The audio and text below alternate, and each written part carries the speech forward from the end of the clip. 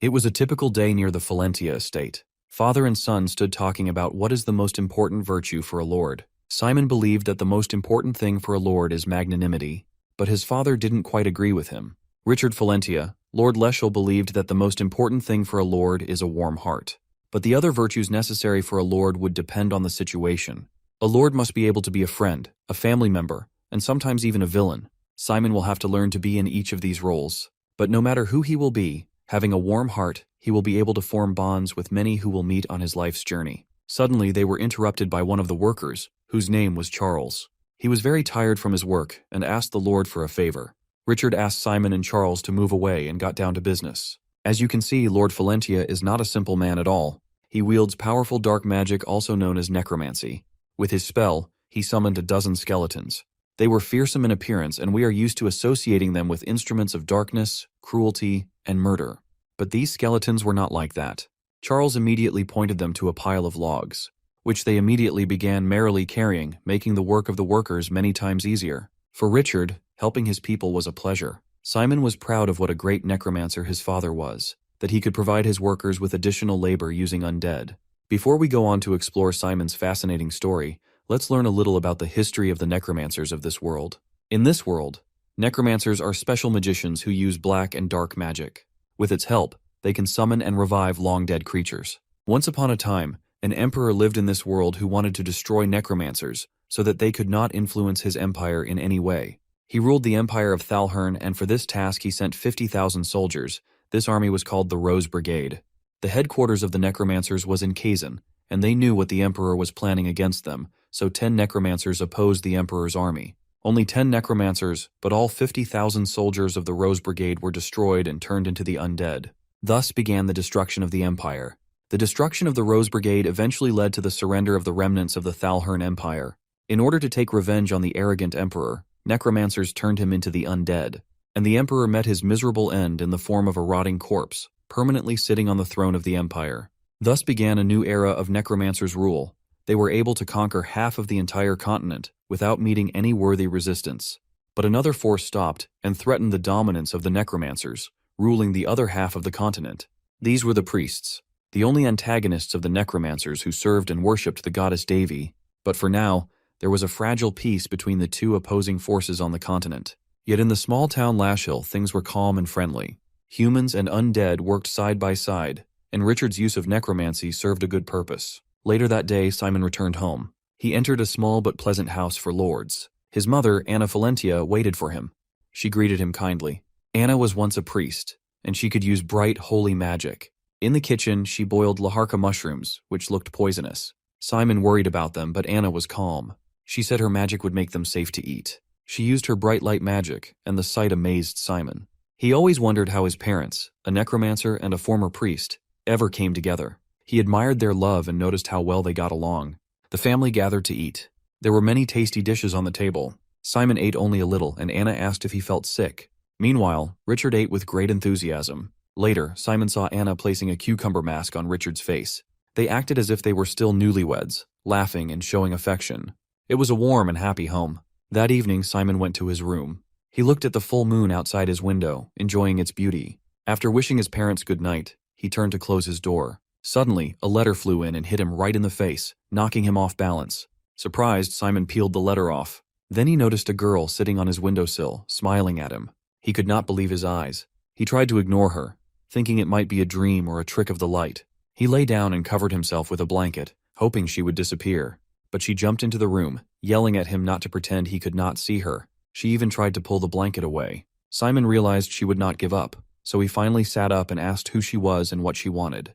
Before she could explain, his parents rushed into the room. They carried simple weapons like a frying pan and a rolling pin, worried that a thief had broken in.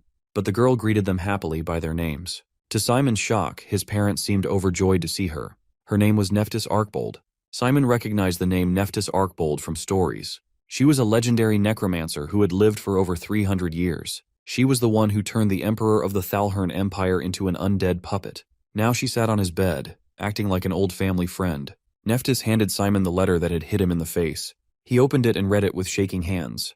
The letter was an invitation to the Necromancer Academy in Kazan. It said Simon had shown great potential and was accepted as a student. Nephthys then held out her hand and asked Simon to come with her to Kizan.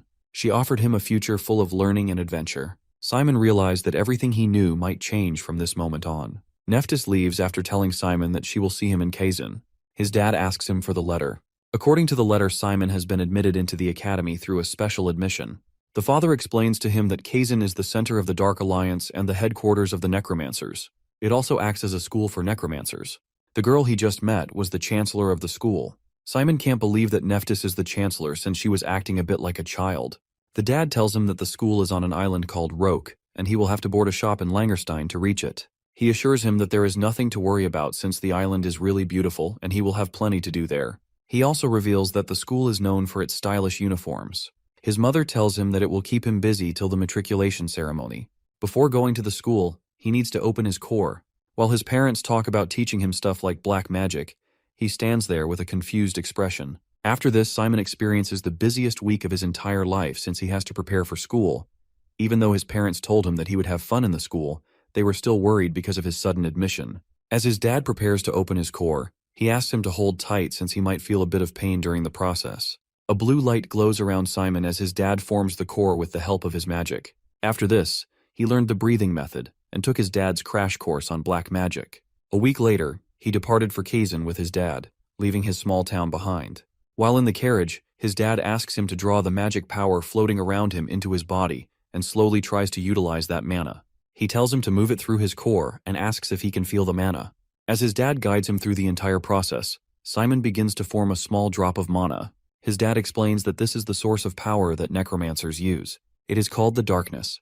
The biggest difference between a magician and a necromancer is the darkness. While mana can disperse in the air due to its low density, the darkness is more dense, almost like a liquid, so it allows the caster to bind and change its shape easily. His dad demonstrates this by making a small doll in his hand. He reveals that people who use the darkness are called necromancers. They don't really have a lot of time, so he suggests that they continue practicing the basics. Simon tries molding the darkness into a shape, but he lacks control, so it drips away. 2 days later, he has full control over the mana. His dad can't believe that Simon has managed to make shapes using the darkness in just 3 days, when normally it takes about 6 months to 2 years. He knew his son was talented, but his talent could also backfire. He hopes that he won't make the same mistakes as him. Simon forms a blue flame and excitedly shows it to his dad. The dad smiles and tells him that his darkness has a beautiful hint of blue. This makes the protagonist even more excited since he thinks that it must be a rare color. The carriage stops as they finally reach the border of Dresden. The dad prepares to leave and tells Simon that he can't accompany him further because of some things that happened in the past. The protagonist is a bit sad, but the dad assures him that he can do this better than anyone else. Simon finally reaches Dresden almost after a week of travel. The city is filled with people and skeletons walking around the streets. Simon is a bit overwhelmed since this is his first time in a big city. He takes out a piece of paper that has the address of his guide. As he looks around in confusion, he comes across a woman and decides to ask her for directions. When she turns around to face him, he nearly freaks out and starts trembling since one of her eyeballs is dangling out of her eye socket. He calms down a bit when she politely tells him the address. After he thanks her and leaves, another guy wearing a hat walks over to the woman and asks her for a favor. Meanwhile, the guide is still waiting for Simon. She wonders if he got lost in the city. She is not completely off since in reality our boy is being surrounded by a bunch of goons. The guy in the hat that was mentioned earlier points a knife at him and asks him for all of his belongings. An hour before, Simon was looking around the city for the guide when he got approached by the hat guy. The guy told him the address and asked him if he was going there. He claimed that he was the guide sent by Howell and told him that he started searching for him after assuming that he had gotten lost. The man introduced himself as Rowley and asked Simon to follow him to his lodging. He also warned him of crooks and robbers in the area since it was a big city. As they walked, Simon casually asked him if that was the reason why he was also trying to rip him off. This completely shocked the man. He immediately turned around and nervously denied it. Simon told him that he was looking down a lot and also felt his lower vest. This indicated that he was probably checking for his knife. The guy told him that it was for self-defense. However, our boy revealed that the name he gave him earlier was the name of a goat living in Leschil. The guy started trembling and asked him why he followed him if he already knew all of this. After that, he pulled out his knife and called the rest of his gang. Simon refuses to give anything to the man. Hearing this, a guy standing behind him pulls out his knife and starts charging at him. Our boy effortlessly dodges the knife and grabs the man by his hand. He tells him that he has already dealt with people like him back in his hometown. Simon says that it is his duty as a successor of the lordship to clean dirt like them. Hearing that he is a noble, the robbers can't let him go anymore. Suddenly, the guide shows up. She reveals that she started looking for him when he didn't show up on time. As she casually walks towards the goons, she calls out to Simon and tells him that she had been waiting for him and came to get him when he didn't show up. She smiles and says that it seems like he is dealing with something else. The bald guy is still convinced that they can take on both of them since they have the numbers. Suddenly, they all hear the sound of bones snapping from a nearby shop. The girl asks them if they remember that the building in front of them is a skeleton shop. Moments later, several skeletons jump out of the building and charge at the men. The skeletons overpower the goons easily, and they start begging for mercy. The girl asks them the name of their group. It turns out that they are from the Cleven clan. Hearing this, the girl asks the bald guy to make the leader of the clan surrender himself to the guard headquarters while dragging his face to the ground. If he sends a fake or his face isn't graded enough, she will wipe out their entire clan. After this threat, the goons leave in a panic. She then casually turns towards the protagonist and tells him that she is his real guide. Without waiting for his answer, she grabs him by the arm and takes him away to meet her mom. As she looks for her mom, she finds her buying some ice cream. The mom starts trembling since the girl orders her to stay put. While the two of them are having their argument, Simon cannot believe that Nephthys is the girl's mom. She calls out to him and asks him if he has learned some things from his father. He shows her the dark flame, which makes them both impressed. Nephthys then leaves her daughter Lorraine in charge of Simon and leaves. After the mom leaves, Lorraine introduces herself and reveals that she is also a student of Kazan like him. She grabs him by the arm again and takes him shopping for the new semester. Lorraine takes Simon to the library. She gets them their course books, informing the main character that he has to finish all of them in first grade. The girl goes away to get the last course book. While waiting for her to come back, Simon realizes that he has never been around his peers, which makes him even more excited for his upcoming days. While he is in his thoughts, a girl comes and stumbles upon the books. Both apologize to each other for their distracted minds. The girl helps Simon in putting the books back into the racks. She introduces herself as Cindy, who is also a new student like the main character. She is from a small town like Simon, and is excited to meet new friends. The protagonist promises her that he will stay in touch with her when they join the school. Cindy turns away saying goodbye, but Simon stops her. He asks her for his wallet that she has stolen. She is amazed at the main character's attention, as she thought he did not see her stealing the wallet due to her spirit magic. Simon reveals that he saw the wallet floating in the air. His attentiveness makes Cindy more excited for her upcoming time in the school, as she expects other students to be as surprising as the main character. Simon wonders if Cindy is too shameless to be a pickpocket. She does not bother Simon's remarks. She plans on seeing the main character on campus for 3 years if he opts for spiritology as his major. Cindy also invites him to be her competition in school when the time comes. She throws his wallet back at him.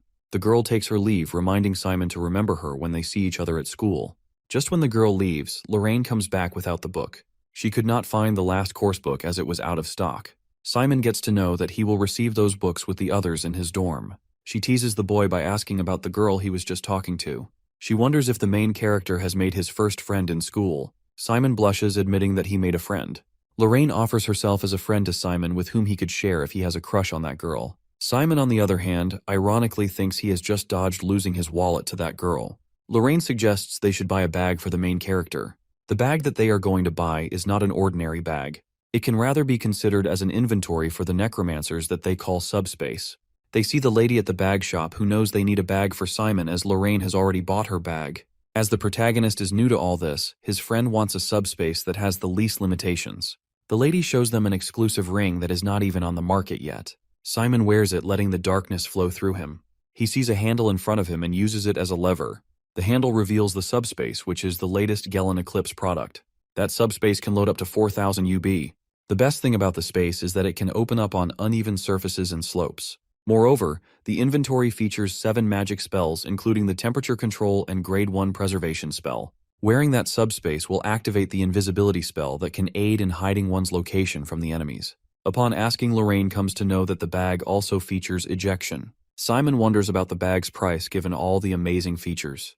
To his fear, the bag costs 5,000 gold, which is way more than his town's several years' budget.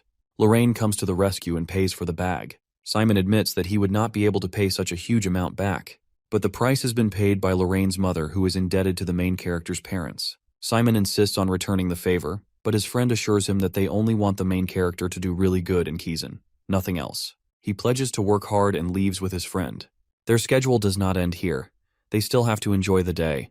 Lorraine takes the main character to shoot plush dolls. Later, they visit the highest point of the city and see lanterns. They end their day watching these lanterns lighting the sky when Lorraine predicts that Simon will do good at Kazan. Simon and his friend are having dinner and he impresses her with his table manners. The reason for such impressive manners is the main character's noble family and his father's strictness about etiquette.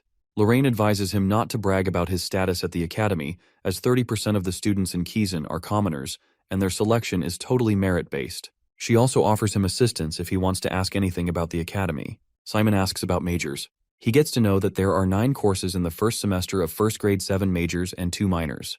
In the next semester, the students will choose the electives. Once they are done with the first grade, they will have to choose their major in the second grade. One has to figure out which subject they are best at and focus on their main courses. Only those with grip and strength on their subjects will be preferred in group tasks. Simon is really impressed with what Lorraine did that day when they first met. Therefore, he is interested in taking summonology as his major. This makes the girl excited as in her opinion, summonology gives off orthodox magician vibes. They keep on talking, and Simon gets to know about Professor Hong Peng and other amazing faculty members at Kaizen. She drops him off at night as her mother would beat her if Simon gets late because of her for the next day. Simon has a really great time with her. When she is about to leave, she turns around and confesses something. She is also a new student like Simon, which means they will meet again at the campus. She has not purposefully concealed this fact during the day, but she has not found a proper time to say it to Simon. She takes her leave, reminding the main character to become friends if they meet on campus. The scene changes to the next day when Simon and the other students are ready to go to Kaizen. Every student has his own unique style, which makes our guy a little worried about his style. Simon remembers that Lorraine will not be with them as she is taking another route. All the students have to be on board a ship that is unusually anchored. Simon confirms his identity. While he is about to board the ship, he hears something. The voice is of a boy who is at the top of Kaizen's waitlist yelling at a servant. The boy named Lucius is from a noble family and is not ready to accept his failure when the servant tells him that he is not on the admission list. The boy does not believe it and wants him to contact the authorities at Kaizen. On the other hand, the servant politely requests him to go back. He grabbed the servant by his hand, showing his power. Simon comes to the rescue of the poor servant. He grabs Lucius by his hand and crunches it badly. Meanwhile, Professor Sillage comes and he takes this matter into his own hands. The boy requests to call Nephthys. The professor does not even listen completely to what Lucius is saying. He clicks his fingers, uses hematic black magic, and splashes Lucius's blood all around. He orders the students to quickly board. The professor's amazing magic spell makes all the students wonder if they will be able to take his course in first grade. Simon is still worried about the boy. The professor assures him that he is not dead. Once all the students are on board the ship, there is an announcement that the ship may feel a little turbulence. All of them have to remain seated until the next announcement. Everyone wonders how the ship will sail due to its unusual anchoring. Soon they hear a noise which they suppose is of the waves. But to their surprise, the noise is of a huge whale. The whale is many times larger than the ship. Before the students get any time to comprehend the situation, the whale eats the whole ship. Soon the students realize they are inside the whale's stomach. That huge whale travels across the world and is famous for even taking bites at the harbors. Moreover, the whale transports new students to Kaizen as the fastest transportation means. There is a huge space inside the stomach where other people are living as well. A student named Rowan, who is also new like Simon, starts talking to him. He is impressed with how Simon stood up in that awkward situation created by the waitlist guy. He humbly takes the compliment. Rowan is eager to know about the kind of admission test given to Simon. He himself got in by causing darkness to shift shapes. Simon at first wants to tell him about the way he got in. That is through Nephthys' admission letter, but he hesitates. He fears that he could get into an issue of fairness if he tells the truth about his admission test. Therefore, Simon lied about his admission test to be the same as the other boy. While the boys are discussing the test, they hear an announcement. According to the announcement, they all have to be seated again since they are about to reach Kaizen. Simon notices that the waters in Whale's stomach have become rougher than before. Once all of them are seated, the professor uses a spell on the ship. He also announces that the ship will again face turbulence while arriving, so everybody should hold the handrail. Before the student could reach the handrail, all of them crashed along with their luggage due to the turbulence. Soon a bright light appears and the ship flies out of the whale's stomach into the sky. The professor lands the ship safely using his spell while Simon watches in awe. Once the ship lands, the deck opens up in Kaizen. All new students line up in rows of 4 to receive their uniforms. The male and female students head towards separate dressing rooms in opposite directions. All of them need to assemble again outside after 5 minutes. Simon quickly dresses up. The uniform is as graceful as his father has described to him. The jacket in the uniform even has a spell on it which makes it even sturdier than armor. After dressing up, everyone assembles again outside and marches towards the auditorium. While they are outside, the boys, as expected, notice that the girl's uniform is prettier. On their way to the auditorium, Rowan catches up with Simon and admires how he looks in the uniform. The main character's new friend is excited to be at Kizan and wonders if it's even real. Soon they are in the auditorium among the other 1,000 students who enrolled in grade 1. Only 300 students will get a chance to reach the second grade, and the size will shrink to 150 in the third grade. That means only 30% of these new students will be able to sit in second grade. The competition between these students must be fierce, and they have to watch out for top students if they want to reach the third grade. Among them is Cerna Eindark, the successor of Ivory Tower, Darwin Carradine, Jay Sanders, and Chattel Mayer, who is a huge guy. Lowen also adds Lorraine to the list of top students, sitting on the other side of the auditorium. Everyone initially thought she got in under a special admissions quota due to her mother's status, but she actually passed the admission test. She has not topped the admission exam, but everyone knows her strengths and considers her a competition. Soon the matriculation ceremony starts, and the representative welcomes all the students. He also adds a caution against entering the forest. Next, he introduced all the professors who would be teaching the first grade. These professors are top necromancers who could only be seen in magazines. Simon wonders why Nephthys is not present at the ceremony. Rowan explains that a chancellor like Nephthys does not come to small matriculation ceremonies, and it would be an honor for anyone to meet her even in the third grade. Meanwhile, the last part of the ceremony starts when the student representative will take an oath. Both male and female top students are eligible to become the representative. The presenter on stage calls the second special admission that is CERN to take an oath. After that, the presenter announces Simon's name as the first special admission, which stuns everyone, including the main character. While Simon is walking towards the stage, everyone wonders who he is. Our boy is nervous, but he keeps on reading whatever is written on the paper and takes his oath. The first graders have a class on the first day of the matriculation ceremony. There are more than 14 classes for all 1,000 first graders, and each class is full. In Simon's class, everyone is talking about his special admission, which pressurizes him even more. He learns that summonology is also included in his courses. Summonology attracts him as his father used to practice it, which means he can also become like his father if he takes this course. The first class is about to start as the first professor has arrived. Professors at Kizan are famous necromancers. Some people associate necromancers with a dark and evil image, but that time has gone. The new generation's necromancers are smart, practical, and trendy. One such modern necromancer is Professor Bahil, who is a member of Kizan's core battling group called the Crows.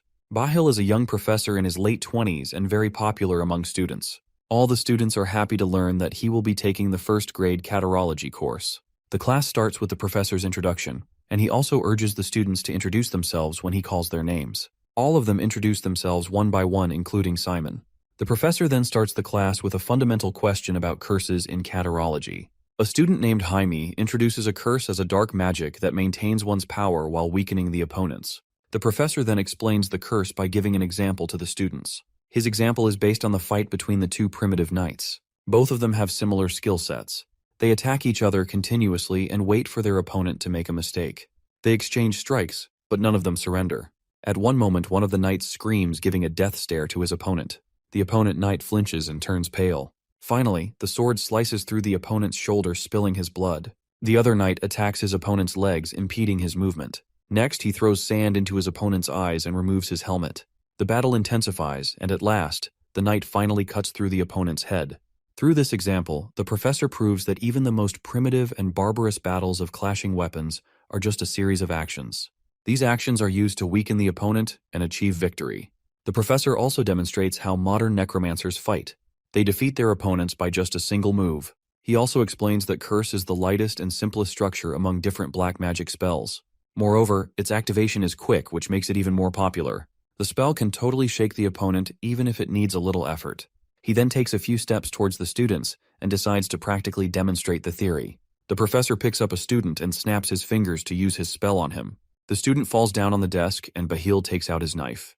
This practically illustrates that the necromancers can take down their enemies in just a single move. Students understand the power of curse in catarology through this stunt. After such a wonderful teaching methodology shown by Professor Bahil, it is evident that 80% of the students will take his course again in the second semester. The professor also suggests the students should work on their specialties while cursing so that they can have an upper hand on their enemies. Students learn that catarology is the core of modern necromancers because it is the most effective way to stand against the priests. The professor explains the way priests and necromancers go against each other. He tells the students that while necromancers have curses, priests have blessings.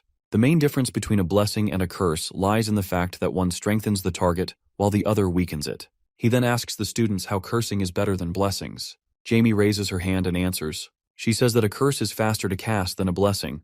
Therefore, it can weaken the target faster than the blessing. The professor finds this answer interesting, but he tells the class that it is incorrect. As per the scholars, if only casting speed is considered, the curse is a bit slower than the priest's blessing if it has to be cast through an opponent's resistance. Professor Bahil asks if anyone else wants to answer. Hector raises his hand and answers, saying, "No one trains themselves for when they are weaker."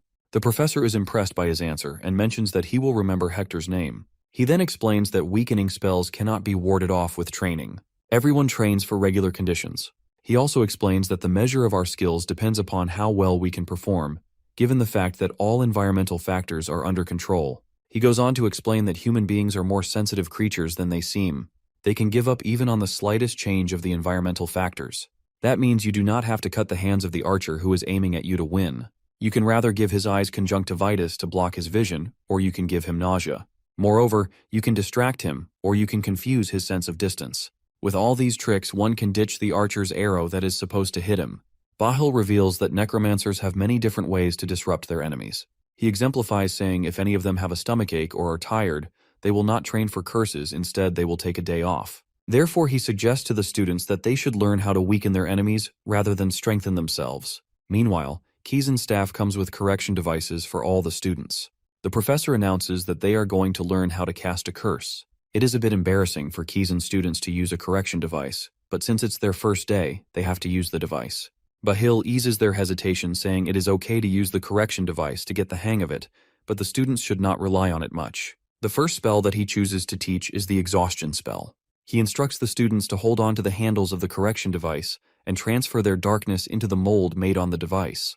Bahil goes on to explain that the key to a successful magic circle is how perfectly one forms the main rune word. By rune word, he means a set of letters that have magical powers. Drawing out the rune words using darkness will give out magical effects. Their professor then instructs them to lift the magical circles that they have made in the molds. Many students, including Simon, successfully lift their circles, but just a few moments later their circles start to collapse. According to Bahil, that happens when someone doesn't refine their darkness properly or their binding is weaker. He encourages them to try again. Those who are able to maintain their circle in the air, he instructs them to start the actual practice. Each of them has a plan along with their correction device.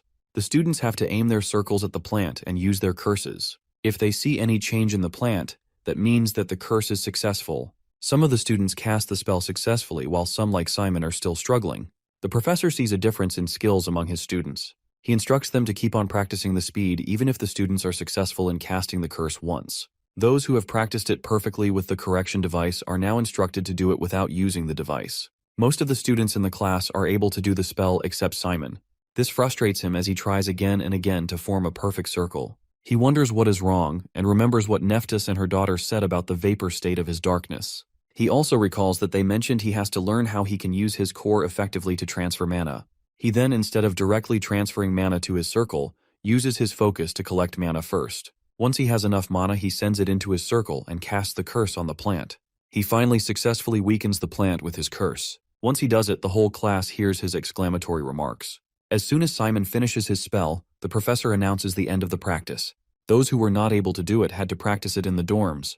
The rest of the class has to use the magic they have learned into use. Before ending the class, Bahil calls number 1 special admission forward. Everyone wonders how good he will be as the first special admission. The professor announces a face-off between accident number 1 and Hector based on his admission exam scores. The professor explains the rules of the face-off. The only curse they are allowed to use is exhaust. They just have to complete exhaust and cast it on their opponent. The one who touches the ground first will lose. Hector wants to complete the task without using the correction device. The professor finds his attitude admirable. He wonders if Hector seems pretty smart for his crude looks. He must have remembered what Bahil said before about using the correction device. Therefore, he suggested against using the device to impress his professor. On the other hand, Simon wants to use the correction device, and the professor agrees. The professor wishes them luck, and they both start on his mark. Simon is a bit nervous, but he reminds himself to do it just as he did it last time. Just as Simon is thinking about making the magic circle, he sees that Hector has already cast the spell without using the correction device. The protagonist feels weak after just one hit. He focuses on making his circle, but it collapses. He decides to start over because even if he heads it, it will not be effective. While thinking about starting over, Hector hits him with another spell. Hector sends 5 more spells towards Simon, and he's not even able to make one. The whole class wonders if he is number one, as he has not even been able to cast a single curse against Hector. He wants the main character to surrender. The professor is watching the face-off closely. He observes that Hector is actually a great talent. Apart from his talent, he also has the mindset of a top Kizan student. The professor thinks he will become an outstanding student who will survive until the 3rd grade. Simon, on the other hand, does not impress the professor as the number one special admission. In the professor's opinion, he has no proper prior experience or basic knowledge about dark magic. He wonders why Nephthys chose Simon as number one. All 4 special admissions at Kizan are invited without taking the admission exam. All of them are supposed to be the talent of the century, especially the number one special admission. The number one is always picked by Nephthys herself, who proves himself to be the most prominent figure in his field. Therefore, Bahil wonders what has Simon actually done to become the number one. The professor notices Simon's stamina. An ordinary student at Simon's age would have given up at the 4th exhaust. However, the protagonist is still not giving up even after the 9th exhaust from his opponent. Although Simon's stamina impresses the professor, he thinks that his strength would be a better fit for magical combat, rather than catarology. Meanwhile, Simon finally manages to float his circle and use curse. To everyone's shock, our guy's single curse was so strong that Hector almost fell to his knees. He wonders how someone can do such an intense exhaust spell. Simon's opponent is not ready to lose by just one spell, as he has already made the protagonist exhausted by back-to-back curses. He uses his final exhaust that sends Simon to his knees. The professor announces Hector as the winner, while appreciating both of the participants. The class ends. The professor is still in awe of Simon's only exhaust. His curse beats all of the exhausts that Hector sent. Professor Bahil has never seen someone make such a powerful move. After watching such a wonderful strike, he is now adamant that Simon would take catarology by any means. The scene changes to Simon being completely exhausted because of all of his classes. Another student sitting with him tells him that it feels exhausting because he is the top special admission pick. The competition in Kizan is fierce not only among the students, but between the teachers too. They are required to show results and even get fired in the middle of the semester. For this reason, all of the professors try their hardest to take in good students. Simon finally realizes that the professors called him out in all their classes to check out his skills. Moreover, the girl who was chosen as his opponent was Malin Valine. She is at the top of the class and even their entire grade. Our boy couldn't win a single round against her, and it made all of the professors confused. They all expected him to be an excellent student, but he turned out to be a beginner. Simon thanks the student for explaining all this to him and asks him who he is. The guy gets annoyed and tells him that they all introduced themselves in Professor Bahil's class. His name is Dick Hayward, and he is in the same class as Simon. He asks the protagonist how he feels considering that every student is talking about him. Simon tells him that they are probably just discussing how bad he is. They then talk about what happened in Professor Bahil's class. Our boy got hit with 10 exhaust curses, but he still feels that it was fun. This takes Hayward by surprise. He can see a twinkle in Simon's eye as he tells him that all of the classes are fun. He suddenly changes the subject and tells him that there is a serious issue. After Hector won the duel against him, he started forming his own clique. A lot of students were impressed by him, and they are now following him around. Moreover, he is also the eldest son of a powerful family, so he is quite popular among the noble kids too. Even after hearing this, Simon doesn't seem that interested. Hayward screams at him and says that politics are too important in this academy. If everyone in the class falls under Hector's influence, it will be difficult for other students to find team members for group assignments if they lose their favor. Simon asks him why he chose to come to him instead of just talking to Hector. Hayward scratches his head and reveals that he is just a commoner. Even though commoners are treated equally in the academy, there are still some noble students who like to flex their backgrounds. Simon assures him that he is not one of them. The guy gets excited and asks him if he would like to join his clique. Even if he lacks in skill, he is still the number one special admission student. There must be a reason he was admitted to the academy by Nephthys. In other words, he may be hiding talents that even he doesn't know about yet. Simon smiles and tells him that he isn't interested in joining any cliques. However, he is okay with being friends. The guy starts cringing at his words but eventually agrees to become friends with him. He pulls out his book and tells him that it is time for their next class. Their next class is summonology, which makes Simon light up since he wants to summon creatures like his father. As Simon walks into the class, all the students start talking about him. Hayward asks him not to pay any attention to them, but when he turns around, he sees Simon acting like a child because he is so excited for his class. The professor finally walks in, but he doesn't look like a professor at all. Bro looks like he is forced to be there. The professor sighs and introduces himself as Arendea. He starts his lecture by revealing that summonology is the root of all necromancers. Even though scholars don't admit this, they originated from coffin bearers and necrophiliacs. He tells them that everything bad they heard about summonology is probably true. This makes all the students confused, since none of the other teachers talked that way. Aaron tells them that he is against appealing to the students to join this course. For this reason, he will start by telling them both the advantages and the disadvantages, so they can make the decision for themselves.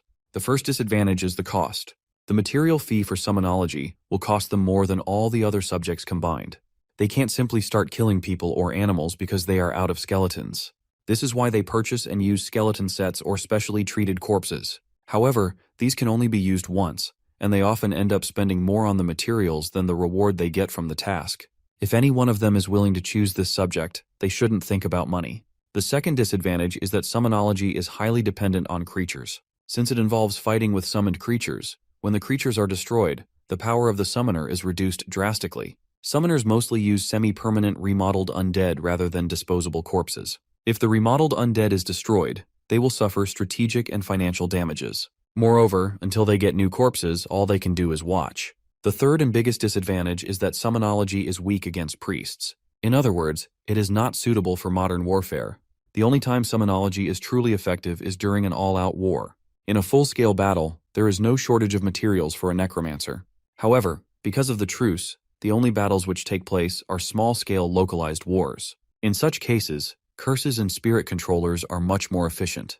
Summonology is weak against priests because a single spell can dismantle their undead troops, and it will cost them a lot of time and money to rebuild the corpses. After Professor Aaron is done trash-talking about his own subject, a student named Jaime Victoria raises her hand and asks him about the advantages of the subject. He gives her a cold stare and says that he didn't ask for any questions yet.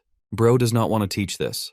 He then proceeds to explain the advantages in 3 sentences. He tells them that it's their choice if they want to take this subject in their second semester, but they should never enter this field if they don't have the guts for it. He says that even if they are going to cry and beg for him to change their major after their second year, then this is probably not the subject for them. Moreover, if they are only thinking of taking this as a major because it may be less competitive, then he is personally expelling them. After he is done talking, the class finally begins. He hands over the bones of an island ratman to all the students. As Simon opens the box, he notices numbers written on the bones. The bone structure of this animal is similar to humans, but it is much more simpler and cheaper than human skeletons. The professor shows them a diagram that contains a detailed anatomy of the animal. He picks up the skull and instructs the students to begin the task. Inside the skull, there is a magic circle correction device. The students have to reach into the skull and use this correction device to form the magic circle. Before the professor can explain any further, all the students start screaming since the skulls have come to life.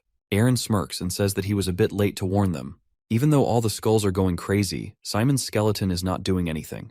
Hayward asks him if he has dealt with these things before since his skull seems calm. The professor instructs them to get used to the process, since activating the magic circle allows the undead to wake up. However, the skull can't move on its own, so they now have to make a body for it. A necromancer needs to be well acquainted with the bone structure of the creature they are trying to summon. Humans have 206 bones, but smaller creatures like the island ratman only have 53. This makes them easier to memorize. For their assistance, the bones already have numbers on them. The students just have to place the bones according to these markings. With the help of the professor's instructions, all the students begin assembling their undead creature. Aaron stresses that they need to get the bone structure right since the wrong assembly will prevent the creature from moving properly. If they get the order wrong, the bones may break down at a crucial moment. Hector and the girl with the top grade finish before all the other students. As the professor walks up to check on everyone's progress and help the students, Simon can't help but feel proud of his first skeleton. Hayward screams at him and asks why his skeleton keeps sticking his leg bone to the arm. Simon tells him that he probably has put them in the wrong order, so the skeleton is mistaking the arms for the legs. The professor finally announces that the time is up and they will do a demonstration for the final part of the class. As expected, he calls Simon and Hector to the front of the class. As they both stand face to face, Professor Aaron explains that they have 10 minutes. Their goal is to assemble a skeleton and use it to get the necklace. The person who has the necklace at the end of these 10 minutes will be the winner. They are not allowed to take the necklace by themselves or use black magic. Both the students begin opening their boxes as soon as the timer starts. As Simon picks up the skull, he is confident that he can win this. He decides to start by putting the spine entirely. To his surprise, the assistant hides the bone structure diagram, which means that they don't have anything to reference. Simon starts to get a bit nervous, but he is still sure that he can put together the skeleton using the markings on the bones. Unfortunately for our boy, these bones don't have any numbers on them. The professor reminds him in a harsh tone that the bones he used for his skeleton earlier were for instructional purposes. The skeleton sets sold on the market don't have those numbers on them. He looks at him and tells him that a necromancer should be well acquainted with the bone structure of the creature. Meanwhile, Hector is busy assembling his skeleton like it's his day job. Simon still hasn't given up since he thinks that he might be able to recall the order of the main bones. Professor Aaron looks at him and realizes that even though he is a #1 special admission student, he seems like he has never put together a skeleton before. On the other hand, Hector seems to have memorized the order and structure of the entire skeleton. He has also done a prep course, which is also helping him. The professor thinks that he has some talent, but he doesn't feel the same thing from Simon. He thinks that Hector might be the only student in that class who has any talent. Suddenly, Hector's skeleton stands up and everyone starts cheering for him. He wants to crush Simon and embarrass him in front of the entire class. Without wasting any time, he sends his skeleton forward. The rat jumps on the table and immediately grabs the necklace. Both students now have only 5 minutes before the match ends. Simon is still in the process of assembling his skeleton. He realizes that he has a low chance of winning against Hector since he didn't take any prep lessons. Instead of relying on his memory and remembering the order of the bones, he decides to give it all up and just go with his gut feeling. Simon breaks down the skeleton and starts assembling it in a different order. All the students look at him in confusion as they wonder if he has already given up. Simon knows that his goal isn't to make the perfect skeleton, but only to get the necklace. He doesn't really have time to think about the complicated structure and just wants to assemble the skeleton as soon as possible. Simon takes a different approach to the entire structure and starts putting together bones based on his gut feeling. As the professor glances at his skeleton, he is shocked to see that Simon has actually assembled the skeleton of a gray rat. In other words, it was the bone structure of the island ratmen before it evolved. Even though the structure is not perfectly the same, it is still the undead, so he doesn't need to get all the details right. Professor Aaron wonders how someone without prep work is able to deduce this from his own reasoning, instead of relying on their knowledge. With Simon's skeleton in the game, all the students start to cheer for him. Hector is confused since he is the one who made the perfect skeleton in the shortest time. However, his opponent was taking center stage. This makes him furious and he sends his skeleton forward to attack the rat. With just a single blow, Simon's skeleton breaks down into pieces. Hector laughs as he thinks that he has won. Simon smiles at him and uses the arm bone of the skeleton to snatch the necklace. Hector complains to the professor that it isn't fair since they were supposed to get the necklace with the entire skeleton and not just a bone. Simon snaps his finger, which immediately puts his entire skeleton back together. The time ends and Simon is declared the winner of that round. He excitedly holds his gray rat skeleton in the air to celebrate his first victory in the academy. In the teacher's room, all the professors sit together and discuss their first day of classes. The teachers discuss how great the students are in their class. One of the professors mentions the top grade girl, Malin, and says that she made a chenif poison on her first day. The other professor tells her that all 7 children from the Villain family are outstanding students. They also talk about Seren and a student named Chatel Mayer. One of the professors seems eager to take Chatel into her class.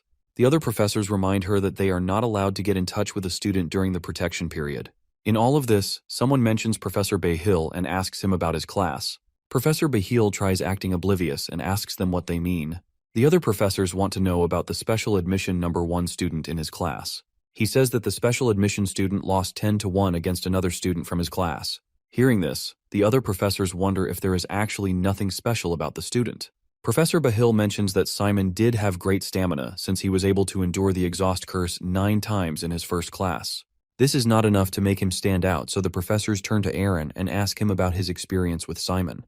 Without even looking at them, he says that he is a slow, mediocre boy, but he did possess some originality and creativity. While all the other professors start talking again, Professor Behil is still shocked by what Aaron just said. He knows that he is just putting up a smokescreen. For him to say such things about a student is extremely rare, which means that he must have really liked Simon. These were the best compliments that he could give. With this, Professor Behil starts to get more interested in Simon. He calls out to Aaron and asks him if he still stands by his statement from last year. He said that he didn't intend to directly mentor students anymore. Before Professor Aaron can even reply to this, Nephthys opens the door and enters the room. Professor Behil summons an ice cream for her, which she accepts immediately. After greeting everyone, she sits down and asks them about their first day with the new students. While all the other professors start yapping about their favorite students, Professor Aaron silently watches from a distance.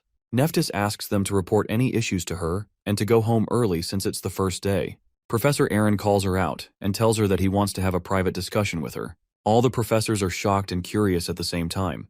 Professor Behil smiles as he watches the two of them leave. He knows that Nephthys won't tell Aaron what he wants to know so easily. Back in the reception area, Simon and Hayward are busy finding a room. They can't seem to find a room with 2 open spots since most of them are already occupied. They were a bit late, and all the other students had already found their rooms. The girl at the desk apologizes to them as she informs them that there are no free slots for them on the 2nd floor too. The 3rd and 4th floors are also similar. Simon decides that it will be a good idea to check around the floors by themselves. The girl volunteers to go with them since she might be able to help. As they are moving, the girl accidentally crashes into a student who is coming her way. He pushes her away and starts looking down on her since she is just a caretaker at the academy. She starts apologizing, but the guys are not done yet. Simon interrupts and asks them if they don't see him talking to her. Hayward also joins in and mentions that they ran into her on purpose. This makes the students furious and they get ready to put up a fight. Suddenly, one of the students recognizes Simon as the special admission number 1 student and they all run away. The girl thanks him for helping her and they continue on their way to the upper floors. As she flips through the pages, she finds out that there is actually 1 room with 2 spots on the 4th floor. The room is big and has good views, however. As the girl starts checking the names of the students in that room, she immediately freaks out and suggests that they move to different rooms. When they ask her what is wrong with the room, she tells them that it already has students inside. One of them is Kajin Edvald, and this is his 2nd year in this grade. He failed to advance to the 2nd grade because he had some problems, so he had to start over. The girl whispers to them that a lot of his roommates requested to change their rooms. The students had bruises on their faces. Even though Kajin is strict in these cases, for some reason, Kajin managed to survive without getting expelled. Hearing all this, Hayward asks Simon if they should just look for a different room, but Simon suggests that they should at least check it out and say hello. The 2 of them enter the room to a guy sleeping on his bed. Simon apologizes for waking him up and asks if it's okay for the 2 of them to stay with him in that room. Kajin hits them with a murderous stare but soon goes back to normal when he realizes that they are just some new students. He tells them that they don't need to be so polite to him since he is in the same grade as them. He scratches his head and asks them to keep 2 things in mind as long as they stay in this room. The first thing is to not interfere in his business, and the second is to not disturb him before he goes to bed. Once he is asleep, they can do whatever they want. Simon asks him if this means that he is letting them stay in the room. Kajin turns away from them and says that it doesn't matter since someone is going to stay in this room eventually. The 2 of them stare at him silently as they realize that he has fallen asleep again. They leave the room and confirm to the lady that they are going to stay there. She asks them to let her know if there are any issues since she will immediately report them to the dorm master. After she leaves, the 2 go back inside the room and wonder if Kajin really won't wake up. Out of nowhere, Hayward drops all of his books on the ground. Despite the loud noise, Kajin is still asleep, which makes them convinced that he was not joking. Simon believes that he isn't really a bad person as long as they abide by his rules. Hayward tells him about a bathhouse that he spotted on the 2nd floor. The scene changes to Simon acting like a kid after taking the bath. Hayward asks him if he lives in the mountains since he has never seen someone so excited about a simple shower stall. He jokingly tells him not to say wow every time he presses a button on the shower since other students will start talking about him. Simon tells him that he is just happy to be in Kajin. Hayward says that whether or not they stay in the academy will depend on their grade. There are only 300 students in the 2nd grade, and the only reason they have so many students in their class is because of the student protection period. During this period, professors officially cannot evaluate or grade students. They can't even talk to them or expel them. However, after this period is over, student expulsion becomes common. It may be because of underperformance, showing no promise of success, or something else. If a student can survive till grade 2, they are guaranteed a job pretty much anywhere. Moreover, if a student manages to graduate, they can become leaders. The graduates from this academy can become anything except becoming a part of the royal family. However, they may still be able to marry a princess from a small kingdom. Hearing all this, Simon asks Hayward if he wants to become a noble. Hayward tells him that there might be an advantage to becoming a noble, but he has other goals. He just wants to make money. As the 2 of them are talking, Simon casually summons a box out of the ground which freaks out his friend. He explains that it is a subspace.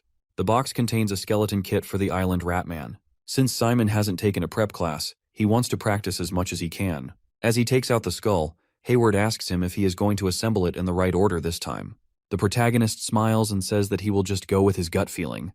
He begins assembling the bones and in no time the entire skeleton is complete. After taking a look, he notices that one of the legs is shaking and he can make it better. He immediately strikes the skeleton and breaks it into pieces. Hayward is confused and asks him why he did that. Simon doesn't say anything. He simply thinks back to the lesson from that class and closes his eyes. He knows that the skeletons always go back to their real form. If he knows the order, it won't be hard to assemble the bones. Simon immediately raises his hand and the entire skeleton comes back together. His friend is impressed and asks him how he managed to do it despite not taking any prep classes. He yawns and says that he is going to sleep. Simon tells him that he wants to practice more, so he will probably be awake for a bit longer. He sits in the room and tries different combinations for the bone structure. As he experiments with different orders of bones, he notes down the key points for each combination. All the assembly formulas for the bones have been established by necromancers over a long time. They must have gone through trial and error to get to this point. Simon knows all this, and it makes him appreciate those necromancers even more. He tries on another combination for the arm bones, but it doesn't seem too comfortable for the undead, so he removes it and puts the bone back in its place. He thinks that there is always a better way to arrange the bones and wants to learn the quickest way to find them. He wonders what he lacks in comparison with his father and Lorraine, since both of them effortlessly summoned the undead skeletons. Simon can't wait for his next class to learn more.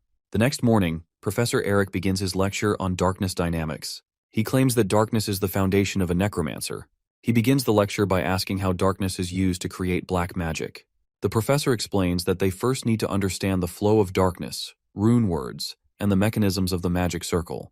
Rune's words began with the eternally burning torch of the Temple of Del. No one tried to question why the torch didn't go out because it was deemed as a disrespect to God. One day, the people noticed letters in the ashes of the torch. It turned out that the entire miracle was caused by mere letters.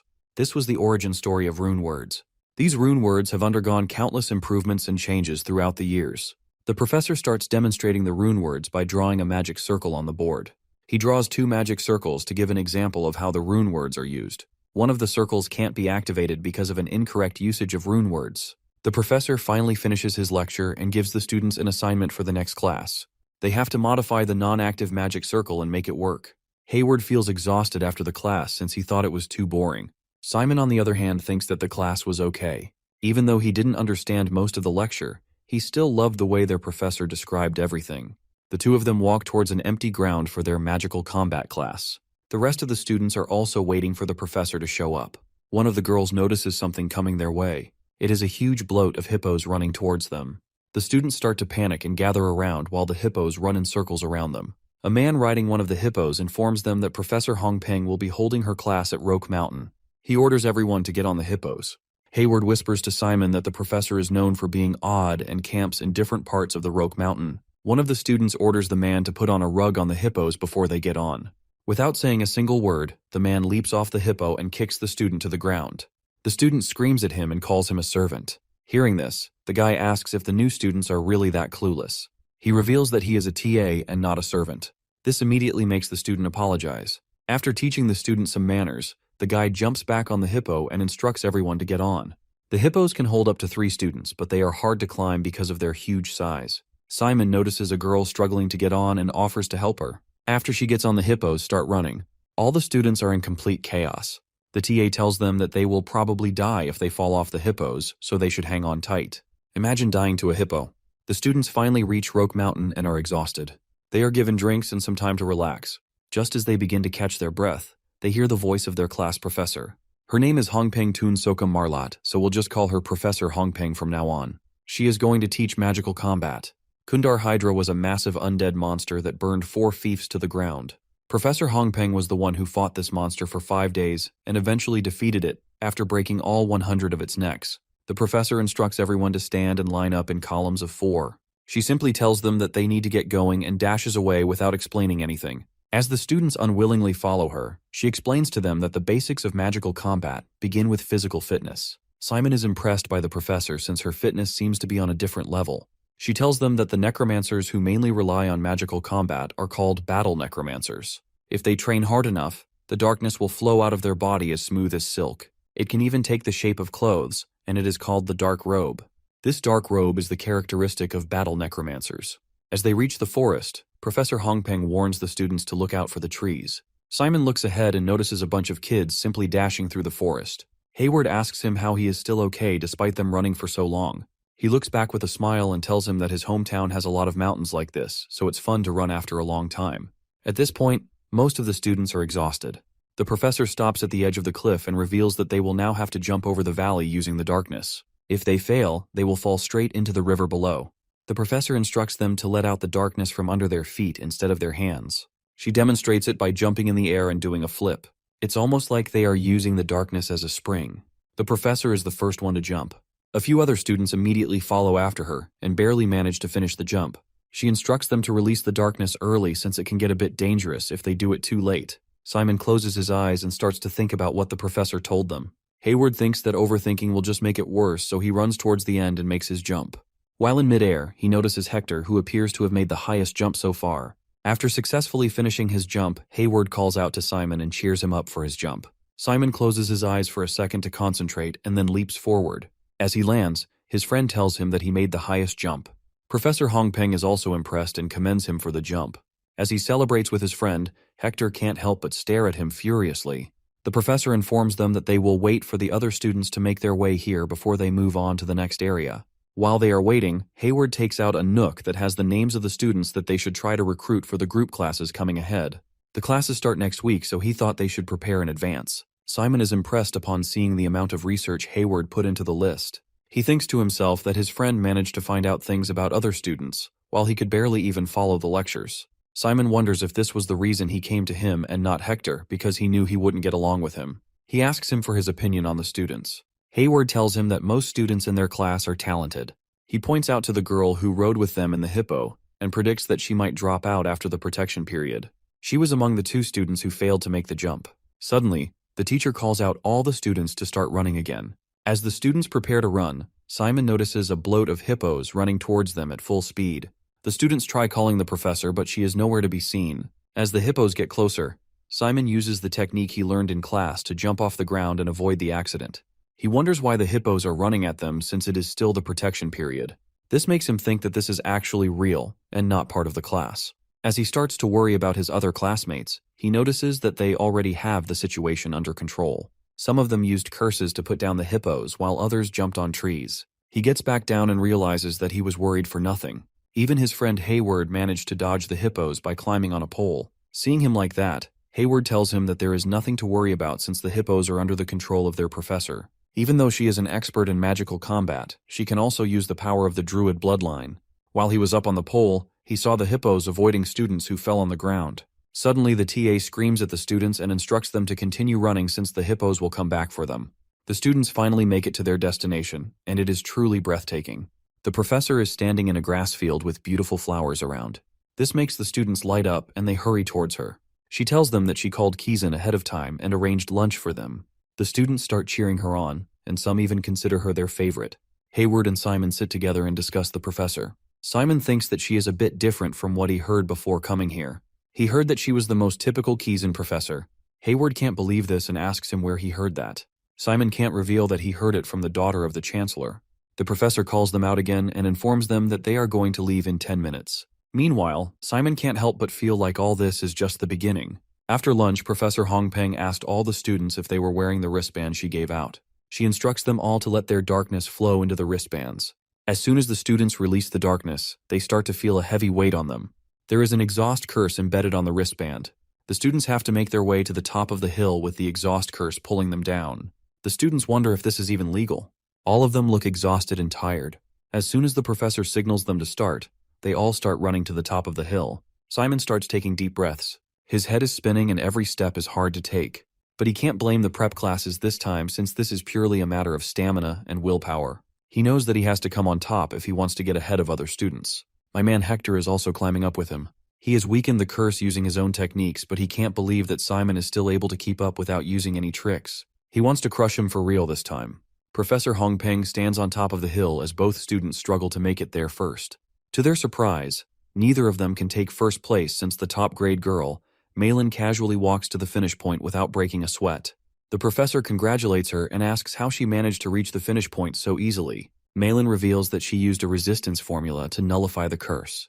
My boy Simon is dumbfounded since he didn't even know they could lift the curse themselves. The TA informs the professor that one of the students is injured and she rushes over to help them. Hector immediately removes the curse and starts walking normally. He goes over to Malin and asks her why she lifted the curse in a magical combat class. She tries to ignore her, but he fuels the flame by telling her that she doesn't know anything about the world since she was locked in the ivory tower like a princess. She gives him a cold stare and asks if he is trying to pick a fight. Hector tells her that they aren't even being graded in the protection period, but she still pulled off a cheap trick like this in order to win. As the two of them continue arguing, Simon makes it to the finish line and gets third place. He sits by the tree to catch his breath. Sometime later, his friend also shows up and he is understandably exhausted. He tells Simon that he'd just die if they have to ride on the hippos again on their way back. The professor calls all the students to gather up and informs them that she has arranged a magic circle for them which will teleport them back. All the students start teleporting back in groups of 2. When it's Simon's turn, he gets teleported to a different location. It feels a bit like his hometown. Soon the door opens and Professor Hongpeng walks in. She apologizes to Simon for scaring him and asks him to take a seat. She explains to him that the magic circle was modified by someone. When they investigated further, they found out that it had a formula that would only react to the darkness of a specific person. In other words, it was made specifically for Simon. Once that formula is activated, he will teleport to a different place. She asks him if he knows someone who could be doing this to him. Simon tells her that he has no idea. The professor mentions that it is her duty to protect the students, so she made him come to his home. Moreover, she also wanted to talk to him in private. She tells him that it is against the rules of Kizan to talk to a student during the protection period, but some professors have already broken that rule. She asks him straight on if he wants to major in magical combat. If he accepts, she will take him in as her disciple, and he will be able to learn from her directly. The performance of a disciple is directly linked with the professor's performance, and they can only take 3 disciples per grade. Simon is still in a bit of shock as he thinks about this offer. He looks down and tells her that he didn't really show her much during the class. Moreover, he also couldn't climb up the hill faster than the other 2 students. Simon wants to know why she is offering him such an important spot, even though he doesn't show much promise. Professor Hongpeng smiles and says that the professors don't really care for the rankings of the students. All they are looking for is talent. The way he utilized his darkness during his jump was impressive since it was only his first time doing it. He also climbed the hill using pure stamina and endurance, unlike the other students who lifted the curse. He may not think he has done much today, but she has already seen what she wanted. The professor believes that his talents can truly bloom if he chooses to major in magical combat. With the correct training, he may even beat her in a few years. Simon thinks for a few moments and respectfully declines her offer. He tells her that he has another field that he wants to explore for now. The professor thanks him for being honest, but mentions that she won't let him go completely. Since he still has a year left to decide his major, she will try her best to convince him to change his mind. Simon asks him why she is willing to go that far for him. Professor Hongpeng reveals that she is just curious how much he can grow. She asks him to come to her if he needs any help, even if he doesn't want to be her disciple. She then summons a different magic circle for him and tells him to keep all this a secret for the time being. Simon smiles as he says goodbye to the professor. After he leaves, the TA walks into the room and asks the professor about the meeting. She tells him that he declined. This makes him confused, and he asks her why doesn't she make an offer to Hector instead, who appears to be more talented. Professor Hongpeng cuts him off and says that Simon is a genius. She has seen a lot of geniuses in this academy, but she has never seen someone like him. After Simon enters his room, Hayward asks him why he is so late. He simply tells him that there is something wrong with his teleportation magic. Hayward lights up and reveals that something really shocking happened after he stepped on the magic circle. At first he felt like his body was blocked, but when he finally gathered himself, he found out that he teleported to a different place. It turned out that he was inside Professor Bahill's office. Simon starts to get interested and asks him what happened after. Hayward reveals that Professor Bahill made him clean his office. Bro became a victim of free labor. He is convinced that Professor Bahill is trying to scout him out and thinking about making him his direct disciple. As he excitedly keeps yapping on about being a direct disciple, he comes across a Hector who thinks he is better than everyone else. He asks him how a commoner like him dreams of becoming a direct disciple of Professor Bahill. Hayward looks back at him with an annoyed expression and asks him if he is jealous that the professor didn't consider him. The argument starts to escalate, and Hayward mentions how he tried picking a fight with Malin because he thought she didn't know how the world worked. He tells him that he is the one who doesn't know anything about the world. This hits my boy Hector a bit hard, and he starts choking Hayward with a curse. He lifts him off the ground and slams him to the wall. As he threatens to kill him, Hayward simply smiles and asks him to try harder. One of Hector's friends tries to tell him that he is crossing the line, but he isn't ready to listen. He simply shoves him off and continues fighting. At the same time, Simon jumps in to protect his bro. This is what Hayward wanted from the start. He creates a dark flame and prepares to fight him for real. Suddenly a bar of soap comes flying at him and barely misses. Cajun walks in and tells everyone to keep it down, or he will snap their necks. Hector tries to argue with him, but one of his friends tells him that he is the guy who got suspended for beating up other students. Hearing this, he decides to stop the fight. Before walking away, he turns to Simon and his friend and warns them both to not do anything like this again. Simon tries to thank Cajun, but he tells him to shut up and walks away. This makes him think that he is truly not a bad person. Later, the two of them discuss their plans for the weekend. Simon says that he doesn't really have any plans, which annoys Hayward since he thinks that the way you spend your weekends is super important. He reveals that his weekend schedule is more important than what he does on the weekdays. He is planning to go down to Rochester, which is a nearby town, and start planning his business. Even though Kaizen pays for the living expenses of students, it is not enough for the students once they move on to higher grades. They can aim for an academic scholarship, but Hayward doesn't think he can get the grades for that. He is going to use his specialty as a businessman to earn some extra cash on the side.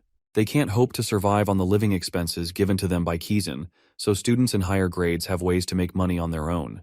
It will be even harder for Simon since he wants to specialize in summonology, and that takes a lot of money. Simon never thought that they had to be efficient in extracurricular activities as well. Hayward asks him to wait for him to establish himself in the market, and he will be able to arrange a job for him as well. Our boy doesn't think that it's fair, so he tells him that he will look into making money by himself. Before Hayward leaves, Simon tells him that it's too late and asks what he will do if he gets caught. Bro simply tells him that he won't get caught and leaves. Simon has a bunch of sweats since he wanted to thank Kaizen for what he did today. However, since he is not back yet, he starts eating them by himself. As he is busy eating, he senses someone watching him from the window. He looks back to find Nephthys looking at the sweets with glowing eyes. He opens the window and asks her how she even got here since his room is on the 4th floor. She gets inside without answering and starts eating the sweet. As the two of them sit together, she asks him about his first week in the academy. He says that he enjoyed it a lot, and now realizes that he is more suited for this school than he thought. Nephthys smiles it off and tells him that she expected him to struggle since he didn't take prep classes. Looking at him reminds her of his dad. She reveals that he was also a student of this school once. Unlike him, his dad was a complete troublemaker. On top of that, he was also really clever and talented, so he would get into trouble for making fun of the professors. Simon can't believe everything that he hears about his dad since he has a completely different image of him in his mind.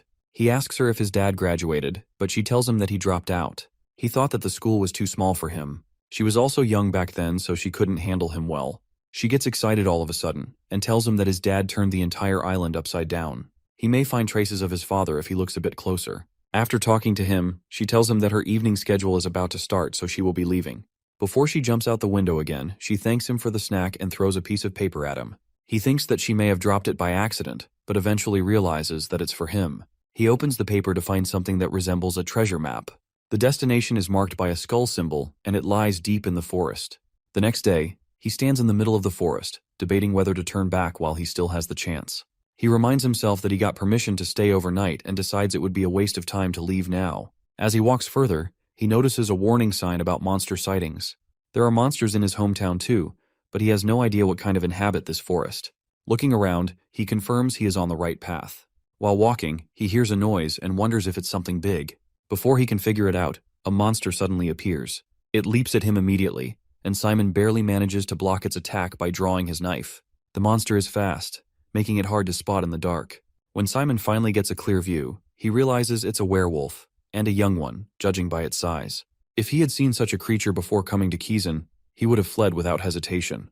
Without wasting any time, Simon summons two skeletons using the bones he carries, arming each with a knife. Standing beside his skeletons, he feels confident he doesn't need to run anymore. The werewolf growls and charges at him again. Simon orders the skeletons to attack, but the monster reacts quickly, smashing one of the skeletons into pieces. As the skeleton crumbles, Simon feels a sharp pain in his head. Meanwhile, the remaining skeleton manages to stab the werewolf. Simon quickly restores the shattered skeleton and sends it to attack again. While the werewolf struggles against the skeletons, Simon finds an opening and drives his sword straight into the creature. He catches his breath, realizing this is his first real battle since coming to the academy. Back in his hometown, he would have run from a monster like this. But after only 3 days at Kaizen, he has already learned to fight back. Simon wonders if he can survive all 3 years at this academy. Pushing the thought aside, he decides to clean up quickly before the smell of blood attracts other monsters. He notices one of his skeletons is badly damaged and cannot function properly. With only one skeleton left, he knows he can't afford another fight. Moving carefully, he navigates the forest and finally reaches his destination. To his surprise, the area is barren. Not even grass grows here. This suggests something is hidden underground. Luckily, Simon brought a shovel. He starts digging and eventually uncovers a strange device, large enough for him to fit his fist inside. He wonders if it's designed to react to darkness. Testing his theory, he activates the device and it begins to flash. Moments later, stairs materialize beneath his feet. Simon descends cautiously with his skeleton. At the bottom, he finds a relic with a skull placed in front of it. Simon realizes the entire building must function as a massive joint magical device, given the abundance of runic inscriptions. The skeleton nearby makes a noise and Simon asks if it has found something. He notices a handprint in front of the skull. Picking up the skull, Simon uses his limited knowledge of undead creatures to deduce that this skeleton is ancient and immensely dangerous.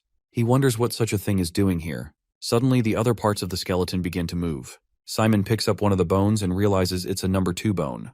Carefully, he starts piecing the skeleton together, even though he has no idea how it will react upon awakening.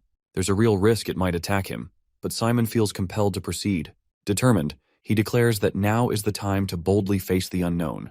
Placing his hand on the handprint, Simon channels his dark energy, and the skeleton begins to stir. His only option now is to fully reassemble its body. After several hours, Simon is almost finished. He's relieved that his recent study of summonology has sharpened his focus. Without it, assembling the skeleton in a single night would have been impossible. Although he isn't entirely certain, the skeleton appears to have a human-like structure. However, its towering height, over 2 meters, makes the process challenging. Once assembled, the skeleton's size and ominous presence leave Simon unsure of his next move. Suddenly, the skull snaps into place and the entire building starts to shake. A deep, menacing laughter echoes through the room. Covered in glowing runes, the skeleton comes to life and demands to know who has disturbed its slumber. Now resembling a dark, floating figure, it notices Simon and demands his name. Panic-stricken, Simon stammers that his name is Simon Valentia. Upon hearing this, the skeleton lets out a chilling scream and asks if Simon is truly the descendant of Richard. Simon, still startled, replies that he is Richard's son. The skeleton remarks that Simon's dark energy feels familiar and confirms that only Richard's lineage could awaken him. Simon then asks the skeleton for its identity. Drawing its sword, the skeleton introduces itself as Fear, the master of a legendary battalion who once ruled the continent alongside Richard.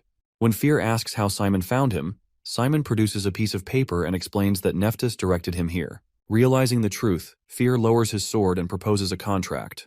By entering the contract, Simon would gain command of the battalion, capable of crushing all opposition. However, this path is one of blood and destruction, bound to his destiny. Fear asks Simon again if he is ready to lead the battalion. Before answering, Simon hesitates, voicing his doubts. He admits that he doesn't fully understand the battalion's power or its significance, as this is his first time hearing about it. Impressed by Simon's cautious inquiry, Fear assures him that the battalion's strength is unmatched. It could annihilate Kizan immediately if fully reassembled. However, Fear explains that the battalion was scattered and sealed away after his defeat. Now awakened, Simon has the potential to reunite its forces and become unstoppable. After a moment of contemplation, Simon agrees to form the contract. Fear picks him up and places him on a stone platform. The skeleton's ribcage opens, revealing a glowing core. Fear instructs Simon to place his hand on the core to seal the contract, but warns him there's still time to reconsider if he's afraid. Simon, resolute, declares that if the battalion were his father's comrades, it's only right to take them under his command. Hearing this, Fear is struck by Simon's leadership qualities and praises Richard for raising such a worthy successor. As the contract process begins, Fear grins and urges Simon not to die. After hearing these words, Simon screams and asks Fear what he means, but dizziness overtakes him and he passes out. Fear turns to the other skeletons and asks if their master is dead. Moments later, Simon regains consciousness and asks Fear about the contract. Fear informs him that the contract is successfully completed and instructs him to feel the changes within himself. Simon focuses on his core and senses that it has grown larger and feels much more stable. Previously, the darkness had overwhelmed his body, clinging to him like an oppressive force. Now it feels as comforting as soaking in warm water. Fear congratulates him on becoming one of the 7 battalion commanders. Simon thanks him, but as he attempts to stand, dizziness returns. Fear advises him to take it easy, as his body has undergone a significant transformation. With a pounding headache, Simon decides to rest there for the night. Fear warns him that this discomfort will linger for a while. Simon then inquires about the battalion. Fear, frustrated, raises his voice and demands to know how Simon managed to form a contract without understanding what the battalion is. After a heavy sigh, Fear mutters that it will take time to figure out what kind of human Simon truly is. Fear asks how much Simon knows about the undead. Simon admits that his knowledge is limited to what a first-year student might know, without any extra preparation. Fear begins to explain, breaking the undead into 3 categories. The first is the summoned undead, creatures artificially created through black magic to follow the orders of their summoner. These undead vanish when the magic fades or a set amount of time passes. The second type is the natural undead, which arises without the need for necromancers or black magic. These are what most people think of when they hear undead. Driven by a blind hatred for the living and extreme aggression, They are often classified as monsters. The final category is the battalion, which lies somewhere between the summoned and natural undead. Battalions are similar to natural undead in that they exist independently through their own cores. However, like summoned undead, they can follow the orders of necromancers or higher-ranking undead. Fear mentions that there are only 7 battalions in existence. This means only 7 necromancers in the entire world are capable of controlling them, and Simon is now one of them. Generally, a summoning necromancer can command an undead army the size of a platoon, and as their summoning skills improve, the size of their army increases. Simon asks Fear about the necromancers who graduated from Kazan Academy, assuming there must be many high-level necromancers from such a prestigious institution. Fear explains that while these necromancers can manage an army the size of a corps, he often finds them inefficient. This inefficiency arises because all undead led by necromancers are classified as the summoned type. Fear elaborates that summoned undead operate by drawing on the darkness of their summoner. Both summoning and controlling the undead drain the necromancer's darkness and mental strength. As the size of the undead army grows, so does the burden on the necromancer. Simon recalls that the headache he experienced earlier when his skeleton was destroyed was likely caused by using his darkness. Summoned creatures are directly linked to their necromancer, and any significant damage to them places a burden on the summoner. However, Fear notes that the undead of the battalion operates differently. They use their own independent magic, meaning there are no limitations on the number of undead a battalion can field. This allows a commander to lead an infinite army without being constrained by their own darkness. Fear then asks Simon if he has ever heard the story of a necromancer commanding a massive undead army. He explains that such necromancers were likely battalion commanders. Simon finally realizes the gravity of his new role. He is one of the 7 commanders. Simon thanks Fear for answering his questions. Now that the contract is finalized, Fear asks if they should discuss their future plans. He inquires whether Simon plans to leave school. Simon replies that he has no intention of quitting for now, as it would go against his father's wishes, and he still has much to learn. Simon then asks Fear what makes their situation so unique. Fear explains that Simon's battalion is currently a public enemy of necromancers. In other words, they are a wanted group, primarily because of crimes committed by Simon's father, Richard. Hearing this, Simon recalls how his father could never enter the territory of the Dresden Kingdom, likely for the same reason. Simon asks Fear what crimes his father committed.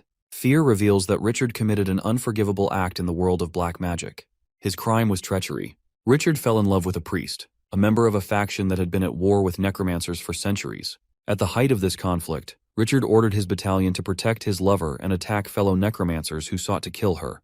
Many necromancers died as a result, and an order was issued to exterminate Richard's battalion.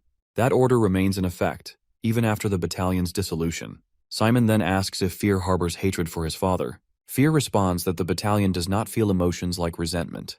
However, if Simon were to follow in his father's footsteps, it would infuriate him. Fear reassures Simon that he doesn't need to feel guilty, as the actions were the will of their former leader.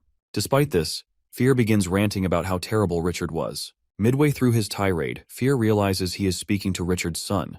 His realization escalates into a panic when he deduces that Simon's mother is the priest Richard protected. Simon smiles and confirms Fear's guess, revealing that his mother's name is Anna Falentia. Fear begins screaming in shock, demanding to know what Simon just said. Fear begins to break down as he realizes the new leader of the battalion is the son of both his old friend and his nemesis. Simon awkwardly watches him have a meltdown, unsure of what to do. He smiles again and says he's looking forward to working together. Fear screams at him, telling him to stop smiling because he resembles his mother.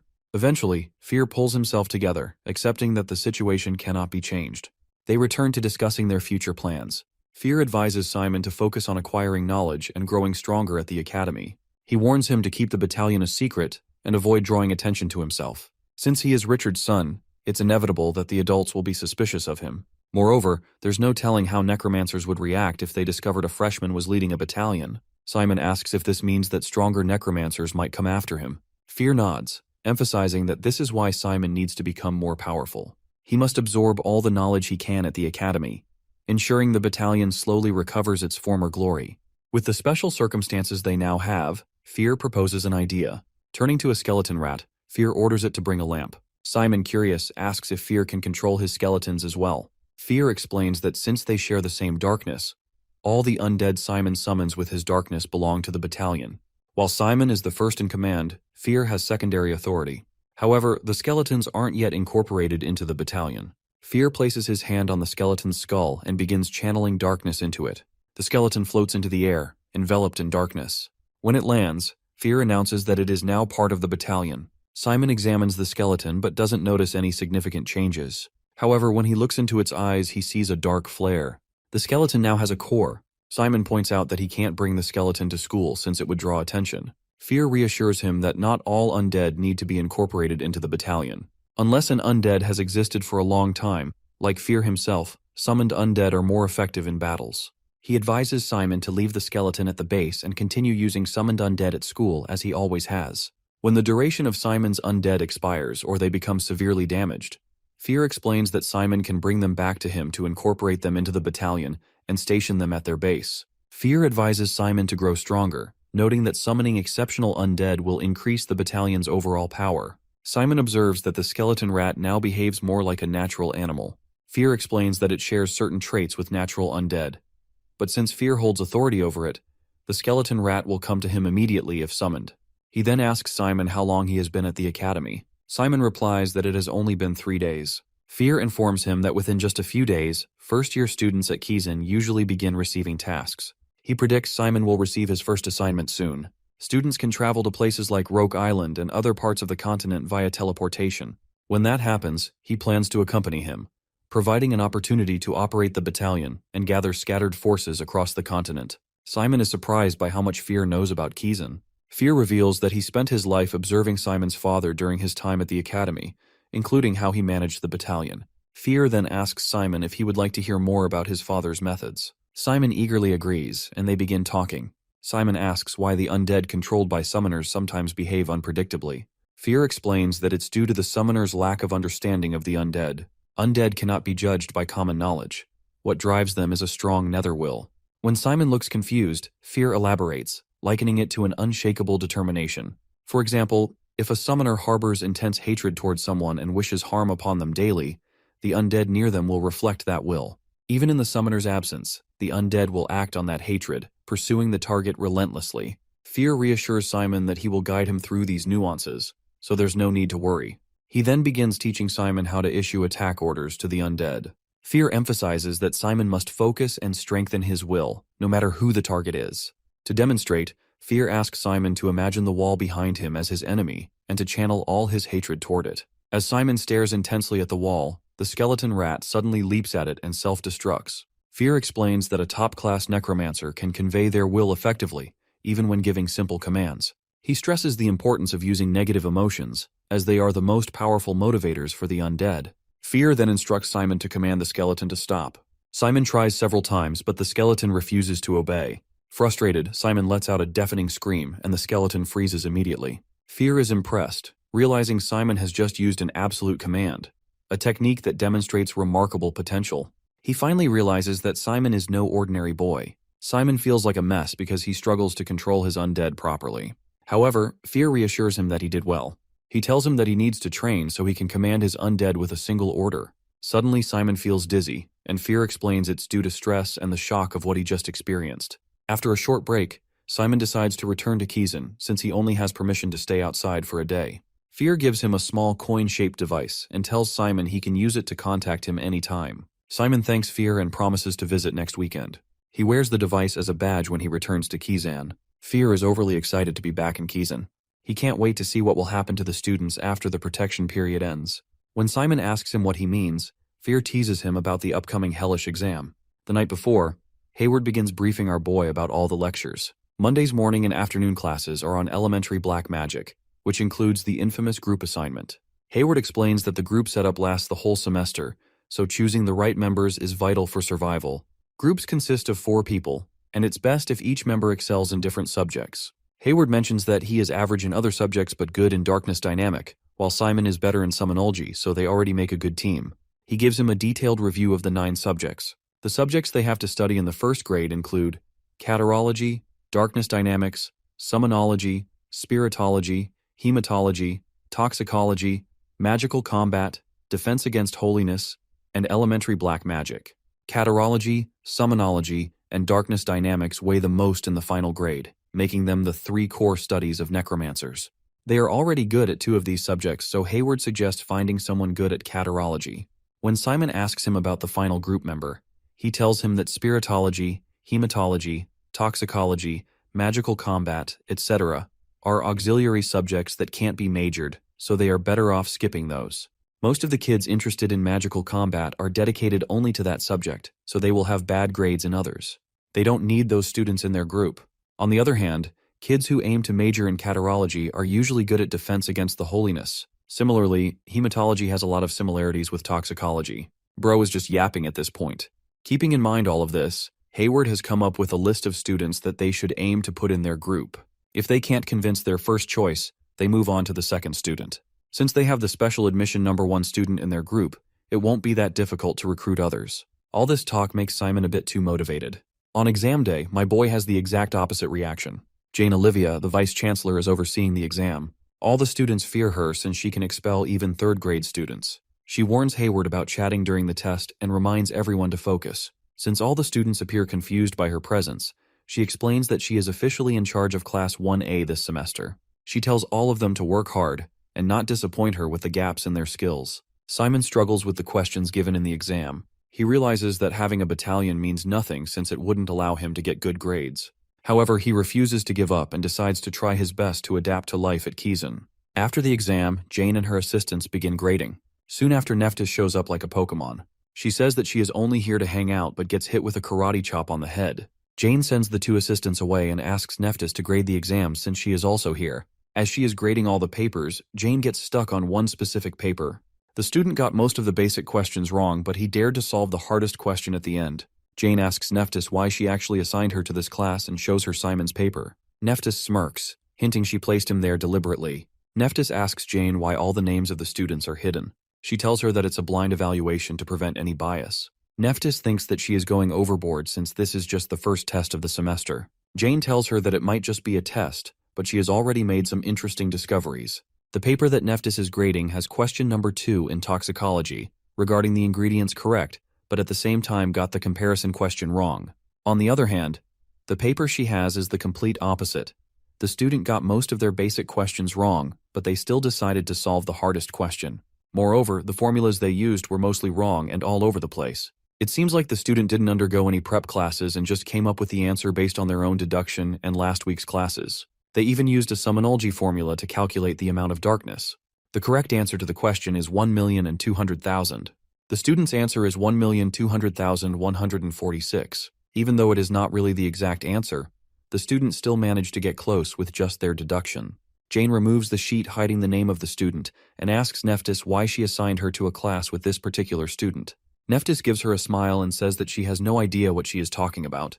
Later, the exam results are posted. All the students discuss their results, and some even think about changing majors. Simon is shocked by his scores since his only above-average score is in summonology. Hayward tries to cheer him up and tells him that he has a high score in summonology. He says that it's impressive for someone without prior preparation.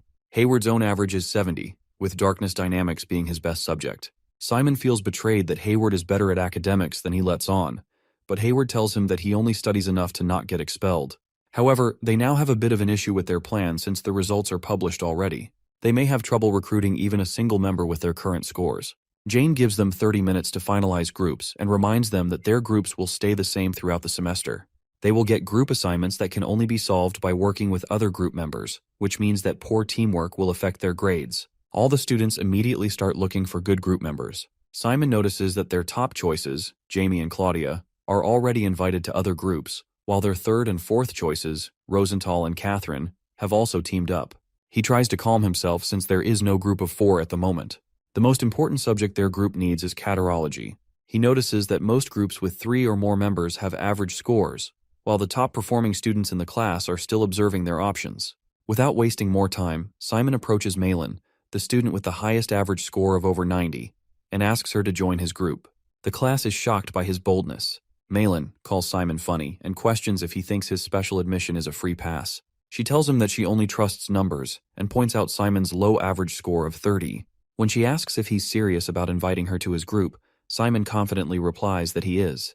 He tells her that she is lacking in summonology since it is the only subject where she scored in the 80s. Malin gets a bit annoyed and says that her score is still far higher than his. However, our boy decides to risk it all and bets that he will surpass her in summonology in a single month. If he fails, he vows to quit Kizan. Malin is stunned by his audacity and thinks he must be crazy. She asks him to take back his promise to avoid embarrassing himself, but Simon refuses. Malin debates the situation internally. She is determined to maintain her top rank this semester and sees Hector as her biggest rival. While she is confident about beating him in written exams, she worries about falling behind in combat and performance assessments.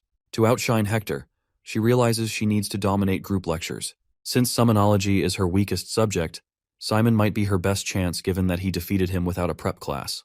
After some thought, Malin asks Simon if he's certain he can keep his promise. Simon assures her he will, no matter what. Reluctantly, Malin agrees to join his group. Hayward hugs him joyfully at the news. When Malin asks who Hayward is, Simon introduces him as their teammate and tells her not to worry. She glares at him and says that she has already committed to this, so she can't do much, but if he gets in her way, she won't forgive him. My man Hayward catching strays. Curious, Malin asks Hayward about his darkness dynamics score. He replies with a modest 74, and Malin remarks that it's not bad. Hayward laughs, calling her picky, and asks who they should recruit as their final member. Malin suggests they look for someone skilled in hematology since it's time-consuming and requires meticulous calculations. Hayward confidently tells them to sit back and relax while he finds the perfect candidate. As he leaves, other students begin gossiping about how the top two students, Malin and Simon, are now in the same group. They still think that there is some hope because Simon doesn't look that promising at the moment. Malin asks Simon where his family is from, as she has never heard his name before. Simon explains that he is the heir to a barony in the Baldwin Kingdom, where his family manages Les Hill. When Simon questions Malin about her background, she proudly states that her family has deep ties to the Ivory Tower. Simon recalls that CERN, the second-ranked special admission student, is also from the Ivory Tower, but Malin quickly cuts him off. Simon wonders if mentioning CERN was a mistake. The two of them sit silently for a bit. Soon after, Hayward arrives with their fourth member for hematology, a girl named Kamibara's Ursula, who has 87 points in the subject. She introduces herself as Kami, and thanks them for letting her join the group. She bows down and pledges to try her best. Simon tells her that she doesn't need to be so polite since they are all in the same group. However, she reveals that she is just 16 years old. Malin immediately remembers the renowned vampire family associated with the name Ursula, but Hayward seems shocked that a member of this esteemed family is at Kizan. Kami explains that her mother is a regular human, which causes Hayward to apologize. Simon thinks to himself that Kami is an illegitimate child of the vampire family, which likely explains why her history is rarely mentioned. Hayward then shares his story, stating that he is a commoner and the son of the owner of the White Cow Merchant Group. Kami is astonished since the White Cow is one of the largest merchant groups. Hayward clarifies that as the third of 8 siblings, the family's attention and resources go toward his eldest brother. He explains that his family sees him as only slightly talented in black magic, which is why they sent him to Kazan. Hayward's goal is to graduate properly, identify the needs of necromancers for market research, and eventually create his own merchant group to earn his family's respect. As they talk, an assistant of Professor Jane hands the group a form to fill out with their team name and leader. He tells them that the group name is not that important, but they should definitely pick a leader. Malin snatches the paper from Simon and begins filling out the form. When Simon asks if she wants to be the leader, she confidently says yes and writes her name. They decide on Team 7 as their group name, with subjects including catarology, summonology, darkness dynamics, and hematology. The classroom grows noisy as other students argue over forming groups. Hayward notices the rising tension and feels relieved that their group is already complete. Simon observes how harsh students can be during group formations, but Hayward explains that this is normal during the student protection period. He warns that anyone who doesn't fight hard risks falling behind and being forced to leave Kizan. Professor Jane then announces that the 30-minute group formation period is over. She calls forward students who haven't joined a group. 3 students specializing in darkness dynamics step up, and Jane advises them to divide other subjects among themselves to balance their scores. Jane then announces the upcoming group performance assessment in their next elementary black magic class. The assessment task involves hunting a Cyclops in Kizan's underground dungeon. The students wonder if they can even hunt Cyclopes with their current skill level. Jane tells the class to keep quiet, and explains that they will enter the underground dungeons in Kizan with their teammates to defeat Cyclopes. Each group must work together, but only one member will directly face the Cyclops. The other 3 will support the fighter by weakening the monster or providing aid. Jane clarifies that support skills like binding, blinding, bleeding via hematology, and poisoning via toxicology are allowed. Summoned creatures can also attack the Cyclops, but direct offensive magic, including black magic, is forbidden. She mentions that the fighting member will wear a protective vest with a barrier spell for safety. Jane explains that their grades will depend on the Cyclops hunt's success, factoring in speed, stability, teamwork, creativity, and mastery of black magic techniques. In order to defeat the monster, they will have to improve their capabilities to the max. She then asks the students if they have any questions. One girl named Jaime raises her hand and asks if the monster they are going to fight will be an actual Cyclopes, or just a simulated one. The professor clarifies that the monster will be a living, breathing Cyclopes, and even instructs them to sign a life waiver form before the assessment. Another student asks her what would happen if they fail to hunt the Cyclopes, to which she tells them that it will result in them getting the lowest grade. There are 3 ways to fail the test. First, if the fighter can't continue the battle. Second, if the professor or safety guard decides the fight is unsafe to continue. Third, if any team member gives up.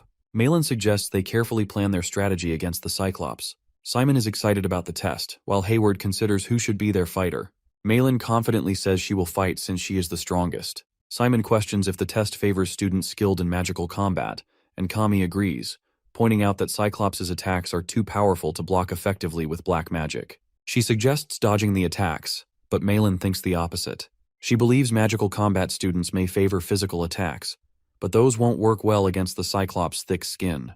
Hayward agrees with her and mentions that even with enhanced strength, stamina would be a problem. Kami asks Malin if she has a plan, and Malin says she does. Jane explains the upcoming schedule. In the first class, teams will present their strategies for fighting the Cyclops. In the second class, students will get hands-on experience in a virtual battle, and the third class will be the actual battle. After that, Jane advises all of them to discuss their strategies among their groups during the remaining time of the class. Malin shares her strategy with the group and shows them a spell called Dark Flare. Hayward and Simon are surprised to see that she knows such a spell. Malin plans to burn the Cyclops with Dark Flare while the rest of the group weakens it with curses like Exhaust. Hayward reminds Malin that teamwork is part of the evaluation. Her plan might highlight her efforts, but it leaves the others with little to do, which could hurt their teamwork score. Malin turns back and asks him if he has a better idea. Simon asks if she can cast Dark Flare while dodging the Cyclops' attacks. Malin admits she might struggle with that, recalling how she fell behind in physical tasks during combat training. However, she insists that if their curses are effective, she won't need to dodge. Hayward points out that curses aren't their specialty, and reminds her that she is the group's expert in catarology. Simon steps in with a new idea. If summoning creatures is allowed, he can distract the Cyclops while Hayward and Kami use their skills to support the fight. When Simon asks Kami about her role, she says hematology is quick and adaptable, so she will focus on curses. Since there is not much left to do, Hayward plans to practice Exhaust all week to strengthen his contribution. As the bell rings, Jane reminds the students to prepare a 10-minute presentation for the next class. Their strategy must clearly explain each member's role and the black magic techniques they will use. After their class ends, Hayward thinks to himself how Simon can sometimes just think of solutions and lead his teammates naturally. He suggests they go to the cafeteria to eat the hamburger steak. All of them leave without Malin causing her to have a breakdown. She asks them how they can be so mean, and they tell her that she should have stuck with them since it was a limited-time offer. The next class is toxicology, and the professor introduces himself as Lang Strauss. Bro is on 1 HP. All the students get bored immediately after the class begins, since they are just learning about some chemical reactions. The students immediately get up when the professor tells them that they will be making some low-grade poisons now. However, he starts coughing, and one of the assistants urges him to take some rest. She sends him off and takes over the class for the day. After the professor leaves, she throws one of the books at a student who is sleeping in class. Everyone immediately wakes up as they hear the assistant screaming. She scolds them for acting so rudely in front of a professor. Francesca criticizes the students for being rude and reminds them to mind their manners. She informs them that she will be teaching their class today instead of Professor Strauss. The lesson is about making a low-grade poison potion. Assistants hand out materials, and Francesca explains that the key to making this potion isn't about controlling ingredient amounts or the order, but following precise steps. She instructs the class to light the candle under their cauldrons, wait for the water to boil, and then add salamander and barley powder. The students follow along, but Simon complains about the smell. Hayward notices Simon's potion emits green smoke while his own is blue. Francesca tells the class that blue smoke means their potion will cause neural paralysis, while green smoke indicates a potion that induces severe headaches and hallucinations, making it useful against magicians and necromancers. Students with green smoke are told to remove their jackets, place them on chairs, and wait for additional ingredients. She instructs everyone to skim off the thin layer of oil from their potion, explaining that vegetable fats reduce the poison's effectiveness. She then tells them to stir the solution until it becomes sticky, warning them to monitor the fire, as excessive heat can ruin the potion. A student asks if it's normal for her potion to turn yellow. Francesca praises her, explaining that yellow signifies the highest quality for poison potions. She claims that she should be able to sell this quality of potion in the market. Another student tells her that her potion changed from blue smoke to green. This probably means that the ingredients at the bottom floated up and changed the effect of her potion, so she asks the assistants to give her some additional ingredients. Seeing the professor helping every student, Hayward tells Simon that he has finally figured out the reason why Professor Strauss is able to survive in Kiezen for this long. It is probably because of his talented assistant. As they talk, Simon notices a green poison in the distance. Hayward asks Simon if they can use their potions in the Cyclops battle, but Malin dismisses the idea. She tells them that low-grade potions are ineffective against large monsters like the Cyclops. While flipping through his textbook, Simon finds a potion recipe using Lahark mushrooms, which he remembers from meals his mother used to make. He shows the recipe to Malin, who agrees it could work. This potion, called Nervier, temporarily paralyzes tendons and contracts muscles. It's effective against small and medium-sized monsters at level 3 or higher. They plan to wound the Cyclops with a summoned creature and pour the potion into the wound. However, gathering the ingredients is their biggest challenge. Cammy tells them that they can find basic ingredients locally, but items like Lehark mushrooms, blood slime, and silk vines are harder to obtain. Hayward tells them that he can go to Rochester and ask around for the ingredients. Simon volunteers to gather Lehark mushrooms, as he knows where to find them near the Forbidden Forest. Everyone looks at him in shock as they hear about the Forbidden Forest. He assures them that it won't take long since the mushrooms are located near the entrance of the forest. Simon reasons that Hayward is also taking a risk by going to Rochester, so he should be doing this much for the group. Malin warns him about monster attacks, so Kami decides to go with him for safety. Simon agrees, but he tells them that they should leave immediately if things seem dangerous. Hayward takes on the task of finding blood slimes and silk vines, while Malin gathers the basic ingredients and reserves the lab. They plan to meet at the lab in the evening with everything ready. Unbeknownst to them, a hooded student sitting behind overhears their plan. After class, the student heads to Hector and tells him that he has got some valuable information for him. Later at night, Simon and Cammy venture into the Forbidden Forest. Hayward shows them both a secret passage that leads outside. He tells them that the guards near the Forbidden Forest just finished their patrol, so they won't be back for a while. However, they can never be completely certain, so they should make it back quickly. As they part ways, Simon notices that Kami looks a bit too excited. She tells him that she loves taking walks at night, which reminds him that she is a vampire. As they continue talking, she thanks him for helping her during the magical combat class. She reveals that she couldn't jump on the hippo and all the other students ignored her. She thought that it was bound to happen since the academy was so competitive, but he still reached his arm out to help her. Simon tries to play it cool and tells her that it's what he had to do, but she cuts him off and tells him that it makes him incredible. Simon gets a bit nervous and tries changing the topic. They finally find a bunch of mushrooms and decide to take all of them. Kami asks Simon why he came to Kaizen. He tells her that he initially came to the academy because of his parents, but now he has goals of his own, and he wants to become a necromancer. As he asks her about her reason, they hear a noise nearby and immediately hide. They both can hear the sound of guards. If the guards catch them, they may not be safe even during the student protection period. It didn't make sense for them to patrol at this time, so Simon thinks that it must be an emergency search. Cammy starts to cry as she is scared. He assures her that they will get out since he has an idea. He then calls out to Fear and tells him that he is in a bit of trouble. After preparing everything, he orders the two skeletons to run in opposite directions. As the guards start chasing the skeletons, Kami and Simon make their way out. Unfortunately for them, the guard dogs pick up their scent and start chasing after them. Simon asks Kami to use some spells on the dogs to slow them down. She uses one of her spells to stop them, but the guards show up and start shooting arrows at them. Kami starts to panic as she realizes that the arrows are real, but Simon assures her that the guards won't hurt them since they have seen their uniforms.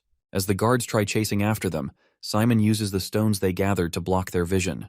They then reach the end of the hill. Simon asks Kami if she can use the leaping technique they learned during their magical combat class. She starts shaking and tells him that she can't. Suddenly she smiles and says that she is okay and won't tell on him even if she is caught. Simon apologizes to her and picks her up in his arms. He then jumps to the other side of the mountain using the darkness. As he puts her down, she loses her mind since she really thought she was going to get caught. Simon is surprised that she was willing to let herself get caught when she was this scared. He smiles and tells her that they've lost the guards so they should return to school. She looks up and thanks him for everything he did for her. On their way back to school, Kami asks if they might be lost. Simon assures her they're heading in the right direction. Suddenly, Kami hears voices. Simon guesses they might be owls, but Kami insists it's a human voice. They cautiously peek through the bushes and are shocked by what they see. Kami is terrified to spot a priest praying in front of a large cross. Simon grows uneasy, wondering why a priest would be on Raj Island. Before they can retreat, the priest notices them. Simon quickly tells Kami to run, but the priest stops them using dark magic. Realizing the priest is not an ordinary one, Simon understands he's dealing with a traitor from Kizan. Kami also notices that the priest is using both darkness and holiness. Simon tells her that it is probably a traitor, but the powers he is using are supposed to clash. He can't make sense of the situation but knows one thing for sure. If they're caught, they're doomed. He grabs Kami's hand and starts running.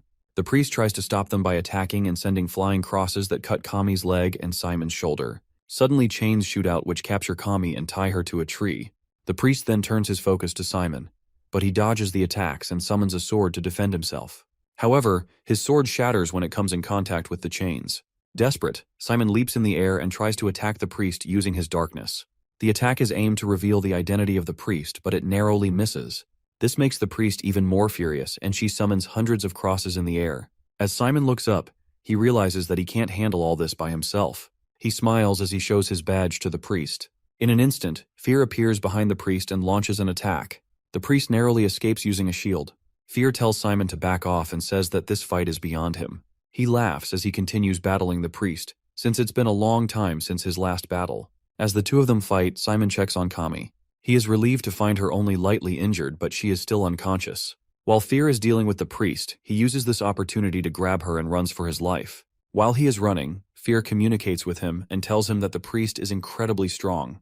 He guesses that she may be at the level of a professor. Since his powers are still sealed, he isn't as strong as her. Simon tells him that he has an idea and to follow his lead. Fear knows that he must have some clever idea because he is Richard's son, so he agrees. Simon hears a huge explosion behind him, followed by the sound of the guards. He smiles and tells Fear to come back since the guards will be going after the priest. He asks him if he is okay, and Fear tells him that he can take this much. Since Kami is still unconscious, he grabs them both and starts moving at an incredibly fast speed.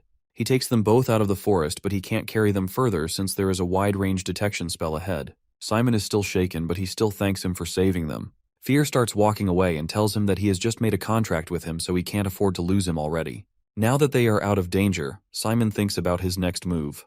He wonders if he can take Kami back to the Academy's central ward, since they will definitely question him about it, and they might get into bigger trouble. Moreover, the priest could have seen their faces, and since she is a traitor, he can't trust any of the doctors. He needs Kami to get treated by someone they can trust. After thinking, Simon knocks on the door of the night duty staff. He goes to the same girl who helped them in finding their room. The girl screams as she sees them both injured.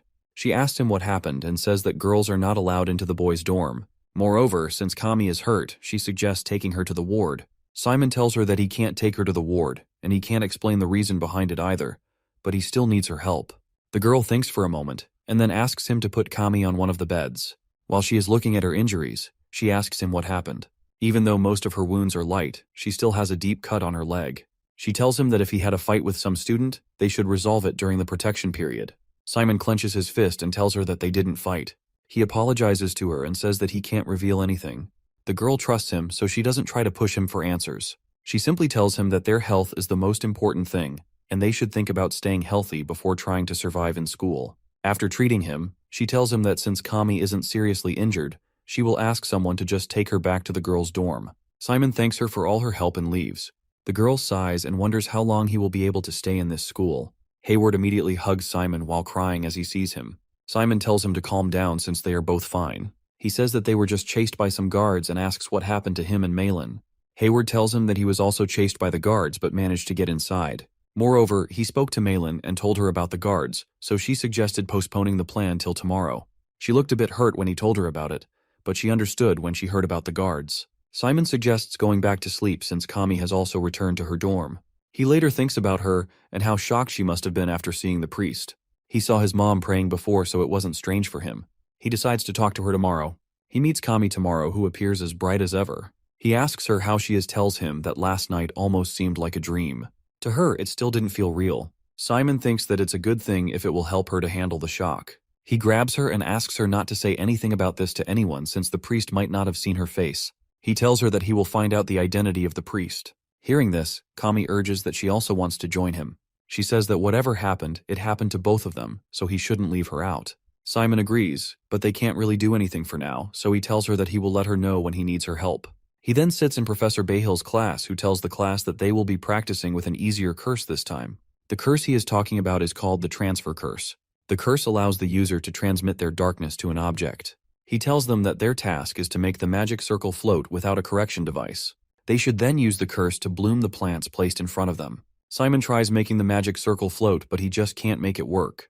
Professor Bahil comes to his help and asks him how he is doing. As he tries explaining, the professor cuts him off and instructs him to use his core. He explains that he is inexperienced in using his core, so his darkness is not solid enough for the magic circle to take a concrete shape. Using the core is considered basic, so they don't teach it at the academy. Moreover, everyone has different ways of operating. He puts his hand on Simon's shoulder and transfers a curse to him. He tells him that most people think of curses as something negative, but that is not true. The curse he just applied to him maximizes the senses of a person. It can help a lost student like him to find their way. After maximizing his senses, the professor asks him to try again. Simon can feel the difference clearly. Professor Bahil tells him that his darkness is different from others, and it becomes useless if he just simply tries to pull it out. Instead, he should think about it like circulation. He should think of his core as a living creature and wait until the darkness naturally comes out of his body. The professor shows him a demonstration and casts his darkness outside. He then instructs Simon to try it out by himself. Our boy closes his eyes and puts all of his focus on his core. As the darkness begins to flow out, the professor decreases the curse's effectiveness by 50%. He tells him that the darkness can remember its flow. It's almost like the movement of one's hands. After a certain amount of time, you don't even need to think about it. Therefore, it is important to not develop any bad habits early on. The professor then asks him to cast the curse on the plant. Simon looks a bit nervous, but he assures him that he will aid him if something goes wrong. Simon completes the magic circle using his darkness and activates the curse on the plant. In mere seconds, the plant blooms into an entire tree, shocking both Simon and Hayward. Professor Bahil calmly tells him that this is the potential that he is holding. All he did was assist him so he could stably output his powers. He tells him that he just witnessed what he will be able to do in the near future because his darkness is special. He hopes that he will think about it thoroughly and pick the direction he wants to take in order to fully utilize his darkness. Simon asks the professor if he can give him any feedback on the curse he just cast. Professor Bahil is impressed that he can look at himself objectively without getting carried away by a good performance. He tells him that his curse is lacking emotions. Simon asks him if it's the same way as when making orders to the undead. Hearing this, the professor looks at him with a terrifying expression and then goes back to normal. He smiles and tells him that it's similar. Meanwhile, Simon is still shocked by the expression he just made. As the professor is walking away, Hayward calls him out and asks him if he can assist him as well, since it isn't easy to make the plant bloom. The professor smiles again and tells him that he shouldn't wait to be spoon-fed since it is the mindset of a lazy beginner. Simon excitedly thinks about what the professor just told him. In their next class, Hayward asks Kami if she also thinks that the professors are favoring Simon more than anyone. In their previous class, Professor Bahil was super nice to him, which allowed him to master the curse. Moreover, in this class, Professor Hongpeng corrected his form by herself. It almost felt like she was giving him a private lesson. Professor Hongpeng instructs Simon to stand firm on his toes and follow her guidance. Simon does as she says and uses the darkness to kick. She acknowledges his effort with a compliment on his pivoting, but points out that 4 of his basic postures are incorrect. She advises him to keep his gaze fixed on the target and engage his lower back properly. Simon apologizes and promises to be more careful next time. The professor reassures Simon that he's doing well overall. It's just that he needs more practice. Seeing Hayward like that, Malin tells him to focus on improving his performance and earning the professor's favor instead of holding grudges. He tells her that he is not holding a grudge, but only asking questions. He then turns the tables on Malin, teasing her about being labeled a problem student for trying to lift the exhaust curse in their last class. Malin angrily denies the claim, and the two of them start arguing. Poor Kami tries to intervene, but it's no use. Soon Simon shows up and they stop. Malin asks him for help, saying he's good at magical combat. Since Professor Hongpeng won't help her, she wants Simon to teach her instead. She explains that she needs to prepare for her performance assessment against the Cyclops and wants to improve her speed and earn better grades. Simon assures her she doesn't need to explain everything, and he was going to teach her anyway. He instructs her to get into position, but her posture looks awkward. Simon tells her she's too stiff and lacks confidence. He encourages her to relax and stand naturally, gathering the darkness around her waist and holding it there. She hesitantly tries to kick, but it's way off. He asks her to kick using her core strength and put the darkness behind her thigh after turning. As he keeps on correcting her from a distance, she loses her patience and asks him why can't he just show her by touching her. Everyone goes silent for a moment, and the girls start making weird connections between them. Simon grabs her leg and points out the exact spot to focus her darkness and helps her concentrate on channeling her power. He asked her to try again and focus on what he just taught her. Malin manages to improve but falls over in the process. Simon praises her progress despite the fall. Suddenly, a group of girls from their class gathers around Simon, asking if he can teach them his technique too. Later, he sits in Professor Aaron's class as he teaches them about the restoring force. He explains that the biggest advantage of skeletons is their ability to regenerate. To demonstrate, he summons a skeleton and shows how, even when its bones are scattered by a strong shock, residual darkness allows them to reform. He explains that activating the darkness and maximizing its attraction property can restore the skeleton to its original structure. While the students practice with the rat skeletons, Simon is busy reading a book. Malin notices and asks if he thinks it's fine to slack off. In response, Simon effortlessly restores his skeleton, leaving her stunned by his skill. Still, she warns him not to get overconfident and reminds him of his promise. He reassures her that he will get a better score than her no matter what it takes. She tells him that she could have gotten 90 on the summonology test, but she couldn't solve the last question. Hearing this, Simon tells her that the question was easy. She doesn't believe that he solved it when he didn't even take any prep classes and asks him for his answer. Her entire expression changes as he reveals his answer. As the two of them are talking, Professor Aaron shows up and asks Simon what he is doing. He tells him that he was able to restore the skeleton, so he was just looking at the materials of the upcoming lecture. The professor stares at him for a second and asks him to stay after class. Malin thinks that he is in trouble for talking during the class, so she apologizes to him. After all the other students leave, Professor Aaron asks him to follow him outside. He tells him that he can't stand students who don't learn in his class even though they are willing. The professor then asks him to take out his skeleton and destroy it. He then instructs him to restore it back. Simon quickly restores the skeleton since he already knows the technique. Seeing this, the professor tells him that he will teach him a skill above restoration. Simon is confused since he thinks that he is in trouble for not paying attention during class. Professor Aaron tells him that it's nothing but an extra lesson for him. He explains that it's the role of a professor to offer additional lessons to students who excel beyond the regular curriculum. This excites Simon, who eagerly listens as Aaron begins the lesson. He then directs Simon to take his position and asks him to not make him stay here any longer than necessary. To start, the professor reveals a skeleton crafted from demon bones and asks Simon to observe closely. He demonstrates various skills: bone piercing, which is an offensive technique using restoration. He also shows him a binding skill that traps a squirrel in a bone prison, and a defensive technique that forms bone armor around the user. He tells him that depending on the skill of the necromancer, the skeleton can become their weapon, jail, or armor. Simon finds these skills fascinating. All of these are advanced applications of restoration. Though typically taught in the second year, Aaron decides to teach these techniques to Simon due to his exceptional talent in restoration. Aaron first instructs Simon to attempt bone piercing, but points out a flaw in Simon's restoration technique. He explains that Simon focuses restoration on the skull, waiting for the skeleton to fully assemble before moving it. Instead, Simon needs to guide the restoration process from the beginning, summoning the skeleton to a desired location. Simon recalls hearing similar advice from Fear and thinks about using it in a similar way to how he controlled the skeleton. When Simon practices summoning the skeleton in front of him, Aaron tells him that his speed is not terribly slow and moves on to the next step. This was a compliment, by the way. Simon dismantles the skeleton as instructed, and Aaron explains the difference between restoration and bone piercing. While restoration reassembles the skeleton, bone piercing uses restoration energy to attack. Aaron advises Simon to practice tilting the bones during restoration, which sharpens their edges for offensive use.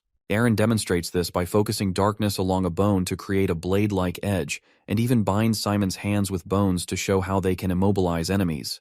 He tells him to think of bones as weapons or tools for binding, even if they lack sharp edges. Simon begins practicing and destroys a bamboo shoot by squeezing it with bones. Aaron explains that he is still simply choking his enemy with the bones, but since he can repurpose the destroyed skeleton as an attack, it gives him more options. He tells him to continue practicing so he can use it in an actual battle. As the lesson concludes, Aaron mentions hearing that Professor Jane chose Cyclops hunting as the performance assessment. He asks Simon if he is going to be the attacker, but he tells him that his teammate Malin will be the one fighting. Aaron agrees that supporting teammates is just as important and encourages Simon to learn from observing. Before leaving, he reminds him that this is nothing more than an additional lesson for him. After the session, Simon returns to his friends, who are curious about what happened. They ask if Iran punished him. Hayward especially is the most curious since he heard that the physical punishment in Kizan starts with whipping. Simon reassures them it was just an extra lesson. They are still not convinced and think that Simon must have mistaken punishment for a lesson. Since he is not hurt, Malin asks him to take a look at the potion. The potion is a pure yellow color and Simon can tell that it is going well. Malin tells him that she was the one who made it, so it was bound to be perfect. All the ingredients put into the potion are in perfect quantity. She explains that it will be complete after simmering for 20 minutes on low heat. Simon appreciates the effort everyone put into it and hopes it will be effective. Malin tells them that they can present the potion during their elementary black magic class. Hayward suggests that they start preparing for their presentation tomorrow since they are together. The four of them go over all the questions that Jane can ask them about their strategy. It's a list of 300 questions, and they are confident that they will nail the presentation. However, Jane surprises them by asking questions none of them even consider. She tells them that their team has a variety of majors, but their roles aren't specific. Moreover, the combination of black magic lacks creativity. They even went ahead with the idea of placing the main damage dealer into a supporting position. Jane wants them to explain the reasoning behind their choices. She starts by asking why they divided the roles like this. Malin explains that their goal was to defeat the Cyclopes quickly and effectively. Jane asks her if this team formation is the best one for that purpose, and they all agree. She then asks Simon for his opinion on all this.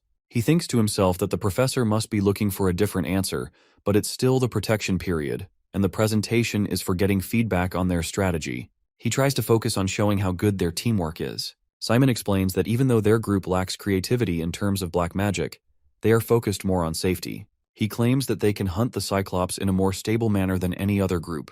The professor nods and moves on to the next question. She turns to Kami and asks her why she has given the attacking position to a catarology student when she herself is a hematology student and should be in the position to fight. All the group members start to panic, since they know that this is a hard question. They all try to whisper the answer to her, and she finally speaks up. She says that she didn't become a fighter because of the unique nature of the Cyclops that they are fighting. The monster has a tough and firm skin, which makes it strong against physical attacks and hematic spells in general. Malin knows how to use Dark Flare, which will be more effective, and this was why the entire group chose her as the attacker. The professor then asks her what she would do if a different monster was the enemy.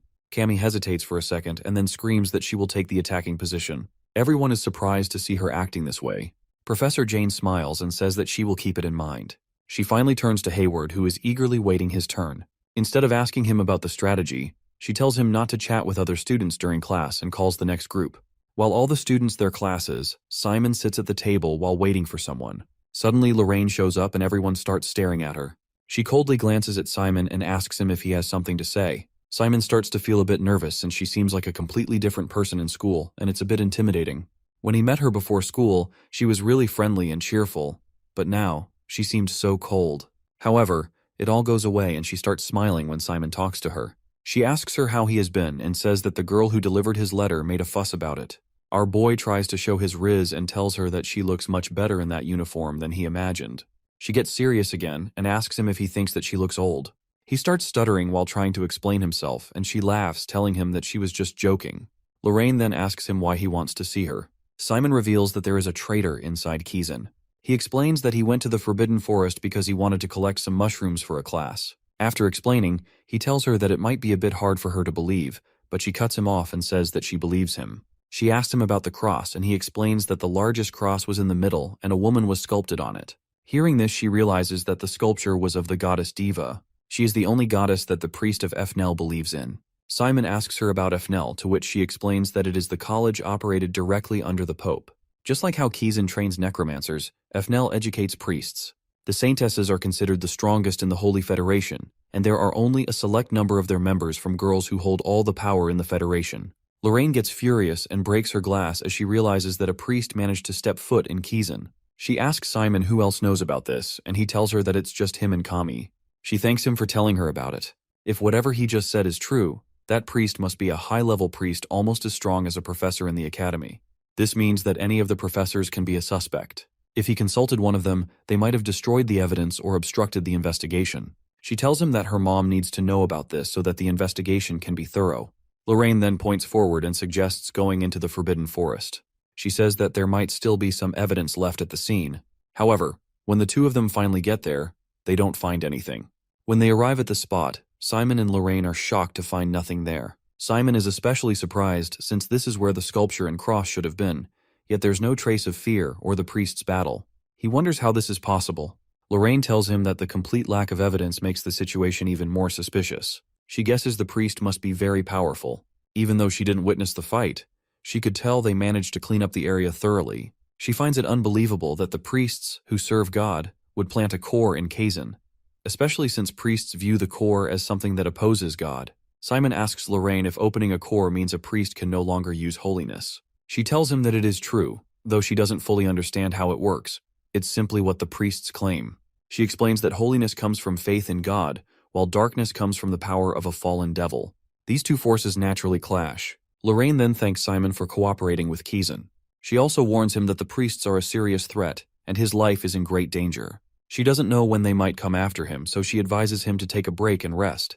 But Simon insists he's fine and prefers to continue his normal routine. He tells her that he doesn't even know if the priests saw his face. If they did come after him, it would leave evidence behind.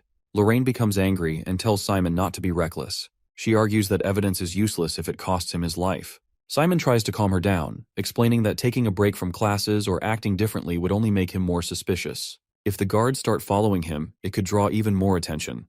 He worries it would become obvious that he reported everything to Kazan's higher-ups and is now being protected. Simon reminds Lorraine that the priest infiltrated Kazan and even opened a core, something their faith considers a sin. He says that fanatics like these can act unpredictably. Lorraine reluctantly agrees but warns him that if she notices any suspicious activity, she will make sure he's protected, even if it means restricting his freedom. Before leaving, she tells Simon not to sacrifice himself for others. Simon promises to remember that.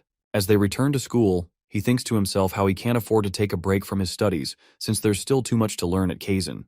The next day, Jane takes the students to the virtual battle simulation system of Kazan, called Avalon.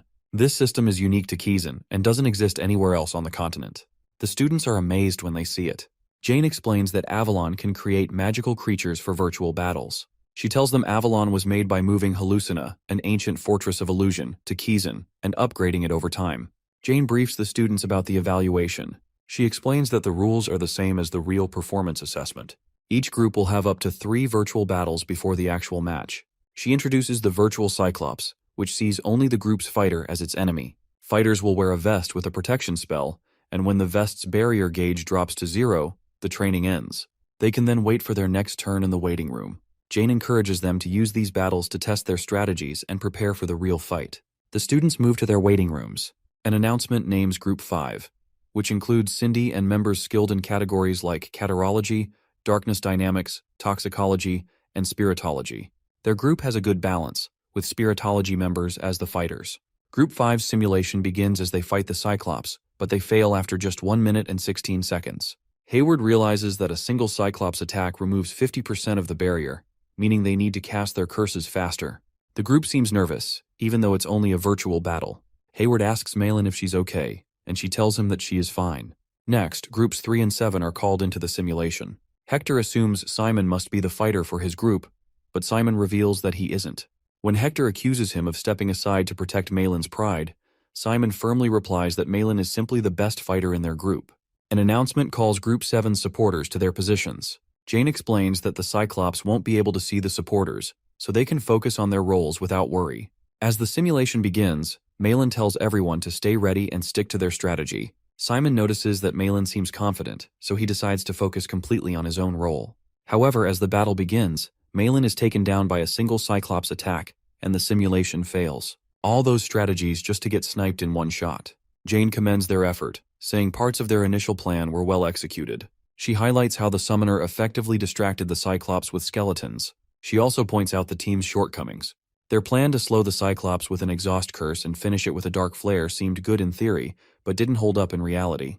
The biggest problem, she says, is their lack of proficiency and frequent mistakes when casting spells. Meanwhile, Hector's group defeats the Cyclops on their first try with a 98% success rate, avoiding even a single hit. Simon feels envious and wonders how it's possible to perform so well. Malin, however, reminds them to focus on the actual battle since that's what matters the most. In the second trial, Simon notices that the Cyclops doesn't slow down even with 2 exhaust curses. He tells Malin to dodge the attack, while Hayward suggests to Cammy that they remove the persistency formula and focus on stacking the curse instead. As they make adjustments, Malin falls and the Cyclops hits her, causing the simulation to fail. As a result, Group 7 receive an E grade. Cammy is a bit worried because their next attempt is the final one, but Simon reassures them that he has a winning strategy. He explains that the basic plan remains the same. 2 curse casts, followed by Malin's dark flare. However, since the double exhaust wasn't effective, Cammy and Hayward will cast a 4-layered exhaust using multiple incantations. Though neither has performed incantations before, Kami thinks it's possible and asks if they'll have enough time. Simon confidently replies that he'll create the time they need. When the simulation begins, Simon uses his skeletons to distract the Cyclops. As Kami and Hayward finish their first exhaust layer and move to the next, the Cyclops destroys the skeletons. Simon quickly summons more, keeping the Cyclops occupied.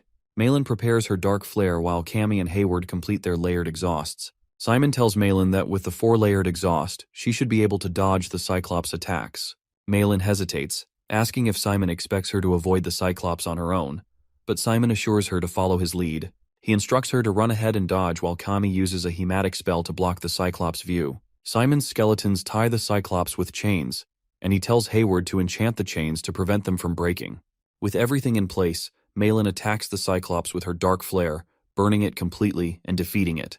The group celebrates their victory as the Cyclops falls. Jane congratulates them for defeating the Cyclops and praises their ability to turn a theoretical strategy into a practical one. She advises them to work on reducing the battle time and to address their over-reliance on the summoner's skills. Jane acknowledges their smart decision to stack curses with multiple incantations. She also points out their mistakes and instructs them to practice and improve their black magic. After leaving the simulation room, some students compliment their performance. Cindy congratulates Simon on his team's success, but Hector looks upset about their win. Later, Malin asks the group if they'll be practicing over the weekend. Kami agrees since the simulation revealed her weaknesses. Hearing this, Hayward asks her if she was asked out on a date. She tells them that she declined because she wants to practice with the group. Hayward says he won't join them as he has a business meeting in Rochester. When Malin asks Simon about his plans, he tells her that he'll join the day after because he has personal training to do. She gets frustrated and asks him why he can't practice with them. He tells her he's just catching up on lessons he missed. The next day, Simon visits Fear and asks him to take a look at his skeletons. When Fear sees Simon's inventory, he jokes about whether Simon is there to train or move in. Simon explains that he's preparing a battalion of skeletons and needs weapons for their distribution. Fear notices Simon's skeletons are in bad shape and asks what happened. Simon explains they were damaged during a simulation. After inspecting them, he fixes the skeletons but tells him that the patched ones need time to recover. He then suggests Simon to try using human-type skeletons. However, they might be a bit difficult to control for a beginner like him. Fear decides to teach Simon how to control multiple skeletons, starting by asking how many he can control at once. Simon tells him that he can only handle 2, and trying to control 3 overwhelms him. Fear explains to him that the number doesn't matter as much as his ability to manage them effectively, even if it's just 1 or 2. To demonstrate, he challenges Simon to a fight using human skeletons. They each control 2 skeletons, and Simon orders his skeletons to attack. However, Fear's skeletons quickly defeat Simon's. Simon complains it's unfair since Fear is supposed to use only 2 skeletons at a time. Fear clarifies that he did follow the rules but used a strategy called cross-operation. By alternating commands between skeletons, he widened their scope of action without exceeding his limit. This makes Simon interested and he starts practicing. He even makes the skeletons a high five. The next day, after training with his group, everyone feels exhausted. Malin notices that Simon has much better control over his skeletons. Kami mentions that while he could only manage 2 at a time before, now he can handle 3. When Malin asks how Simon improved so much, he tells her that it's just from his private lessons in Rochester. She asks if his teacher is a professor or some famous necromancer. Kami thinks that it must be someone impressive. Fear can hear the conversation through his device. He laughs at being considered popular among the kids. Simon asks Fear to quiet down as his head hurts. Fear jokes about teaching Simon's friends if they die and join his battalion, but Simon reminds him that it's forbidden. Simon explains that his teacher prefers to stay out of the spotlight and barely has time to teach. Malin doesn't believe this one bit and says that he is being secretive. Hayward defends him and says that he probably has good reasons. He tells them that Simon wouldn't risk sharing anything that might lower his grades since he has a promise to keep. Hearing this, Malin claims that she can outperform Simon without private lessons and encourages everyone to get up and practice for the next week. The next day marks the end of the student protection period. The entire atmosphere of the class has changed. Professor Bahil scolds one of the students for submitting poor work and expels him after calling it trash. He expels 19 students on the spot after reviewing their assignments. Not long after, the count rises to 20, leaving Simon and his friend worried about their own futures at the school. In magical combat class, the students practice running. Hayward feels down because Professor Bahil deducted 10 marks from his homework, even though he thinks magical combat is the best class. Exhausted, Simon tells Malin not to overwork herself, but she pushes past him. Simon remembers Kami mentioning that she trained physically all day. Cammy also told him that Malin claimed she could cast Dark Flare without any trouble, but she struggled to react in time to avoid a Cyclops attack.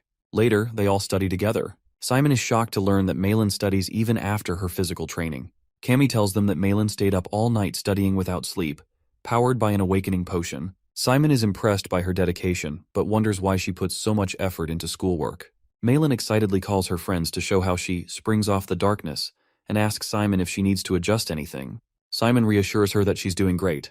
She is thrilled that her practice is paying off. Simon asks her to take it easy since they passed the simulation and will likely succeed in the real battle. However, Malin insists she isn't aiming to just pass. She's determined to take first place, no matter what. Hearing this, Simon begins to worry about her a bit. Later, Professor Hongpang checks in on Simon's progress with the darkness operation she taught him. Simon shares that he has improved a lot since starting, and the professor agrees. She tells him that his control and overall abilities have strengthened. She reiterates that Simon was born to excel in magical combat. Suddenly, a teaching assistant informs her about a student with a sprained ankle. The professor leaves to help, but reminds Simon that only consistent practice will help him improve. Simon starts looking for Malin and asks Kami and Hayward, but they also don't know. Just a few moments later, they see Professor Hongpang carrying Malin on her back. Her ankle is severely sprained, so they take her to the doctor. The doctor advises that while Malin can attend lectures, she must avoid physical activities for a week. She tries to convince her that she can still participate but collapses in pain. The doctor firmly states that recovery is a priority, not a suggestion, and removes her from all physically demanding classes. Feeling frustrated, Malin apologizes to everyone and asks them to leave her alone. Simon tells her that self-pity won't help, but she is more worried about their Cyclops battle the next day. She asks how they will manage without her after practicing all week. Simon reassures her that they'll figure something out. Malin blames herself, yelling that she ruined everything. Simon cuts her off and tells her that it's enough. He then tells the group he will take on the role of the fighter for the battle tomorrow. The next day, the students enter the dungeon. Hayward is amazed at how Kizan has gathered so many dungeons and ruins in one place. Kami explains that since Nephthys is a collector, whenever she finds ancient ruins, she likely brings them to Roke Island. Despite her injury, Malin joins the team. As their team walks in with an injured group member, the other teams start feeling bad for them. However, some of them think that it's a good thing since it helps their chances. Kami wonders if they are really going to be okay. Hayward reassures her and asks her to trust Simon. After Team 6 finishes their evaluation, Team 7 is called forward. All the students start talking and wonder how the doctor even allowed her to fight in this condition. Hector sits silently while hearing all of them talk. Students think that their team is just trying to show that they are doing their best till the end. Simon tells his team not to worry about the changes in their situation and encourages them to give it their all. As their evaluation begins, the Cyclops enters the arena. Jane tells them not to overexert themselves and reminds them that they can stop the test if needed. As soon as the curse is removed, the monsters start to attack. The group sticks to their plan and Simon uses his skeletons to distract the Cyclops first. However, the Cyclops is acting a bit differently from the simulation. Instead of targeting the skeletons first, it focuses on Simon. He manages to dodge the attack, but he notices that the Cyclops is stronger than expected. He uses Restore to try and stab the Cyclops from the back, using one of his skeletons, but to his surprise, the sword breaks upon contact with its skin. Simon realizes that the monster is much tougher than the simulated one. As it enters the exhaust range, Hayward and Kami blast the curse. At the same time, Simon leaps into the air and tries to use a dagger to attack, but the Cyclops dodges, only getting a small scratch. Furious, the Cyclops begins attacking relentlessly, and though Simon avoids most strikes, he eventually gets hit. Just a single hit drops his shield to 72%. Observing the scene, Jane's teaching assistant notices something unusual. The Cyclops seems far stronger than it should be and isn't affected by curses. He suggests stopping the test and replacing the Cyclops, but she refuses. She tells him that you don't always face weak opponents during actual combat, and asks if they should abort their mission if their opponent is stronger than expected.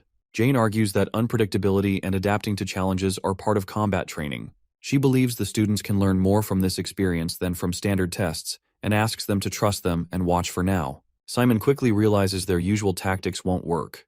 As he hides behind a broken structure, Hayward asks him why the Cyclops is still unaffected even though it was hit by exhaust 3 times. Simon tells them to give up on using the curse since it is not working. Malin doesn't agree with him and says that all the other teams won by using the same curses. He slowly starts getting up and tells her that he doesn't know the reason, but something is different. He tells everyone to abandon their original strategy and just help him however they want. Kami smiles as she can finally use all of her spells. Hayward also does his best to support his friend while the skeletons slash the Cyclopes from behind. Simon tries to recall what Professor Bahill showed him in class. He closes his eyes and focuses on that same feeling. As he starts to feel it, he thanks the professor and orders all of his skeletons to attack at once. The skeletons charge at the monster and start stabbing him with their swords. The Cyclopes get overwhelmed and scream in pain. Meanwhile, Hector wonders if this was one of their other plans. Since they changed their formation, he deduces that they probably improvised this strategy in a hurry. Inside the arena, Simon can feel that he is missing something. He remembers when fear told him to put all of his emotions into even the most trivial tasks. The more negative the emotions, the more power the effect. Simon unleashes his hatred and directs it to the Cyclopes. All the skeletons get even more violent. Suddenly, the monster tries attacking him. Kami warns him, but it's too late. At the same time, Malin comes in clutch and uses her dark elemental magic to put up a huge ice shield in front of him. The wall of ice successfully blocks the attack, giving Simon time to move. He screams at Kami, telling her that all the prerequisites have been met. Her eyes start bleeding as she starts using Ursula Hematic magic. After using her spell, she is weakened, so she asks our boy to finish it off. He uses the restoration force of the bones and pierces the monster using their sharp edge. Everyone is amazed at his skills. When the monster goes down, he signals the other group members to throw the Narvia potion. As the potion hits the monster, Simon nervously watches and prays for it to stay down. To everyone's shock, the monster growls and gets back up. This makes him think that they probably need to kill the Cyclopes instantly, otherwise it will regenerate. He calls out to Hayward and asks him to use his enchant. After being buffed up with the curse, he takes out his sword and starts running at the monster head-on. However, as he gets close, something happens and he falls down to his knees. It almost feels like his legs have no strength left. All of his friends cheer him on. Even Professor Jane gets worried as she stands up from her chair and drops her pen. Before the monster can hit him, Malin helps Simon jump into the air and he stabs it in the back. Using his skeleton's hand, Simon cuts off the Cyclops' head. Jane announces they have succeeded in hunting the Cyclops. Hayward hugs Simon, emotionally saying he is the best. Kami is happy Simon made it, and Malin says she owes him, but Simon tells her she did well too. Kami hugs Malin, saying she is amazing, and Hayward praises Malin's ice magic, calling it too cool. After a while, Jane tells the students they did great, and as a professor, she's happy that no one was seriously injured during the practical assessment. The students thank her, but Jane says the results matter most and starts the evaluation for Group 1. She praises Cindy's spiritology skills, but the strategy that relied too much on one person and caused many mistakes leads to point deductions. Jane tells Carol and Yuna from Team 2 to shake hands, suggesting they resolve any grudges soon. Simon is shocked that Jane knows about even the smallest fights between students, but Hayward says that's not the only thing to be surprised about. Malin mentions that many groups succeeded in hunting the Cyclops, noting that only about 8 succeeded in the simulation, but now there are 13. Jane gave an A+ grade to Hector's group because they had clear roles for each member, excellent teamwork, and completed the hunt in less than 4 minutes. Jane says the group did a great job, and Hector gets excited. But for Group 7, Jane says their performance was a mess. They took 13 minutes and 58 seconds, and their fighter's barrier gauge was only 7%. Their behavior was reckless and didn't follow the plan. Jane says their grade will reflect this, but there's more to consider. She shows them the autopsy result of the Cyclops Group 7 hunted, and explains that the curse and potions used to capture it caused unusual side effects. The Cyclops they fought became extremely aggressive and lost control once the curse was lifted. Its physical strength also increased temporarily. Jane says this made Group 7's assessment more difficult compared to the other groups. The administration concluded that the Cyclops they defeated was as strong as a red Cyclops. Group 7 is shocked, and Jane says they should apply the new evaluation standard to be fair. Jane then discusses each team member's performance. She says Malin used darkness elemental magic above the usual first grader level, playing a key role in protecting the fighter. Jane acknowledges that Malin got injured from overtraining and poor self-care, but her spirit was impressive, so she gives her 80 points. Jane then talks about Hayward, who used a high-performance darkness enchantment at the right moment to help defeat the Cyclops. He gets 80 points as well. For Kami, Jane says she did a great job as the key damage dealer, using hematology and rare necromancer techniques, so she gets 85 points. Finally, Jane praises Simon, saying he handled the fighter role well, managed unexpected challenges, and showed leadership in taking care of his teammates. He demonstrated physical and dark magic skills, avoided attacks, and used restoration skills effectively.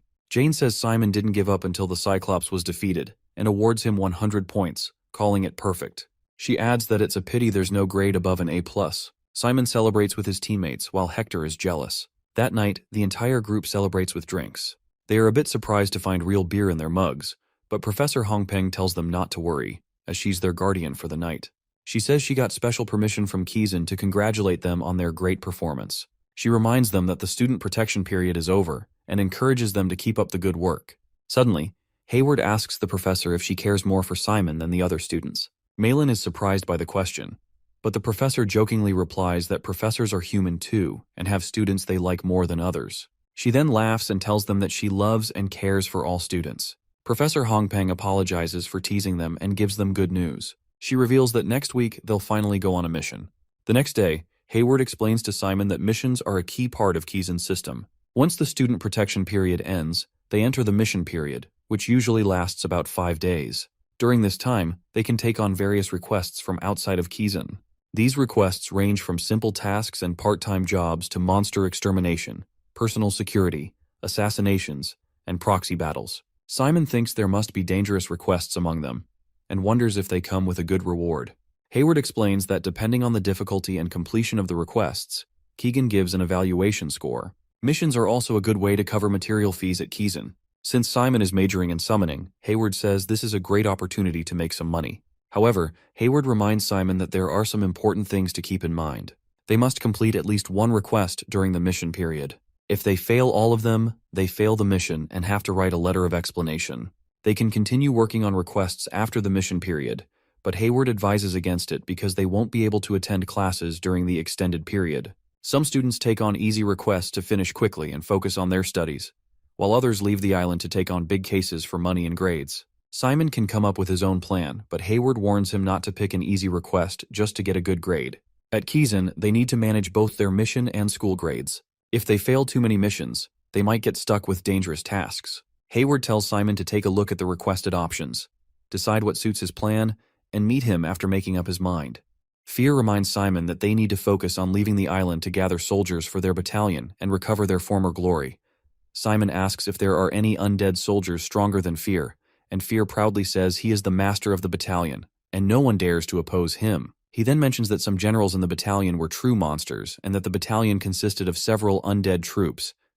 This ancient undead had intelligence and commanded other soldiers. Simon gets excited about finding them, though he doesn't know where to look. Fear assures him that these generals are likely causing trouble across the continent, and he remembers all their characteristics. He tells Simon to focus on the requests and keep an eye out for them.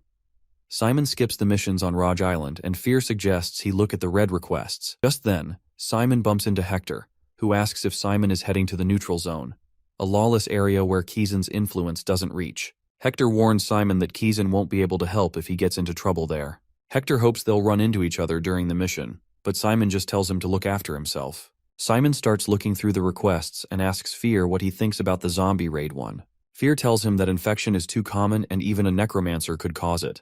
He adds that none of the requests on the board have anything to do with the general's abilities. As they look through the requests, Fear suddenly points out a blue envelope on the board. Simon thinks it must have been mistakenly posted in the red envelope section.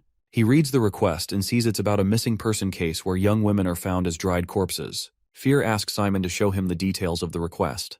When Simon sees the pictures of the dead bodies, he gets scared. Fear tells him that an ancient undead leading a troop of spiders might be behind it. At the same time, a priest is being assigned to the same mission. She assures the Pope that she will solve the case because it is the goddess's will to save the continent from the evil deeds of the dead.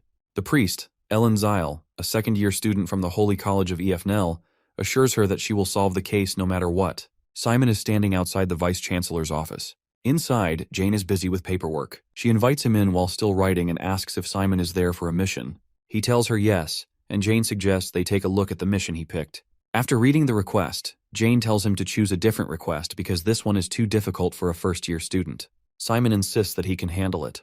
He tells her that he is confident he can solve the case.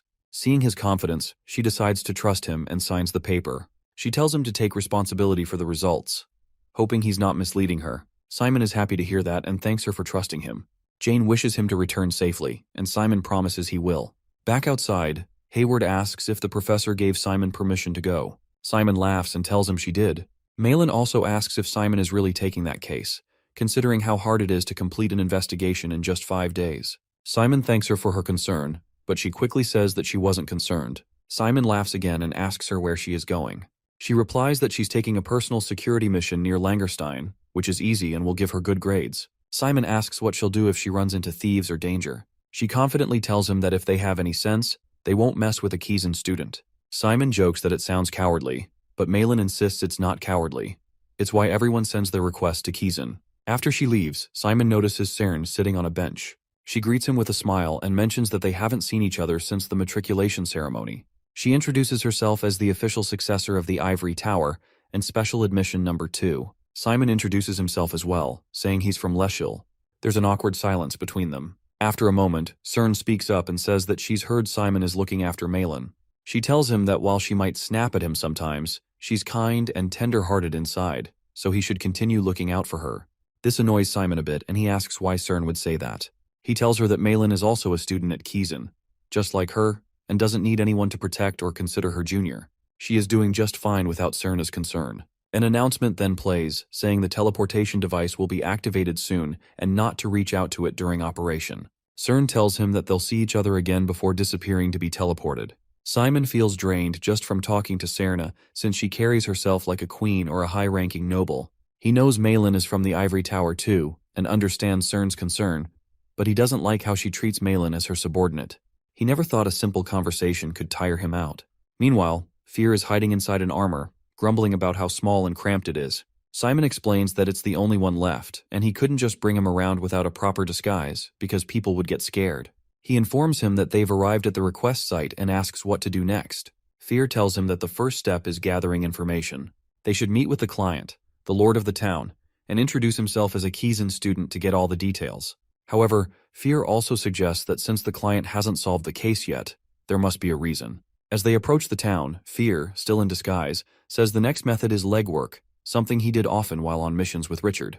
Simon agrees it sounds good, but worries they only have 5 days to solve it and might run out of time. Fear reassures him that there's always the option of buying information from the Thieves Guild or an information guild. Simon agrees, but they first need to find out if such a guild exists. Fear suggests asking the owner of an inn or pub, and Simon happily agrees, saying they should go and do that since time is running out. After a while, they reach a pub, and the bartender greets them. Simon tosses a gold coin at the bartender and asks for a clean, spacious room and breakfast tomorrow morning, along with some wheat bread.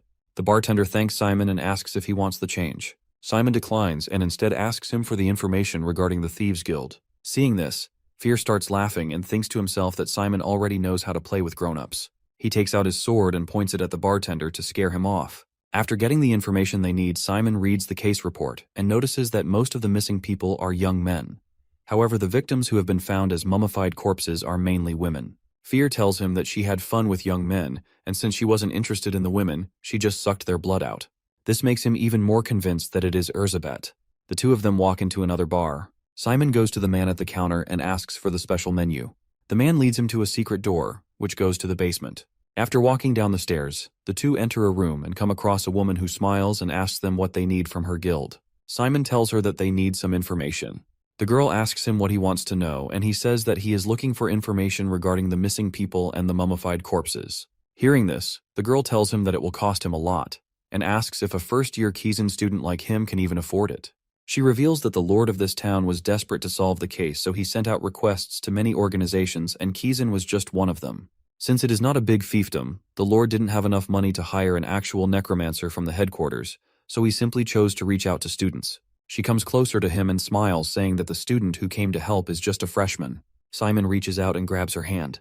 He tells her that she made some interesting deductions, so he is also going to give it a try. A serious case has shaken up their entire fiefdom, and the lord must have asked a lot of people to try and solve the case. Those who accepted the request came to the fiefdom, but none of them was able to solve the case. As a result, the case found its way to him. Even the residents don't know much about the case.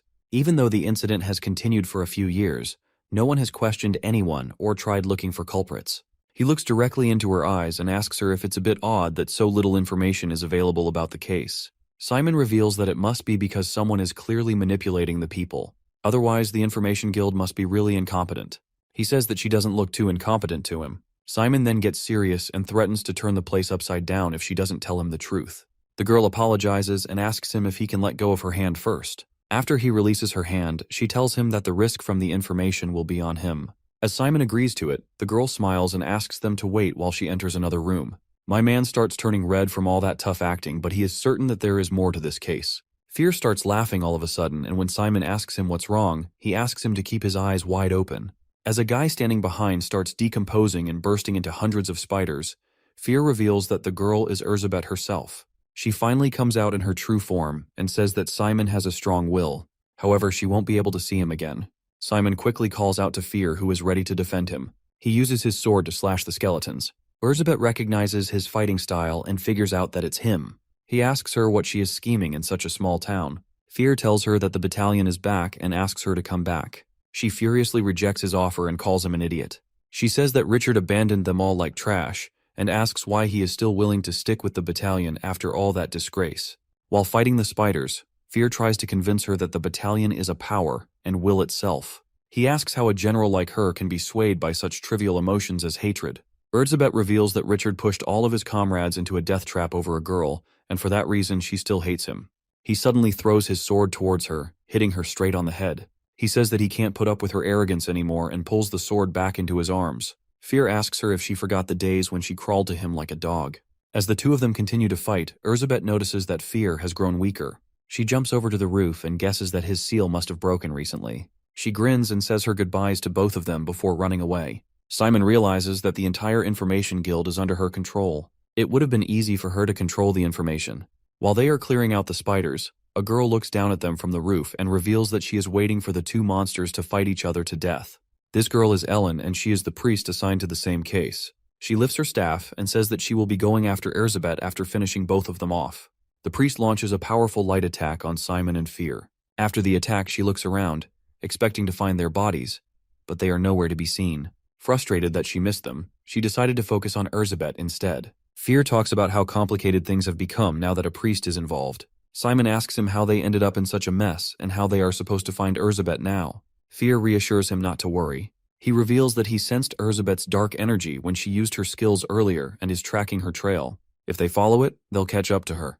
Simon is relieved but says that the priest seemed very strong. Fear tells him that judging by her white uniform under the robe, she is likely from Fnel and must be on a mission as challenging as a black request from Kazan. Simon realizes that means the priest is likely a second-year or higher student, as black requests are the toughest missions. Annoyed, he considers filing a complaint with the Lord for issuing a duplicate request. He also wonders if solving this case within 5 days is even possible. Seeing him like that, Fear tells him not to be alarmed and reveals that Erzsébet loved Richard. Simon is shocked, but Fear explains that undead battalions often develop deep loyalty for their commanders. Erzsébet, being particularly emotional, seemed to harbor lingering feelings for Richard, which likely fueled her hatred. Simon finally realizes why she is acting so violently. Fear tells him that they need to focus on finding her quickly. As they move forward, Simon spots a boy and a girl trapped in webs, calling for help.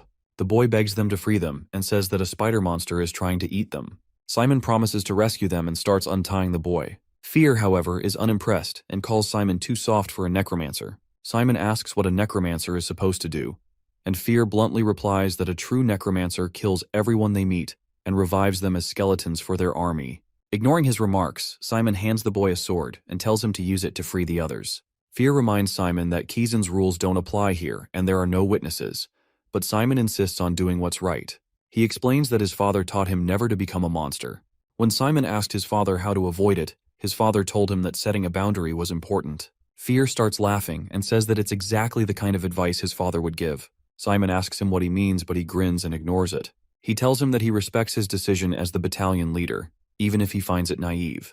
Eventually, they reach an abandoned building where Erzsébet is calmly sitting on a chair, waiting for them. She tells them that she won't run anymore, as she knows Fear will track her darkness wherever she goes. It's clear she's ready to face them here. Simon approaches Erzsébet and makes her an official offer to join his forces. Erzsébet angrily refuses and says that she will never return to the battalion that once betrayed her, no matter what. She mocks Simon, calling him a gullible child chosen by Fear only for sentimental reasons and questioning his worth as a necromancer. Simon stays calm and asks her if she truly thinks he has no credentials. He reveals that he is the son of Richard and Anna Falentia. This shocks Erzsébet, as she once served under Richard. Simon explains that, as Richard's son and the battalion's current commander, it is his duty to take her in. However, Erzsébet becomes furious at the mention of his mom's name. She yells that the woman, whom she considers her nemesis, is an abomination and should perish. Overcome with rage, Erzsébet transforms into her spider form and attacks Simon. Fear immediately leaps into action, cutting off Erzsébet's legs with his sword. Seizing the moment, Simon pulls a spear from his subspace, reinforces it with darkness, and strikes Erzsébet.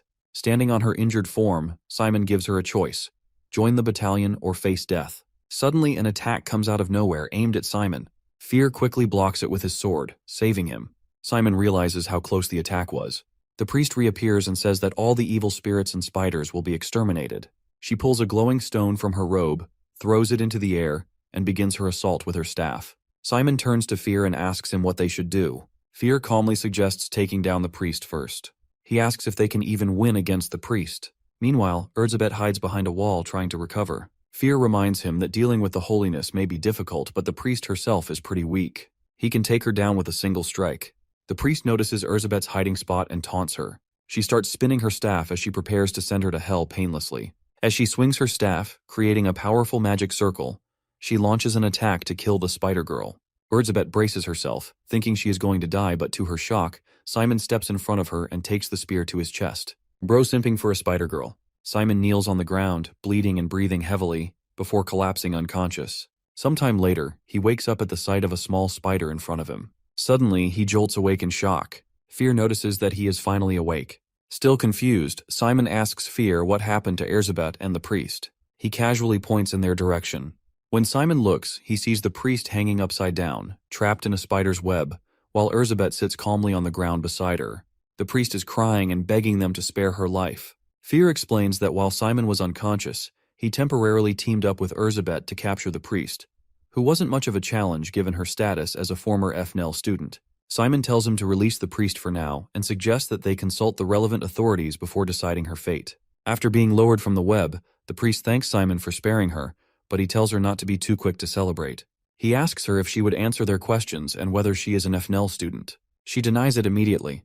Fear scoffs and says that she's already lying. Simon points out that she is wearing an FNL uniform, but the girl claims that it's a fake. She admits she was expelled 2 years ago during her first year. Simon asks why she pretends to still be an FNL student. She admits she didn't want to accept her expulsion and needed to make money for her struggling family, which led her to impersonate one. Erzsébet doubts her story and accuses her of making excuses. She tears the uniform to reveal it's just regular fabric. Erzsébet notes that real FNL uniforms are as strong as Kazan. The girl tells them that it's a replica she made herself. Simon apologizes for the situation and hands her a cloth to cover herself. Grateful, the girl introduces herself as Ellen. Simon asks how she took on this mission despite not being an FNL student. Ellen explains that brokers crossing borders told her about a lucrative job to eliminate the undead. Missions in the Dark Alliance pay well, and FNL-related work pays even more. Simon listens carefully and then asks if she has any proof to support her story, such as an advance payment or mission documents. Ellen nods and offers to show him the paperwork. While observing Ellen and Simon, Erzsébet is reminded of Simon's parents and feels a pang of emotion, realizing how much she has suppressed those memories. Simon then asks Ellen if he can take the documents to handle the matter personally. Ellen agrees without hesitation. Fear asks Simon what he plans to do with the documents. Simon replies that he intends to meet the Lord and get as much information as possible from him. This makes him laugh as he notices that the boy really takes after his father. Simon then announces it's time to leave, but Erzsébet interrupts. She says she will accept Simon's offer to join the battalion, but only on one condition. She points at Ellen and demands that Simon strangle the priest to death with his own hands. Ellen is terrified. Simon looks at Erzsébet and asks if she truly expects him to kill Ellen. Erzsébet says yes and tells him that it's her only condition. Simon glares at her and asks why she wants him to kill Ellen. Erzsébet explains it's to prove himself as a leader worthy of her loyalty. This makes him more angry and he questions why he needs to prove himself to her. While it's true she once served in his father's battalion, but he is not his father. He will lead his battalion based on his own judgments and values. From what he's seen, Erzsébet is unfit to serve. She's consumed by dark thoughts, ruled by her emotions, and blinds herself to what truly matters. Simon accuses her of using Ellen as an excuse to manipulate him for her own selfish and impulsive desires. He tells her plainly that he doesn't trust her and has no place in his battalion for someone as insecure and unreliable as she is. He turns to Fear and the priest and tells them it's time to leave. He says that he regrets wasting their valuable time here. As they leave, Erzsébet remains behind, sitting alone on the ground in the ruins. As they walk, Fear asks Simon if he's truly giving up on Erzsébet. He tells him that he isn't, and explains that this is his way of asserting control in their relationship. She is stubborn and insists on doing things her way, so he has to establish boundaries if he's going to manage her in the future. Fear then jokingly asks if getting stabbed by the holy spear is also part of Simon's plan. Simon smiles and says that he would rather not answer it. Ellen apologizes for the attack, but Simon reassures her that it's fine since she wasn't aiming for him. She asks if he's sure the holy spear didn't damage his necromancer core, which is located near the chest. Simon assures her that he's completely fine and doesn't believe the spear hit his core. Fear silently thinks otherwise. From what he observed, the spear seemed to pierce right through the core. Yet the boy remains unaffected, not only physically unharmed but also with no disruption to their necromancer contract. Fear finds this impossible and deeply mysterious. Lost in thought, he snaps out of it when Simon turns back to ask what's wrong. He quickly responds and tells him that he's fine. After some time, they reach the Lord's estate. The Lord introduces himself as Count Raymond of Arnish and warmly welcomes Simon. He says that they must be tired from the journey and urges Simon to rest. Simon tells him that he used a magic teleportation circle, so he's not really tired. Raymond praises Kizan's advanced magic and invites Simon to enjoy dinner first. Simon declines politely and says that they should discuss the request immediately. Raymond laughs and says that the matter can wait until morning. He suggests that Simon should rest while he can. At the same time, he signals for his servants to bring food and drinks, but Simon firmly repeats that he needs to discuss the request in private. With a sigh, Raymond reluctantly explains that the issue Simon came for has already been resolved. He offers to issue payment as thanks for Simon's time and effort. Simon finds this strange and mentions that according to recent guild reports, a related incident occurred just this morning. He refuses to accept payment for an incomplete job and warns Raymond that it could cause trouble if Kizan decides to investigate. Raymond grows visibly frustrated hearing this. When Simon presses for answers, the Lord slams his fist on the table while glaring at him. He angrily questions why Simon can't just stay out of it when told to do so. He mocks him and asks how a mere first-year student dares stand up to someone of his rank. He asks him why he is making such a big deal out of this situation, even though he's offering to pay him. Suddenly, guards enter the room and surround Simon with their spears and swords pointed at him. Simon calmly tells Raymond that he first tried sweet-talking him, and now he's resorting to threats and force. He admires his boldness but warns him he won't just sit back. In response, Fear and a group of skeletons appear out of nowhere. Fear laughs menacingly, terrifying the guards, and says that they're about to gain some new family members. Shocked, Raymond stumbles back. He is horrified that a first-year student like Simon could summon so many undead soldiers. The Lord falls to the ground in fear. Simon then asks if he really wants this to continue. Raymond tries to save face. He furiously tells him that he has no power beyond his connection to Kizan Academy. He says that Simon has no authority to interfere with the autonomy of his region. Fear comes out with Ellen, who is cursed and unconscious. Simon explains they captured a priest from Fnel while solving the case. If they send her to Kizan for interrogation, this entire region could be punished for treason. Raymond finally realizes what is going on. He immediately bows down and pleads for mercy. He admits that he only wanted to solve the case quickly because his people were living in fear. He offers to take full responsibility if Simon spares his people. Simon asks him why he was so desperate to hide the case if he cared so much about his territory. Raymond explains that their business environment is finally stabilizing, and the Crown Prince plans to visit soon. If these incidents continued, the visit and the town's prosperity would be ruined. Out of desperation, he collaborated with the Information Guild to suppress details about the case, and even sought help from EFNL through a broker, unaware they would send a real priest. Simon laughs and tells Raymond he gets it. Raymond bows again and begs Simon to punish only him, sparing the others. Simon says that this territory is a strategic point near the Holy Federation, and he doesn't want to see it destroyed. He even admits he likes this town. Raymond is a bit confused and asks what Simon means. Our boy tells him that he'll cover up the case to protect the town's reputation, but it might come with a cost. Raymond quickly agrees and says that he is ready to pay whatever he wants. Just then, a guard bursts in, reporting that undead are swarming outside the castle. Alarmed, everyone rushes to the roof to investigate. Raymond panics, but Simon remains calm and tells him to open the gate so he can handle it.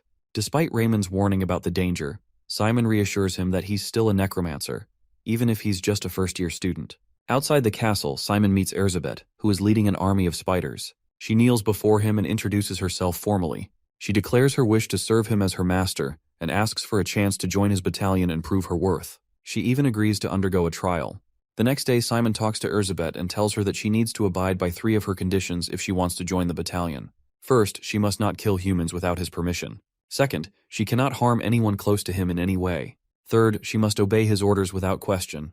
Meanwhile, outside on a stage, Raymond addresses the citizens. He announces that Kizan has sent them a necromancer, and thanks to him, the recent troubling events have been resolved. He assures everyone that they can now resume their lives, whether hunting monsters or performing daily tasks, as they prepare to welcome the crown prince. Inside the building, Erzsébet thinks about her decision. She feels like she's walking into a nightmare, bound by an annoying and restrictive contract, with little hope for a better future.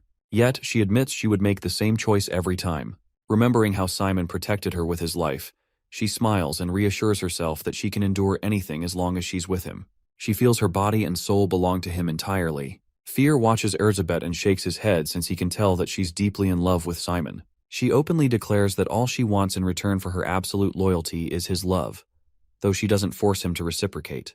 For now, it's enough for her to cherish him. She grabs Simon's hand, making him uncomfortable despite her obedience. Erzsébet suggests they finalize the contract. She takes Simon's hand and places it on her chest, causing him to blush. She finds his reaction adorable. Once the contract is complete, Fear welcomes her to the battalion. She admits it's been a long time since she was bound by a contract, and mentions that Simon is surprisingly weak. However, she believes his connection to the commander influenced his strength.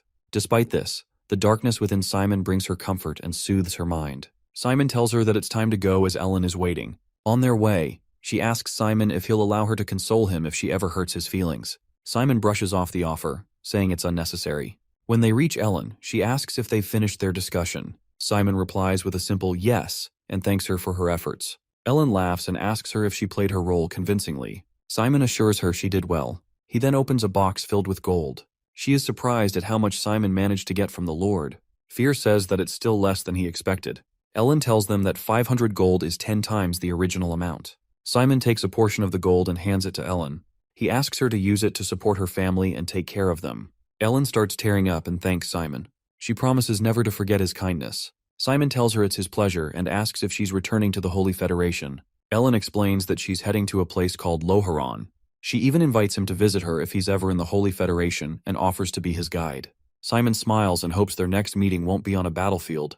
Ellen teases him for being too cold and waves goodbye as she departs. As she leaves, Fear tells Simon that he did not let a priest go, but he also gave her money. Simon explains that once he becomes more senior at Kizan, he plans to take on black requests. He thinks that building a connection with the priest now would be useful later, and giving her money ensures she becomes a perfect accomplice. Fear is surprised as he realizes that Simon essentially bought her trust with that money. Simon nods and says that he understands perfectly. Fear says that he can't tell whether he's a good guy or a bad one. Simon replies that it doesn't matter. Half of his blood comes from a priest, and he sees no reason to hate someone just for being one. He believes there's no point in taking extreme actions when all he needs is to get what he wants. Fear thinks to himself that it will take time to fully understand Simon's personality. He asks if Simon plans to return to Kazan now that the mission is complete. Simon says no.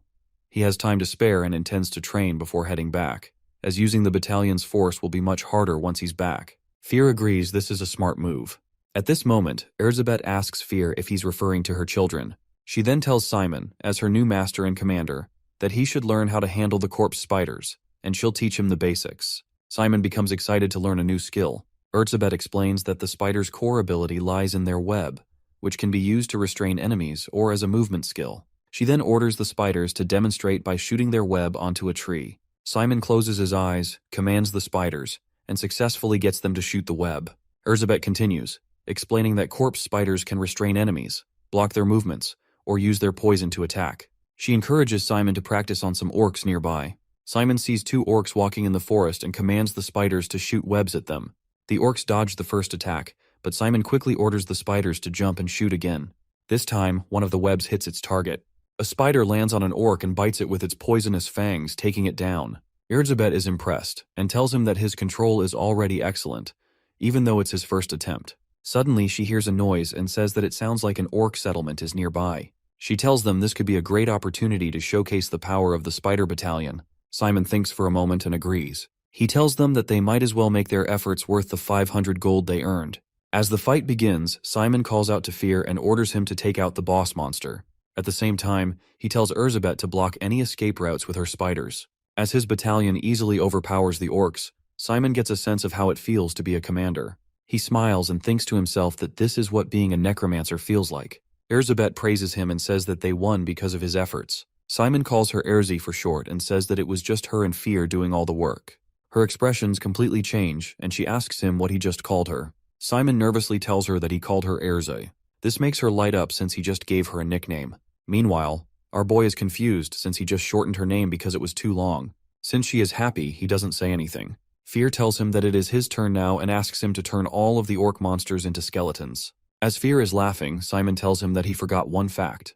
He reveals that he doesn't know how to resurrect corpses yet. Fear gets a bit disappointed and says that it's understandable since he is in first grade. Elizabeth tells them that they can sell the corpses for money and suggests selling them all to the Lord. Simon thinks about it and says that the orcs must have harmed the thief quite a lot. The Lord may switch this to an official request and grant him an additional reward. As he makes his way back, Fear feels cramped in the darkness since he has to share the space with Elizabeth and her spiders. Cammy notices Simon and gets excited. She tells him that she was worried about him since she heard that he took on a difficult mission. Simon tells her that he got lucky and asks if she is going somewhere. As the two of them talk, Elizabeth feels a bit jealous. After Simon says goodbye to her, she comes out and furiously asks him who she is. This scares him a bit and he tells her that she was just a classmate. She tries controlling her rage and says that for a classmate, the girl was looking at him weirdly. However, since she remembers her oath, she won't harm her. Simon says that he is glad that she remembers her promise. She then asks her to get back into the subspace since people may see her as they pass. She says that she has another solution and transforms into a beautiful girl with Kizan's uniform. Simon is confused since she was just wearing spiderwebs before, and now she is wearing a uniform. She asks him to summon her if he has anything for her inside the academy. Simon gets even more confused and asks how she is going to do that with the surveillance spells around the school. She smiles and assures him that she has stealth skills that allow her to avoid surveillance spells. Since her spider army also specializes in combat, he can just use them instead of her. Simon is glad that he recruited her into the battalion since she appears helpful. She tells him that she can also change her body if he doesn't like it, and transforms into Cammy. She starts acting just like her and changes her voice. This creeps him out a bit and he tells her to stop since he has seen enough. Fear pokes his head out and shouts at them to continue moving since the spiders are squeaking the living hell out of him. The three of them finally make their way to the ruins. Simon asks Urzi that they have about 30 corpse spiders in the battalion and she confirms it. Fear points at him and says that there are 2 ways to replenish the force right away. The first one is to increase the number of spiders, or he can just learn the spell to resurrect corpses. Simon turns to Erza and asks her how she makes more spiders. She reveals that she just needs to lay more eggs, since she is the spider queen. This makes him tremble. She teases him by offering to demonstrate it, but he refuses immediately. Fear talks to the skeletons, and says that she is being too provocative for his age, and the skeletons agree. Simon decides that Erzi would make new spiders, and as he thinks about other stuff, he finally remembers the priest. He quickly turns to her and asks if she can change into a priest. Simon explains everything that happened to him in the forest and his fight with the priest. He says that's why he wants her to disguise herself as a priest. She agrees but thinks it's better to deal with the corpse spiders first. She explains that no matter how perfect the disguise is, it won't work if the opponent is a real priest. Simon asks why, and she replies that people who use holiness have a special ability to sense and quickly detect the undead. Even if she could hide the fact that she can't use holiness, they would still sense her. Simon tells her not to worry because the priest has a core in their body. Urzi is surprised and tells him that she doesn't know the priest's goal, but they seem determined. Fear mentions that they could manipulate darkness like a professor. Urz adds that with the core, the priest can no longer use holiness and would also lose the ability to detect the undead. If that's the case, she can try it. She'll send the spiders to watch the forest while studying the appearance and behavior of high-class priests. She assures Simon to leave it to her, and he tells her he's counting on her. The next day, Simon arrives in class and notices everyone seems more cheerful, and it's probably because of the mission. It's been a week since they last saw each other. Suddenly he sees Malin and says it's been a long time. Instead of greeting him, she calls him shameless. Simon asks if something's wrong, and she hands him a gift. He excitedly asks if it's for him. She sits down and tells him it's just because they're in the same group, so as not to get any ideas. Simon asks her if she's giving him a cake since it's not even his birthday. Malin explains that it is cake day when girls are supposed to give boys cakes. Simon thanks her and says that it was thoughtful of her. She tells him that she wasn't really being thoughtful and only gave it out of pity because he or Hayward wouldn't get any cakes otherwise. At the same time, 2 girls approach Simon with cakes. One gives him a lemon cake, and the other gives him a black tea cake. One of the girls thanks him for his help in magical combat class. Simon thanks them and says he's glad to have been helpful. He tells them that the cakes look delicious, and he plans to eat them later. Malin tries to tease him and says that she thought he was popular, but it was just students thanking him. Just then, Comey brings a huge cake for Simon. She thanks him for taking care of her and hopes they can be good friends for the rest of the semester. Malin is amazed by the size of the cake and asks if it's handmade. Comey tells her that it's not handmade. She just bought it from Rochest and put a decoration on top. Simon thinks to himself that she went through so much trouble for him even though it is just another day. He reaches into his pocket and cleans her face with his napkin. She starts blushing and aggressively thanks him before running out of the class. Hayward enters the class at the same time, and Simon wonders what happened to her all of a sudden. As Hayward walks over to sit with them, he realizes that everyone is probably excited because it is Cake Day. Malin says that they got an interesting monument thanks to Cake Day and asks Simon if he saw it. He looks over to Hector, who is wearing a birthday hat and surrounded by dozens of cakes. Bro still doesn't look happy.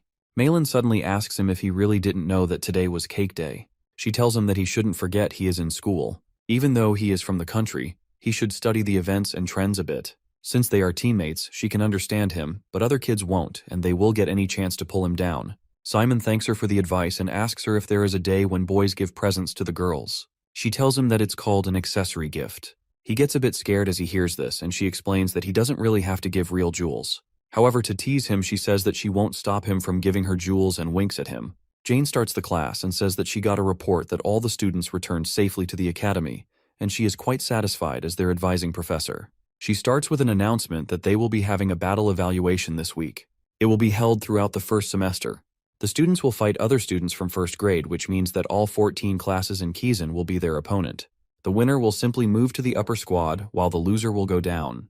The squad positions get refreshed every week, and each position has different points that a student can earn or lose from the battles. The points lost in the upper squad are greater than the points gained in the lowest squad. The professor advises them to strive for the upper squad, since all the students in the lower squads by the end of the semester will get expelled. She tells them that she did her best as the vice-chancellor of Kizan and the advising professor of Class A. Only their class went through the real battle with the Cyclopes. She says that she trusts them not to let her down. Hayward raises his fist and gets on his desk as he shouts that they will do their best so she can hold her head high. She starts cheering for Class A, but no one joins him. Professor Jane sighs and tells him that he is the one she's worried about the most. Jane gathers all the students and asks them if they can tell her the difference between the monster battle and the interpersonal battle they are going to have. One girl raises her hand and explains that they previously devised a strategy to kill the monster, but now their opponent will devise a strategy to attack them. The professor tells her that she is correct and asks if someone else has any idea. Hector speaks out and says that, unlike the monster battle, they will have limitations on the type of black magic they can use in the interpersonal battles. Jane asks him to explain it in more detail. He tells her that skills that have a long cast time or skills that are slow to shoot won't really be effective in these battles. Similarly, trap-type magic circles installed on the floors also won't work. He then looks at Simon and says that summoning skills from summonology also won't be effective in these battles, since humans can simply ignore the summoned creatures, unlike the monster. Jane tells them that he is right, and that certain fields of study may have a hard time getting good results. However, some of the skills may not be good in interpersonal battles, but can still be used as powerful weapons. She gives an example of Hayward's enchantment spell, and says that if you take a simpler approach using that spell, it would be easiest to fight against a magical combat student, as they would need to get closer to fight. Making the enchanted weapon touch them would be easy. However, if he goes against a hematology student who can attack from a long distance, he will lose before he even knows it. She tells them that they will get a good result if they reflect on their strengths and weaknesses. The professor says that they will now train individually to check out their specialties, and when they actually fight, they will be wearing a protective vest. As everyone else is discussing their strategies, Simon sits alone while wondering how he can get good scores using summonology. He can win easily if he uses the battalion, but he can't do it during class. He also thinks about using the skeletons, but those are too slow compared to human speed, so it won't do much good. As he feels lost, the TA walks over to him and asks him if he has any problems. She tells him that she has spent nearly 2 years in this academy. Simon explains that he is a summonology major, so he was wondering how he was going to fight in the interpersonal battles. The TA suggests trying it out instead of just thinking about it and hands him a training vest. She tells him that she will act as his opponent and asks if he knows about the barrier gauge. Simon tells her that their professor talked about it during their first battle. The TA assures him that she will only use first-grade black magic and asks him if he is ready. As Simon takes out his skeletons, she smiles and creates multiple magic circles. He orders the skeletons to charge at her. He notices that she is using the Darkness Arrows spell. She tells him that it's a technique that most first graders use for long-distance attacks. As Simon commands the skeletons, he wonders if she is really going to use the spells that first graders can handle. As his skeletons try attacking her, the arrows destroy them completely. She tells him that he is pretty good for a first grader, as he can control 3 skeletons at once. At the same time, she crushes another one of his skeletons with her fist. As Simon looks at her in shock, she asks him if he can really waste his time. She suddenly channels the exhaust curse and he starts feeling tired. Even though she is using basic spells, he can tell that she is experienced. She slowly starts walking towards him and says that she got rid of his creatures and cast exhaust on him, so it's a good opportunity for her to finish him off. Instead of guarding himself, Simon uses the darkness and tries to kick her. However, he doesn't feel his kick connecting. As the smoke fades, he sees the TA standing at a distance. She nervously smiles and says that she accidentally used spiritualization, even though she was only supposed to use basic magic. In her mind, she knew that she might have died if she didn't spiritualize. She clears her throat and tells him that the reason they do mock battles is for students like him to find out their strengths by pushing them to their limits. She says that he started with summonology, but changed to magical combat when he was cornered.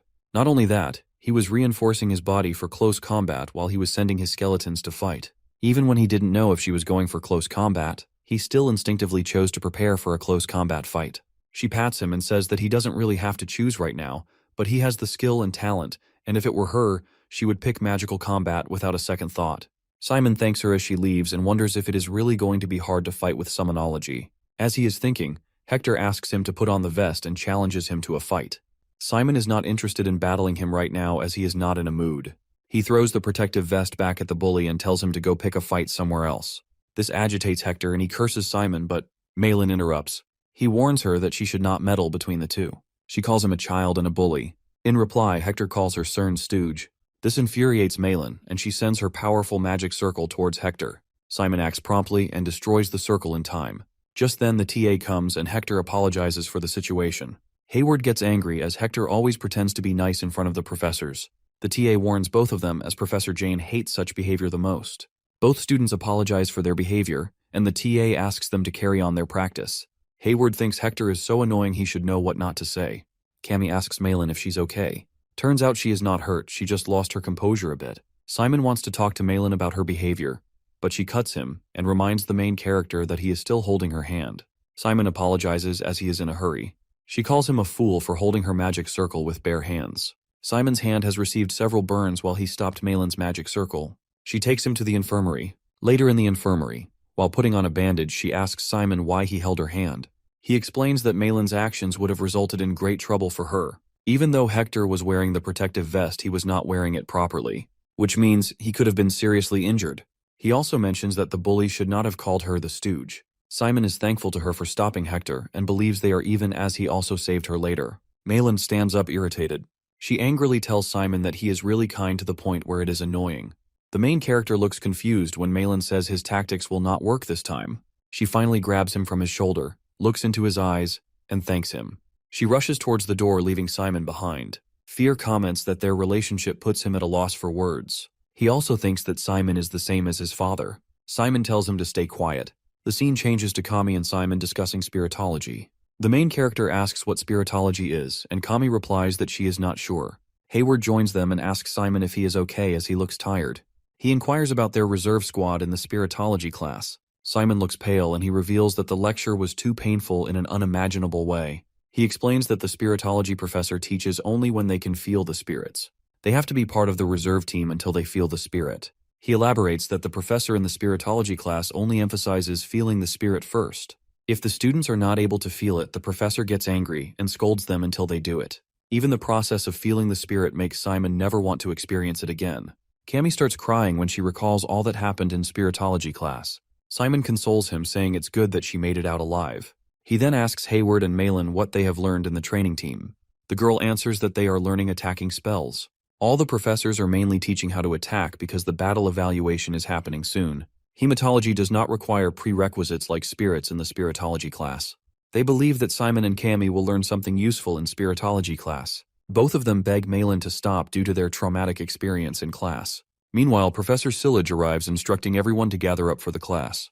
He starts the class by apologizing for conducting his first class so late in the semester due to some private matters. Since they are behind schedule, the professor hurries. He starts by explaining hematology is the kind of black magic that uses blood as a medium. He goes on to explain that many people consider it as the study that reenacts the secret skills of vampires or werewolves. Contrary to popular belief, hematology boasts a long history as blood is the substance that has the best compatibility with the darkness. According to the professor, the beginners will have a hard time extracting blood, so before the hands-on practice part of the class, they will use assistive tools to draw blood. He continues the class once everyone puts on the wearing device to draw blood.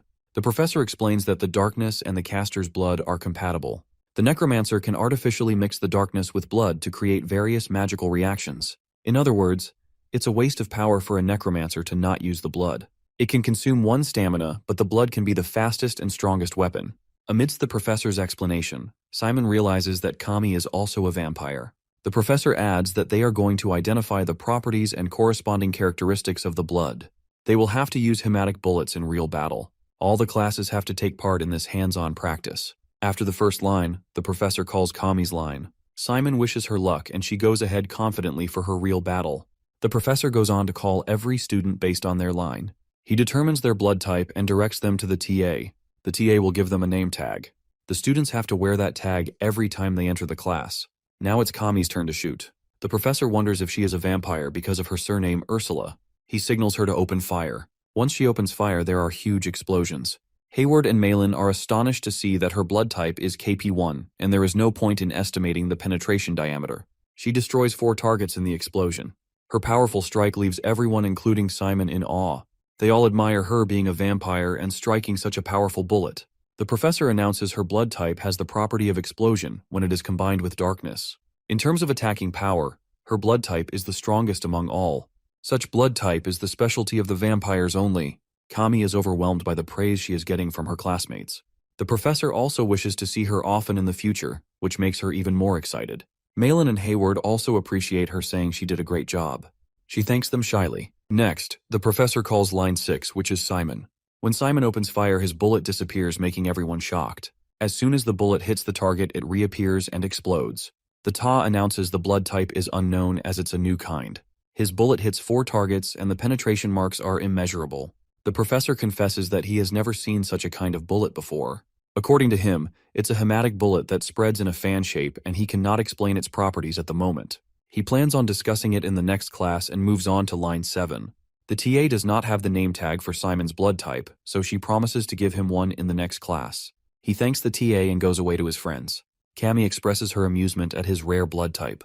The main character, however, is confused as he has never heard about it before. Hayward comforts him, saying it's good, as this makes him look special. He also speculates that Simon might not have proper guidance in the class due to his rare case. He continues that all the hematology spells have different training methods depending upon the type. Malin adds that even the 4 of them have different kinds of blood types and will need special training. Hayward keeps on elaborating that hematology professors will only lead them in a direction, and the TAs will be responsible for providing detailed tips and training based on the student's blood type. That means if there are 60 types in the class, they would need 60 TAs. Simon now understands why there are so many TAs. He wonders what will happen to him as his blood type is rare. The scene shifts to Professor Sillage's office where he is pondering over Simon's blood type. According to Sillage, the blood type's property is multiplying.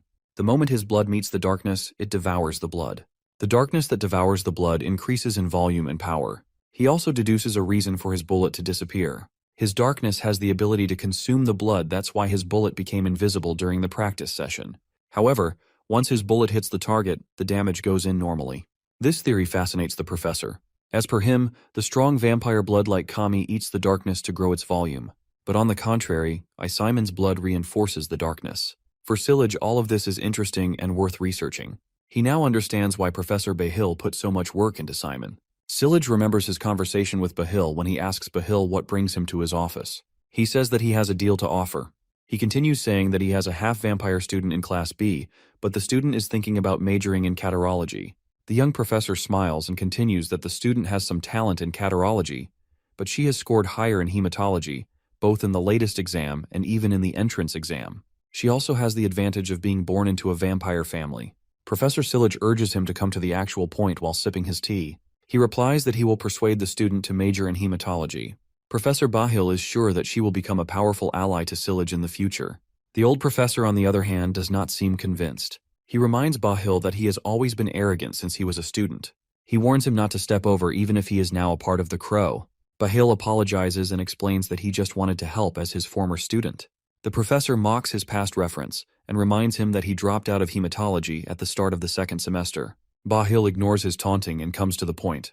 He wants Sillage to give up Simon. Due to this encounter, the professor realizes that Bahil's actions are just for his personal gains. He should have known better when the young professor came to his office and told him to give up on Simon. He also realizes that Bahil wants to take away a genius like Simon from him. Meanwhile, his TA comes in with coffee. He thanks her and orders her to get ready to register his research paper. The TA inquires about the topic, to which Sillage replies that it would be a new type of blood mark. She confirms if the professor is going to study Simon's blood. The professor confirms and says he should hurry before someone else snatches Simon away. He calls the new blood type SM1 and instructs the TA to let others know as well. He also reveals that they are going to join the battle to take Simon. In the catarology lecture room, Professor Bahil senses that all the students are looking tense regarding their battle evaluation. He understands that fighting against fellow students can make anyone anxious, as he has been a former Kizan student. He plans on giving them useful tips. In order to teach them how to safely defeat their opponent, he divides the class into two groups. Group 1 comprises those who are planning on using black magic in the battle evaluation. The professor will teach them leg down, a supplementary curse that they can quickly cast. Group 2 consists of those students who would mainly use curses. The professor plans on teaching them the improved paralyze curse. He also mentions that he has recreated and improved these curses himself, so the students would not be able to learn them elsewhere. Leg down generates a locally confined exhaust, including the feat to limit movement. One can cast it more quickly and easily than exhaust. On the other hand, remade paralyze is less effective than the existing paralyze spell. However, Professor Bahil has improved it for actual battle so that the students can cast it faster than the original. He instructs the class to line up for the skill they would like to learn. Bahil sees Simon and his group discussing their choices. He realizes that a genius like this boy should wear clothes that fit him perfectly. He basically wants the main character to forget about using summonology as his main skill in the battle and choose catarology instead. On the other hand, Simon chooses leg down, which means he is going with summonology as his main skill. This infuriates Bahil, but when his TA mentions it, he composes himself a bit. He informs his TA named Chehekle that there is a sudden change of plan. He will now lead the leg down group. Chehekle reminds him that all the other teaching assistants have already prepared the materials for teaching leg down, as per Bahil's former instructions. However, she soon realizes that there is no point in arguing with the professor, as he is not going to change his mind. Therefore, she informs the other TAs that they should put away the leg down materials and get ready to teach paralyze. TAs are not really surprised by Bahil's behavior, as they know he is not the type to listen to anyone once he makes up his mind. Chehekle takes their lead and asks them to support her in the class. Deep inside, the TA knows that the professor has changed his mind due to Simon. She releases a sigh as things are going to get complicated from now on. Professor Bahil starts his training session with the leg down group. He starts the class by letting the students know that since they have chosen catarology as their supplementary skill, they have to be perfect at it. As per the professor, there is no better black magic than a curse to buy more time to cast the main spell. A girl raises her hand and asks a question regarding the type of magic that takes the most time to cast. The professor answers that summonology spells overall take a longer time to cast. After the class, Simon is sitting outside on a bench. He releases a sigh and asks Fear if the battalion commander has to major in summonology. Fear now understands why the commander is so stressed out. He clears that there is no such rule. The commander can still rule them if he chooses a different major. He also asks if the main character wants Fear to stop him from opting for summonology. Simon opens up by saying everyone, including the professors, thinks that summonology is weaker and behind the times. Fear inquires if he wants to quit summonology. Simon anxiously squeezes his hands and says no. Fear gets that Simon is not actually stuck between giving up or choosing summonology. He is rather troubling his mind because he wants to win the battle evaluation with summonology. Simon is surprised that Fear knows everything about him. The main character considers himself a fool for wanting to win with summonology. It annoys him when everyone considers summonology inferior, even if he has not yet chosen it to be his major. His belief in his choices is clashing with his feelings about other people's opinions, but he finally decides to follow his heart and win with summonology. Fear appreciates his daring spirit and supports his decision. He advises him to do as his heart wishes and not let others' opinions bother him. Simon's decision to fight with summonology alone agitates Professor Bahil. He throws a fit around his office as he thinks Simon is wasting his talents with summonology. His TA enters the office and asks if Bahil is done venting his anger. Professor Bahil fears that Simon will become the next Aaron if he occupies himself with outdated subjects like summonology. Bahil still remembers that Aaron was a talented student, and he entered Kizan as the #1 special admission. However, he is now being treated badly at Kizan. Bahil looks at the picture of him and Aaron in Kazan's uniform and puts it down on the table. He does not want a talented boy like Simon to waste his talent. He believes only he can put some sense into Simon and polish his talent. Chehekle asks Bahil to reveal his true intentions. The professor says that he wants Simon at any cost with an evil grin. He also states that he is even ready to sacrifice his soul if it is for Simon. He is ready to do anything to flourish a talent like the main character at his hands. Chehekel is not surprised by Behil's intentions, as she seems to already know it. The professor carries on stating his true intentions in his own zone. He wants Simon to become the next Nephthys and ascend to God's realm with Behil's mentorship. In return, he only wants Simon to regard his professor as his sole mentor. He only wants the boy to say his professor's name whenever someone asks him about his success. Even the thought of such a scenario gives him chills. The TA wants to leave him alone for a moment, but he grabs her by her chin and reveals that he kind of needs all the things he wants just like her. Chehekel stumps his foot, reminding him that it's harassment. The professor acts disappointed, saying he can't have her as his successor due to her rigid personality, to which the TA replies that she thought that he had decided Simon would be the one to carry his legacy. Behil reveals that he does not want Simon to be his successor, he rather wants him to surpass the professor. He wants Simon to become Nephthys' equivalent in power. He asks his Ta if his desire to be an educator of such talent is vulgar. She adjusts her glasses and states that to manipulate one's teaching right seems like a vulgar obsession to her. As per Behil, she always has an objection to what he says. He presents an idea that since Simon has been successful in summonology, he is quite satisfied with his skills right now. What he needs to experience right now is the most bitter defeat in summonology. This is the only way to make him reflect on his choice. Chehekel appreciates his idea and confirms if he wants to make Simon feel defeated on purpose. Behil confirms it, saying this will be a piece of cake for him. Simon is standing outside with Hayward. He has learned that Professor Aaron will not take a single class this week. He is on a trip as a practicing necromancer, so his class schedule can be flexible. That news is a bummer for Simon, as he has been waiting to learn something from him before the battle evaluation. The match table for the battle evaluation is out. Hayward only hopes to avoid the monsters before reading the table. They read the table and learn that Simon will go against Haran Koak from Class G. On the other hand, Hayward has to go against Ligang Chopra from Class G. Simon inquires if Hayward knows any of them, to which he replies that he will try to learn about their specialty. Simon thanks Hayward for helping him out. He is eager to find out Haran's skill set as his opponent. Hayward asks Simon if he is up for personal training after their class.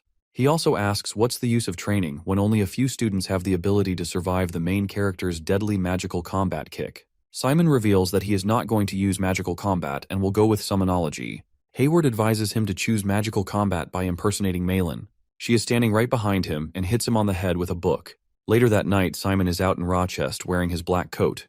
He goes to a necromancer store that Hayward has told him about. The store manager welcomes him and asks if he is looking for something particular. Turns out Simon is looking for skeleton archers. The manager tells him that since he is a first grader, it would be difficult for him to assemble the archers. The main character still wants to try them, and the manager appreciates his challenging spirit. He asks if the boy knows that skeletons have many positions other than the archer. Simon is well aware of the other positions, which impresses the manager even more. Simon notices that they are named after the positions themselves. The manager asks about his choice of archer particularly. Simon answers that once he gave a bow to his skeleton, he did really badly. The manager laughs and tells the main character that the skeletons have different positions that they fit in. He shows Simon a Sapiro skeleton from a brand named Vanilla, which is the safest choice for beginners to start with the archer. Its magic circles are better than others. Plus, its brand offers excellent repair services. Upon asking, Simon comes to know that the single box of archer would cost him 30 gold. Simon is interested in the set. Fear also urges him to buy it because even if it breaks, they can recycle it. Simon buys 3 boxes and a few other things. He leaves the shop after spending a huge amount of money. Fear reminds him of his unexpected splurge, but he actually needs all the things he bought. While he is returning, he halts as he sees someone unexpected in front of him. It's Professor Behil. The scene shifts and we see Professor Behil with Haran. He is a tough guy with tattoos all over his body. The professor informs him that the operation has been done. The guy feels he has a new surge of energy within him due to Behil's operation. Behil is happy and instructs him to go back to Kazan and be normal. However, he can never let others see the tattoo. Once the battle competition begins, the tattoo will naturally disappear. He clarifies that the operation won't be detected during the anti-doping test. Professor Behil's curse will last about 2 months. Haran asks Behil why he is helping with the battle evaluation. Behil replies that the reason is not that important. All he has to do is follow Behil's instructions. Haran has to defeat Simon as per the professor's instruction with the newly found power. Behil mentions that he does not have to be afraid, as his powers are now beyond Simon's level. Haran brings out a hand made of darkness from his back and destroys the table. It's now confirmed that his darkness is bigger and stronger than before. He thanks the professor and says that he will never forget his favor. He also offers to kill Simon in a fake accident if he is in trouble with the professor. Bahil gets angry and tells him to not go beyond the orders or do anything stupid. He threatens to kill Heron and his family if anything goes wrong and Simon gets killed. Heron gets scared and falls on his back. He starts shaking with fear and says that he will do as he is told. Bahil now kind of regrets using Heron in his plan as he is not worth it. However, he plans on apologizing about all this to Simon someday. But he is sure that Simon will be thankful to him if he ever learns about Bahil's decision. Hayward arrives in the Academy's hall and sees Simon with a box. The main character has come back safely without getting caught. Hayward asks him why he is here instead of coming back to the room. Simon tells him that he is here to make the skeleton archers he bought. Hayward is thrilled to hear it and asks about its brand.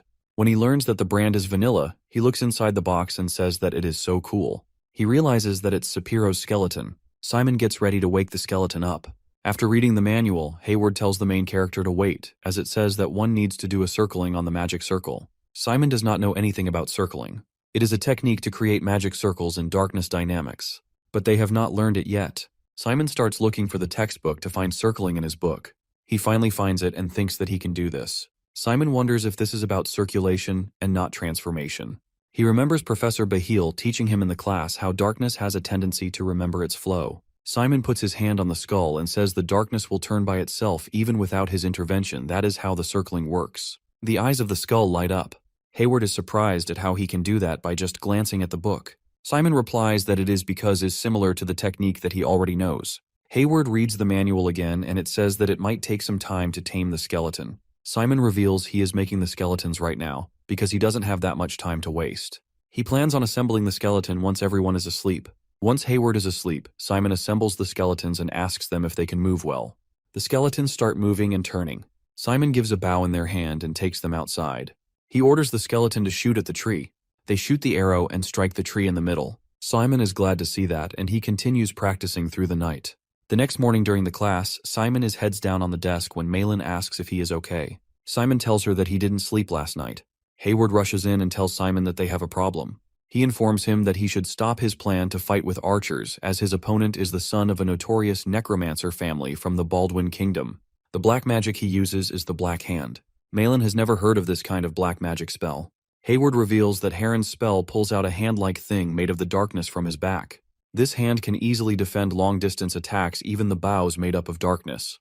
That means the skeleton archers are unlikely to work against him, because the skeletons would be using regular arrows. However, Heron can't use other black magic spells while he is maintaining the Black Hand. Simon is worried after hearing all the information. Cammy and Malin suggest using Catarology if he wants to win against Heron. If he uses an exhaust spell, it would be an easy win. He just has to get enough distance and stack up the curse. The main character is still not convinced to use Catarology as his main skill. He suddenly comes up with a good idea and starts writing something down. He keeps working on his idea for several days without taking any rest. His friends want him to stop as he could die if he keeps working like that.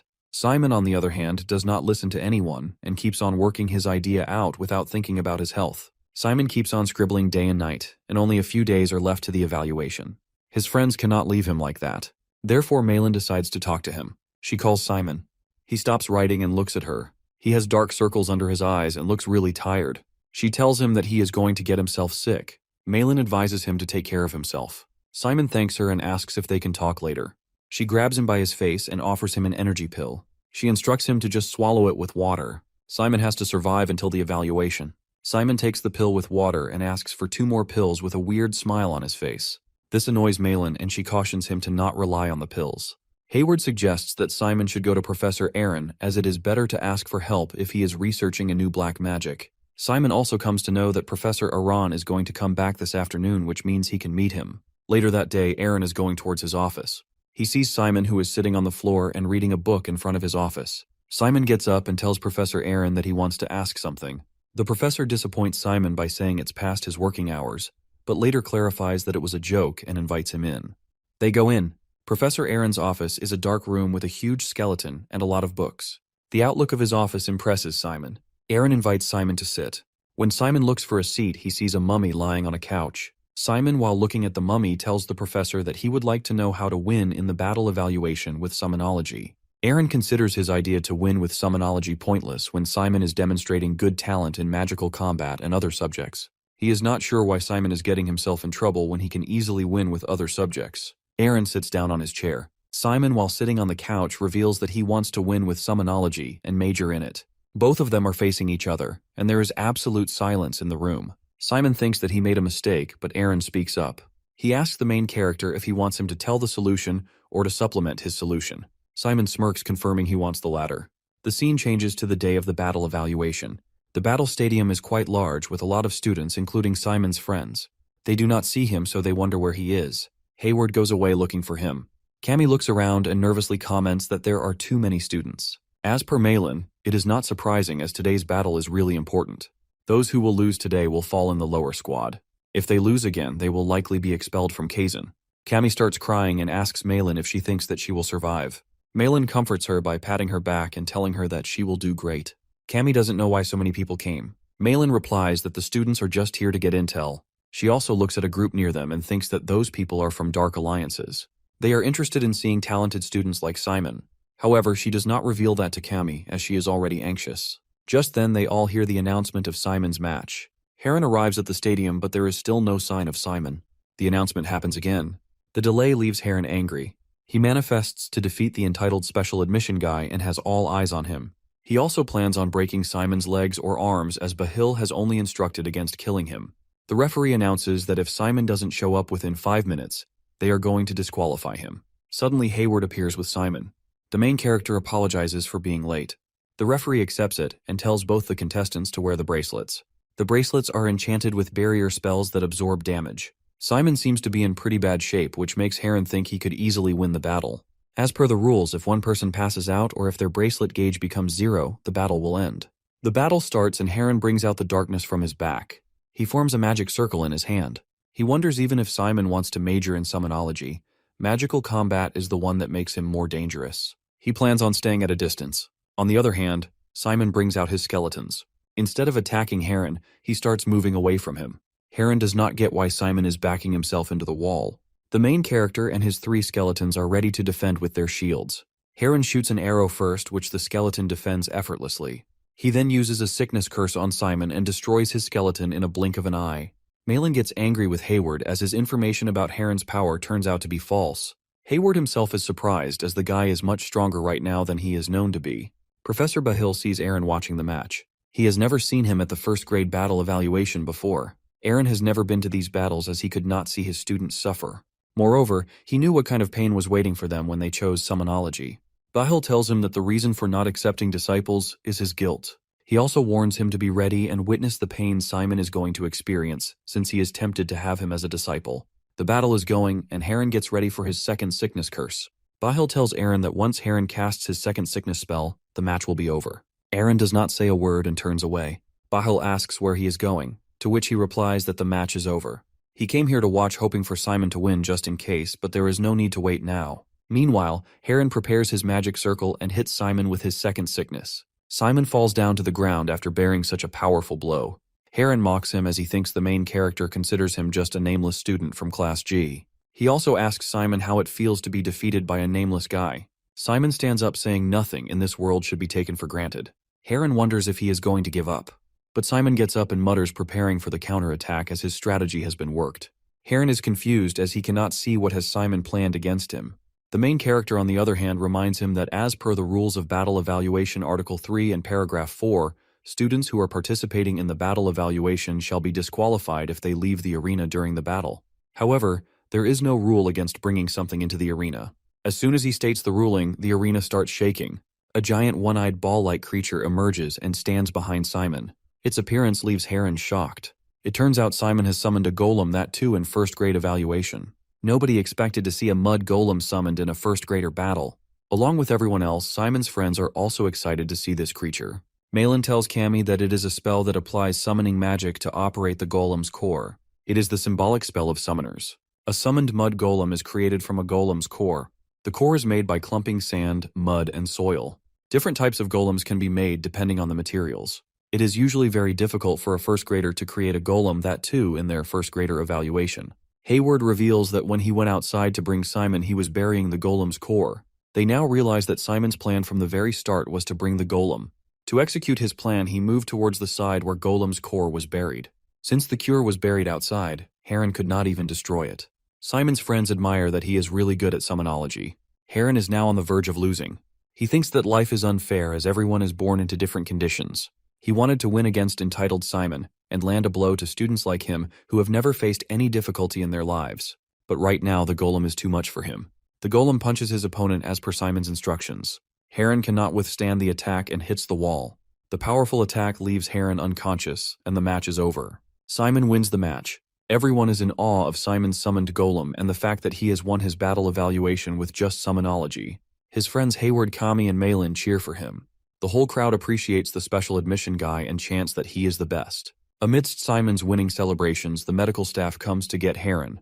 While they are about to take him away, Simon advises Heron to never use someone else's power, as he is never going to win this way.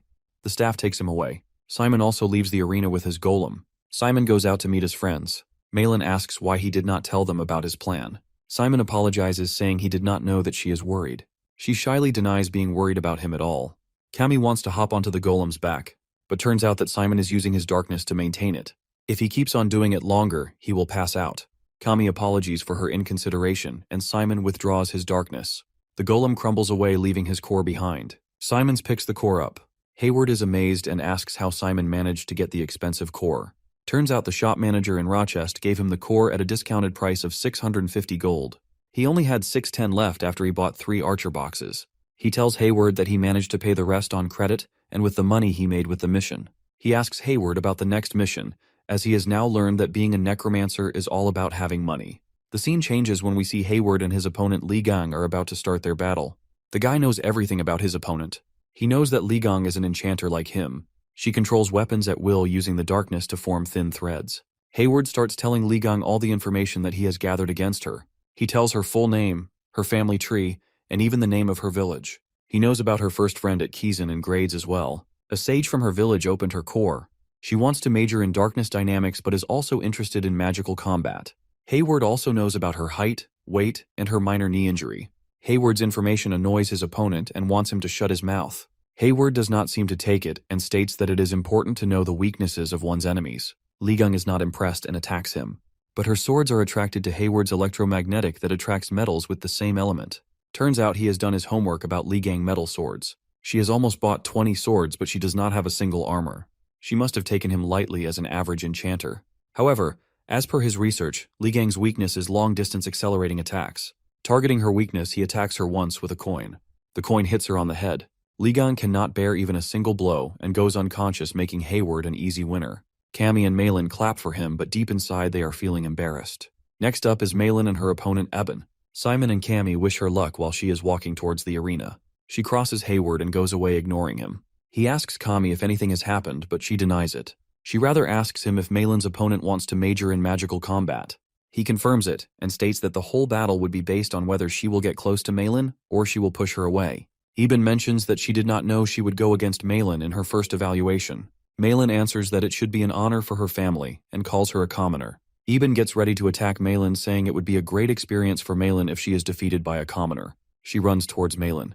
Before she could hit her, Malin uses a flare and does not allow her to even come near her. Simon appreciates how quickly she has made the dark flare. Hayward corrects him that it's darkness elemental flame that is quicker to cast. The spell uses the darkness to express the elemental magic of pure wizards reinterpreted in a modern way. It has a black shade to it that is the flame's characteristic. It's more powerful and easier to control its variable. Simon finds this upgrade amazing. He even appreciates Malin's strategy to avoid the attacks. But she thinks she still has the upper hand. All she has to do is dodge her and keep her from using dark flare. She is just searching for a single chance to hit her opponent. Malin, on the other hand, calls her naive. But Eben thinks there is no use of a powerful spell if it does not hit the target. She keeps on dodging her attacks and suddenly comes from Malin's back. Malin quickly detects her and turns away before she can hit her. She dodges her punch and hits her with her powerful flare. The battle ends with Malin as a winner. Hayward appreciates her even if he finds her annoying at times. Simon now believes Kazan really values talent. After such a show, she would not dare to go against her in the future. Hayward mentions he would rather go against Simon. Both of them hear a rattling sound and wonder where it is coming from. When they look around, they see that Kami is trembling and rattling her wings. She has now seen all her friends win and wonders if she can also win. Simon comforts her, saying she should not feel any pressure.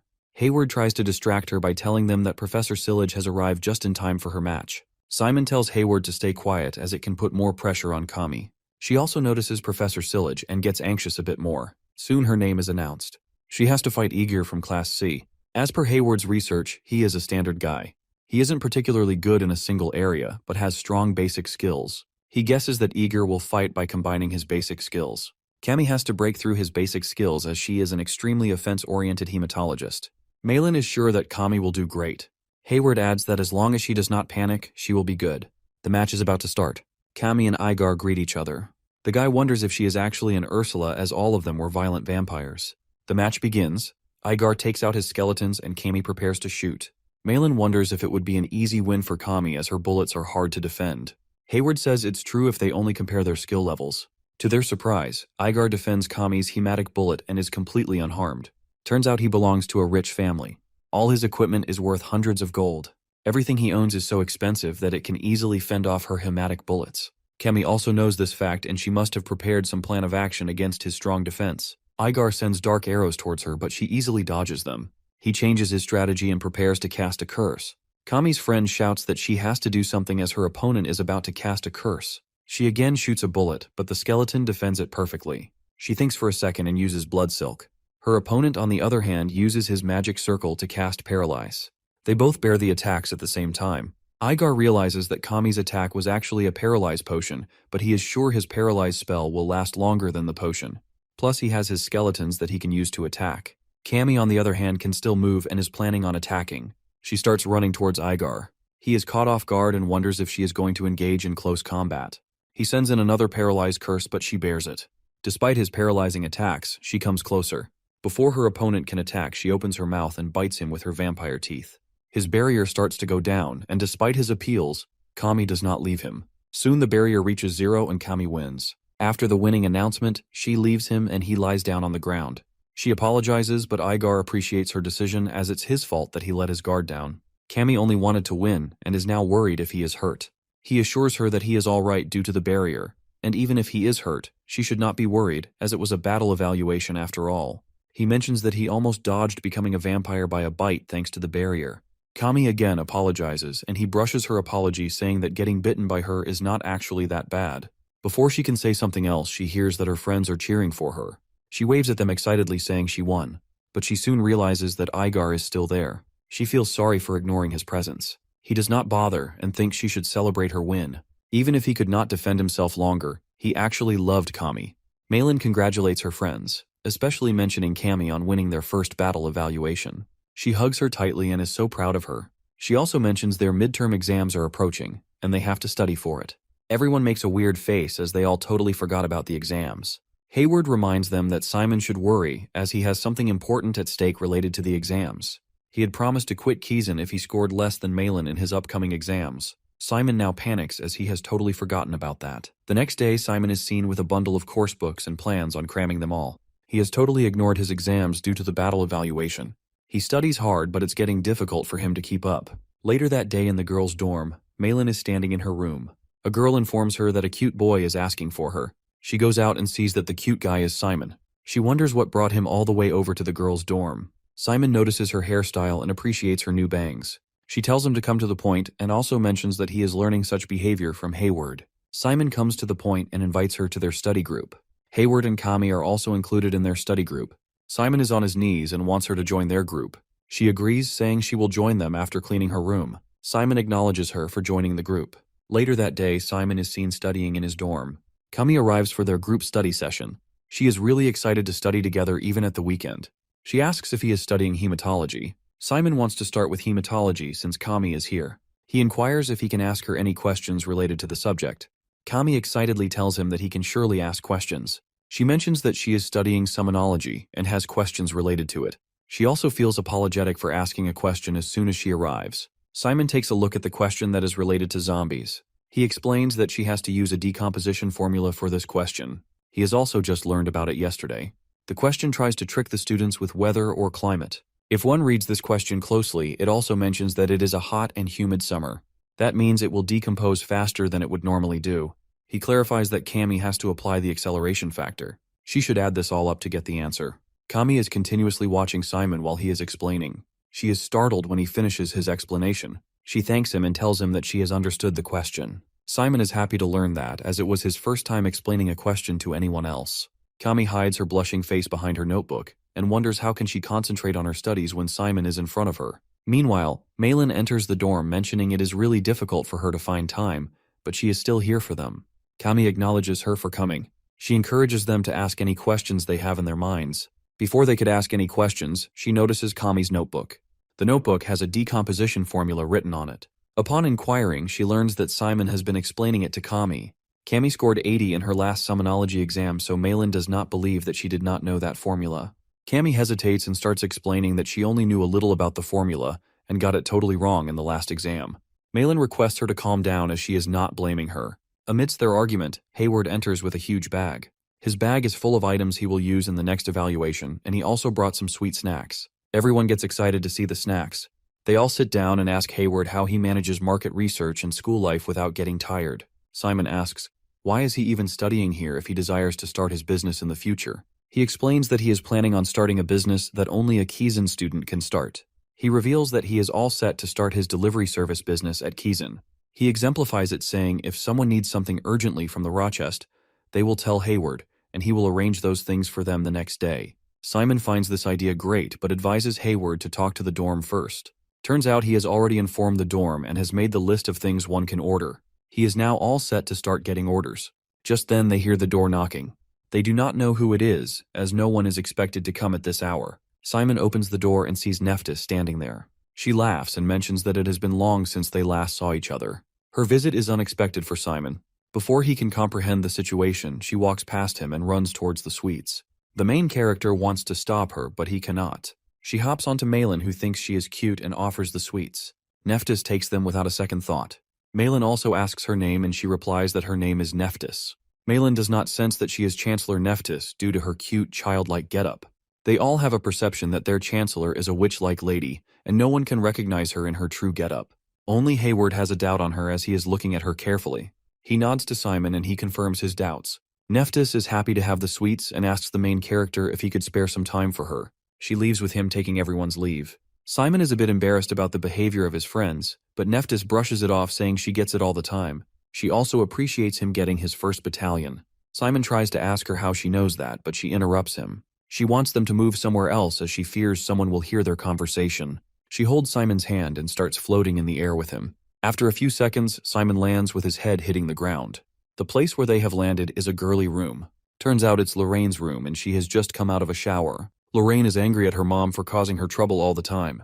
She is annoyed at the fact that her mother has brought a boy to her room without even informing her. Nephthys, on the other hand, has something important to tell them. Lorraine blames her for always being like this, but she brushes it off, saying Lorraine must study for her upcoming exam. She also mentions Simon's study group.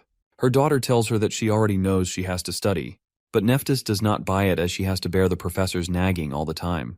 Lorraine does not seem to understand as she thinks her skills have nothing to do with memorizing the textbook formulas.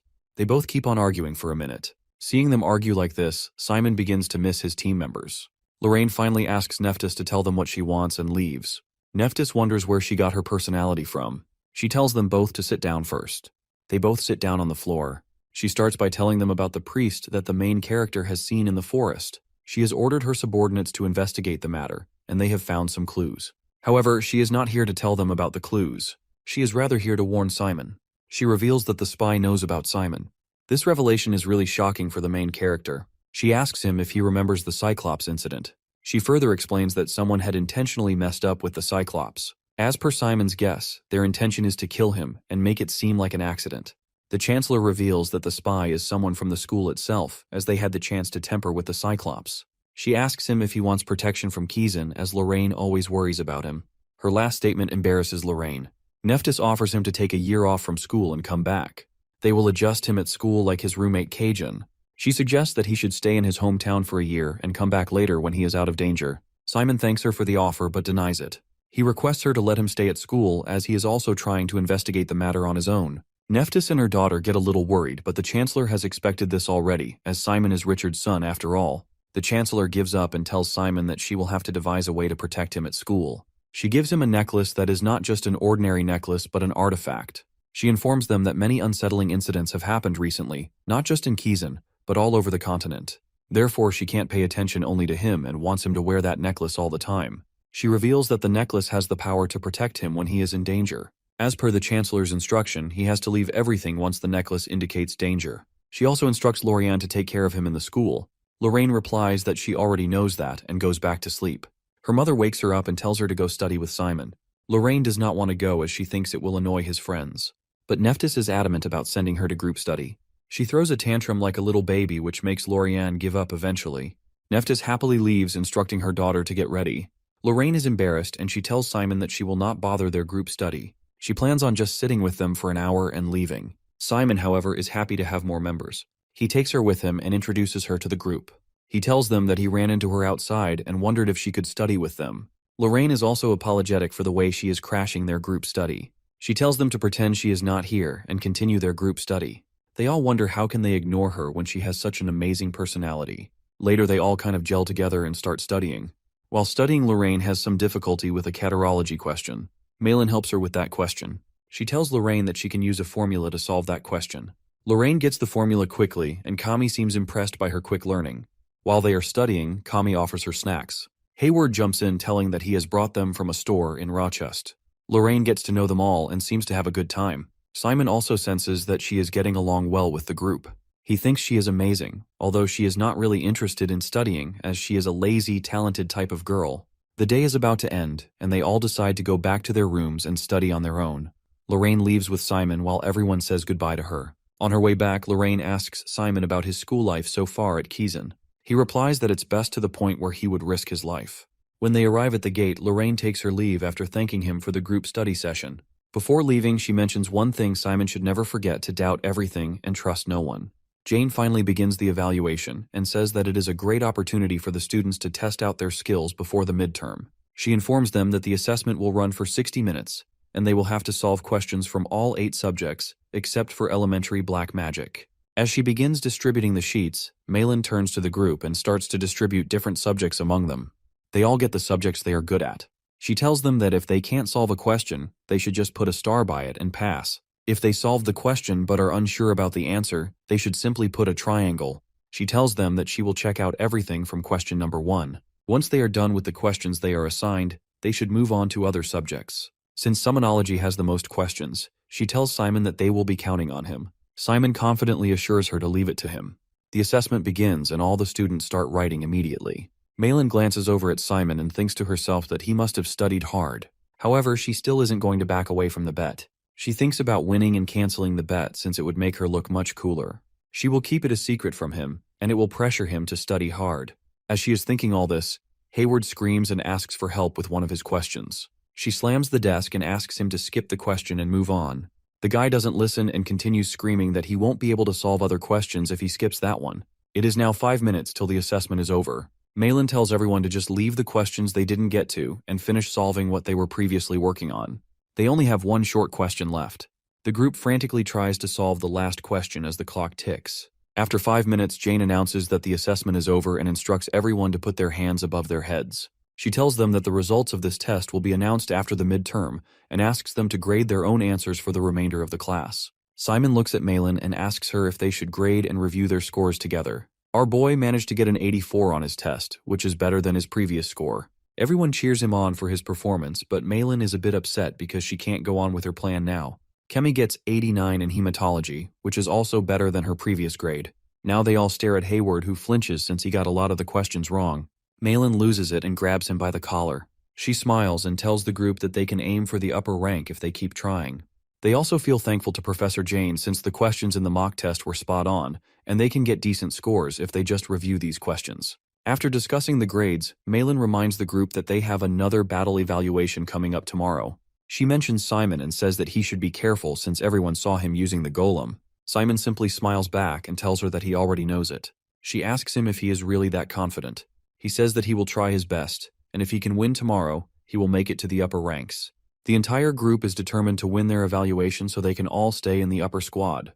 It is finally time for the evaluation.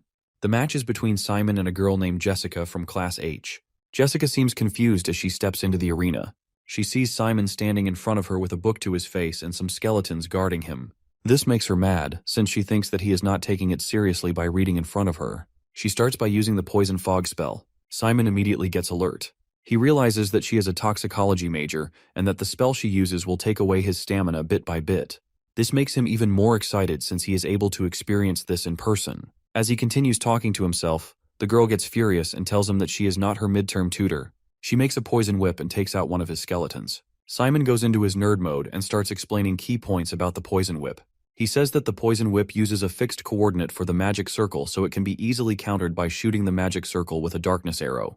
Jessica starts to panic as she realizes that Simon knows all of her tricks. Her only option now is to engage in a physical battle. She immediately charges at him and increases her speed using darkness. Simon closes his book as he sees this and says that when accelerating using darkness, it makes it hard to change course. He uses her momentum against her and throws her back with a single attack. As she is in the air, he uses the bones from the destroyed skeletons to finish her off. Jessica can do nothing but accept defeat as she knows that she is clearly outmatched. Simon wins his evaluation match easily and advises Jessica to keep an eye on counterattacks during her next match. It is finally time for their midterms. After the exam, we see Simon and Hayward exhausted on a bench like they just fought a war.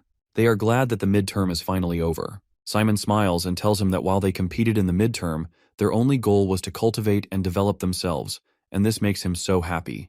Meanwhile, Hayward starts sweating as he hears this, but he doesn't say anything. At the same time, Malin and Kami get out of the exam hall and meet them. Malin smirks and asks Simon how he did in his summonology exam since she wants to continue seeing him in the academy. Simon starts to regret and says that he wants to go back and punch himself in the face since he was so rash to say those things. He really thought he could easily raise 10 points, but when he actually took the exam, he found out how hard it was.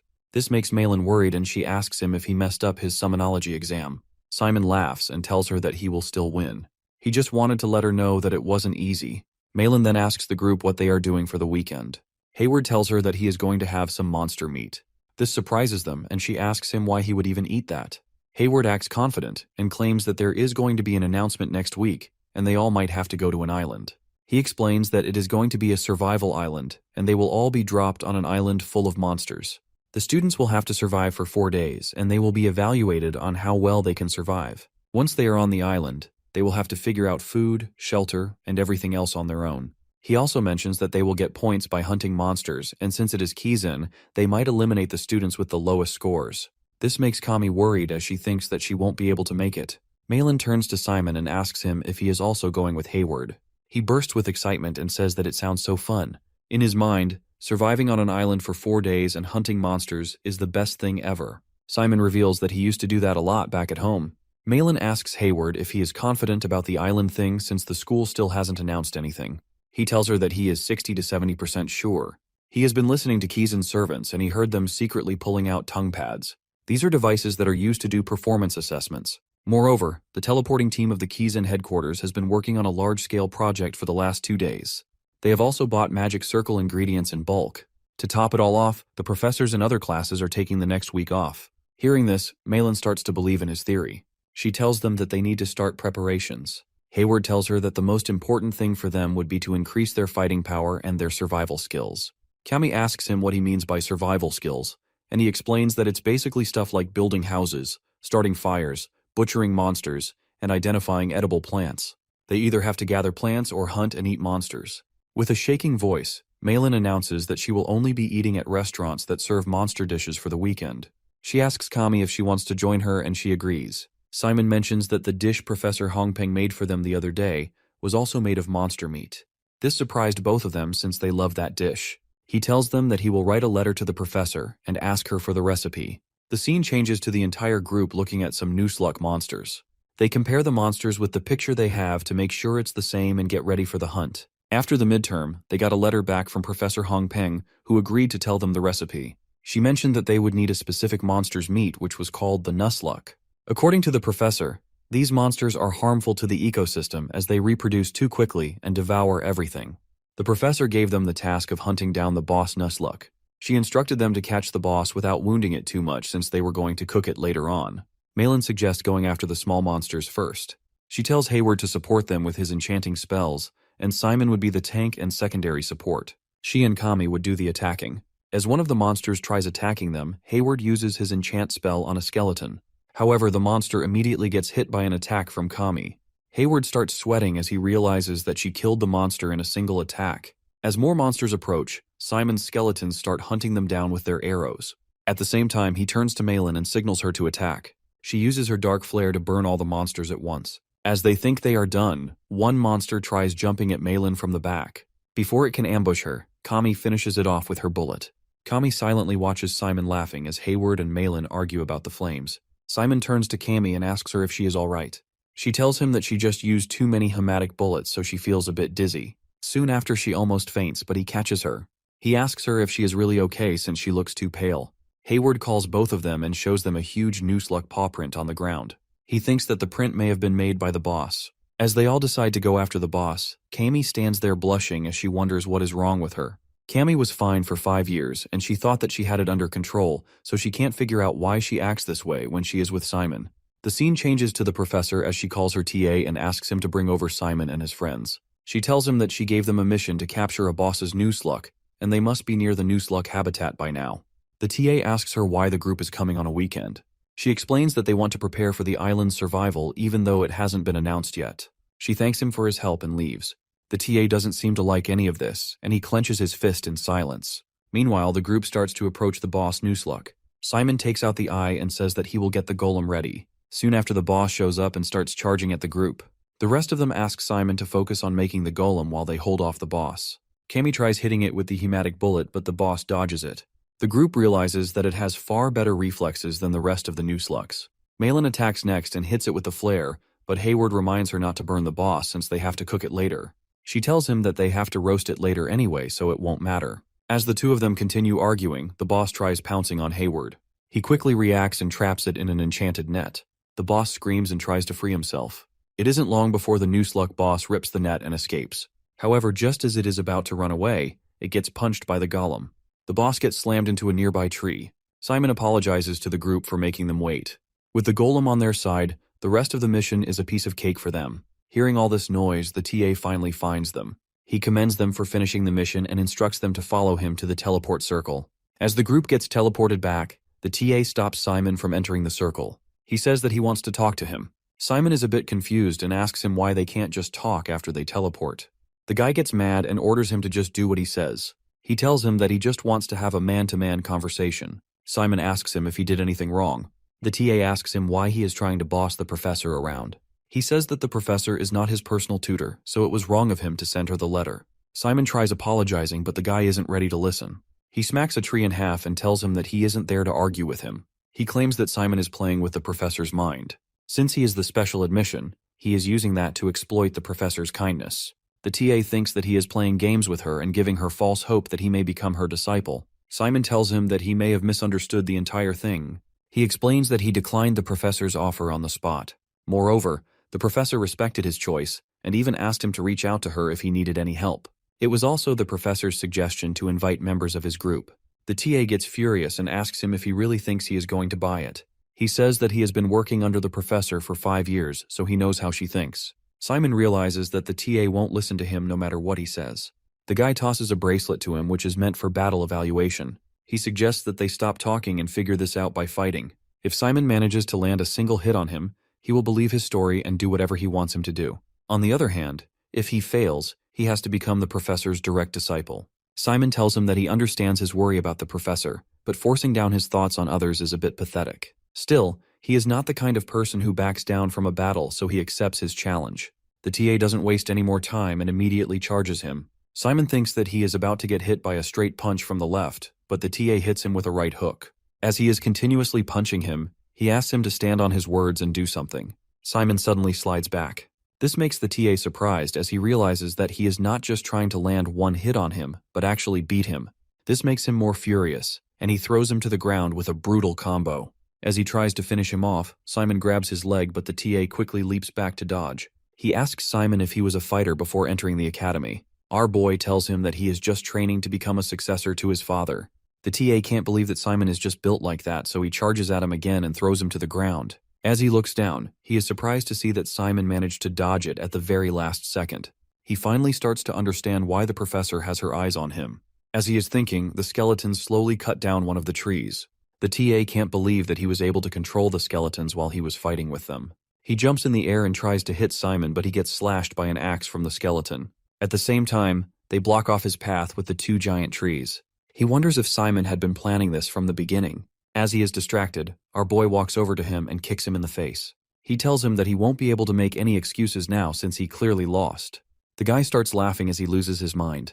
He admits that he lost, but he knows that if he doesn't destroy Simon here and now, he is going to regret it for the rest of his life. Simon says that he is stepping back from what he said earlier. Moreover, he just pulled out the black suit in front of a first grader, which is disgraceful. The TA tells him that he doesn't care about any of it and starts walking over to him. Simon doesn't move an inch and simply stands still. The guy asks him to take his position and prepare for a fight, but Simon tells him that he has run out of patience. Since he is doing as he pleases, he will also do what he wants. He asks him to just beat him up and get it over with. The TA grabs Simon by the collar, and before he can hit him, he hears the professor calling out his name. He starts stuttering and tells her that he was just sparring with Simon, and it is all a big misunderstanding. Professor Hongpeng smashes him away, and with a furious expression demands an explanation for what is happening. The professor asks him to turn around and stay in the most painful posture he can take. The TA immediately complies and balances himself on his thumb while being upside down. He has to use both his stamina and his darkness to maintain this posture. The professor then turns to Simon and asks him if he is okay. He tells her that he is fine, as the TA gave him a protection bracelet before they started sparring. Even after his assurance, the professor starts to grab him as she checks for any injuries. Simon figures out that it's Erzi, since the professor won't grab him like that. He asks her about the task he gave her, and she tells him that she has moved all the Nuslut corpses away. She mentions that his wise judgment helped them this time since he ordered her to memorize the looks and voices of all the professors, in case they had to escape the academy to investigate the priest. She asks him about her acting skills. Simon thanks her for the help, but asks her to let go of him. As she starts getting a bit too close, he pushes her away and says that they need to take care of the TA first. Erz starts acting like the professor again and orders the TA to maintain his posture for 20 hours. She tells him to act naturally tomorrow and to never mention this incident to her again. She also warns him to pick a fight with Simon again. The TA immediately agrees, and the two of them leave. It is almost nighttime as Simon returns to the group. Cammy rushes over to him and asks what happened. He tells her that the TA was helping him stash the Nuslut corpses since he needed some for his research. He then asks about the preparations, and she tells him that they have the firewood ready and just need to light it up. After Simon lights the firewood, Malin asks him why he stacked the wood in squares. He answers that it is the most common way to do it. Cammy and Hayward also ask him some questions about the process. As they are talking, the professor shows up. She starts by telling them a bit about the monster meat. There are a lot of different monsters, but the butchering process for all of them is almost the same. She asks them to show her the boss Nuslut they caught and explains that they first have to let it bleed, skin it, and then clean out the guts. As she takes them through the entire process, Malin notes it down in her book. After they are done, the professor tells them that she will show them how to clean fish since it would be much easier.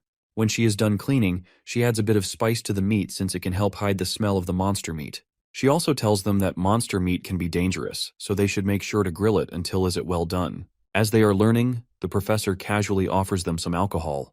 While they are eating, she turns to Simon and asks him about the TA who is nowhere to be seen. He tells her that he went home early since he wasn't feeling well. At the same time, Kami dozes off and falls asleep on Simon's shoulder. Simon tells the professor that he will take her to the cabin. He puts her on the bed and wishes her good night, but as he is about to leave, she reaches for his arm and throws him back on the bed. Simon is a bit confused and scared to see her acting like this. Cammy almost bites Simon but stops herself by covering her mouth with her hand. She says she can't bite him. Simon asks if she is held back because of him, but she is already asleep. He smiles and wishes her good night. The next morning, Professor Jane tells the students she has an important announcement. In 2 days, they will take part in an island survival test. Simon and Malin are excited that it's finally happening. As the teaching assistants hand out the guidelines, Jane gives them an overview. She writes on the board and explains that all 961 first-year students from classes A to N will join the evaluation. Once it begins, they will be teleported to random spots on the island's outskirts. The test will last for 4 days, and their goal is to survive and reach the island's center. However, just surviving isn't enough. They will be graded using a point system. Students can earn points by hunting monsters scattered across the island. The monsters range from levels 1 to 4 and give between 1 and 20 points, depending on their type. Some of them include spiders, rats, snakes, and even werewolves. After the test, students' grades and ranks will be based on the points they collect. To track their points, they will use a bio-artifact called the tongue pad. It is easy to use. When placed near a dead monster, it absorbs its magic and displays the points in the mana language. The monster's body will then be preserved in a form called a mana bead.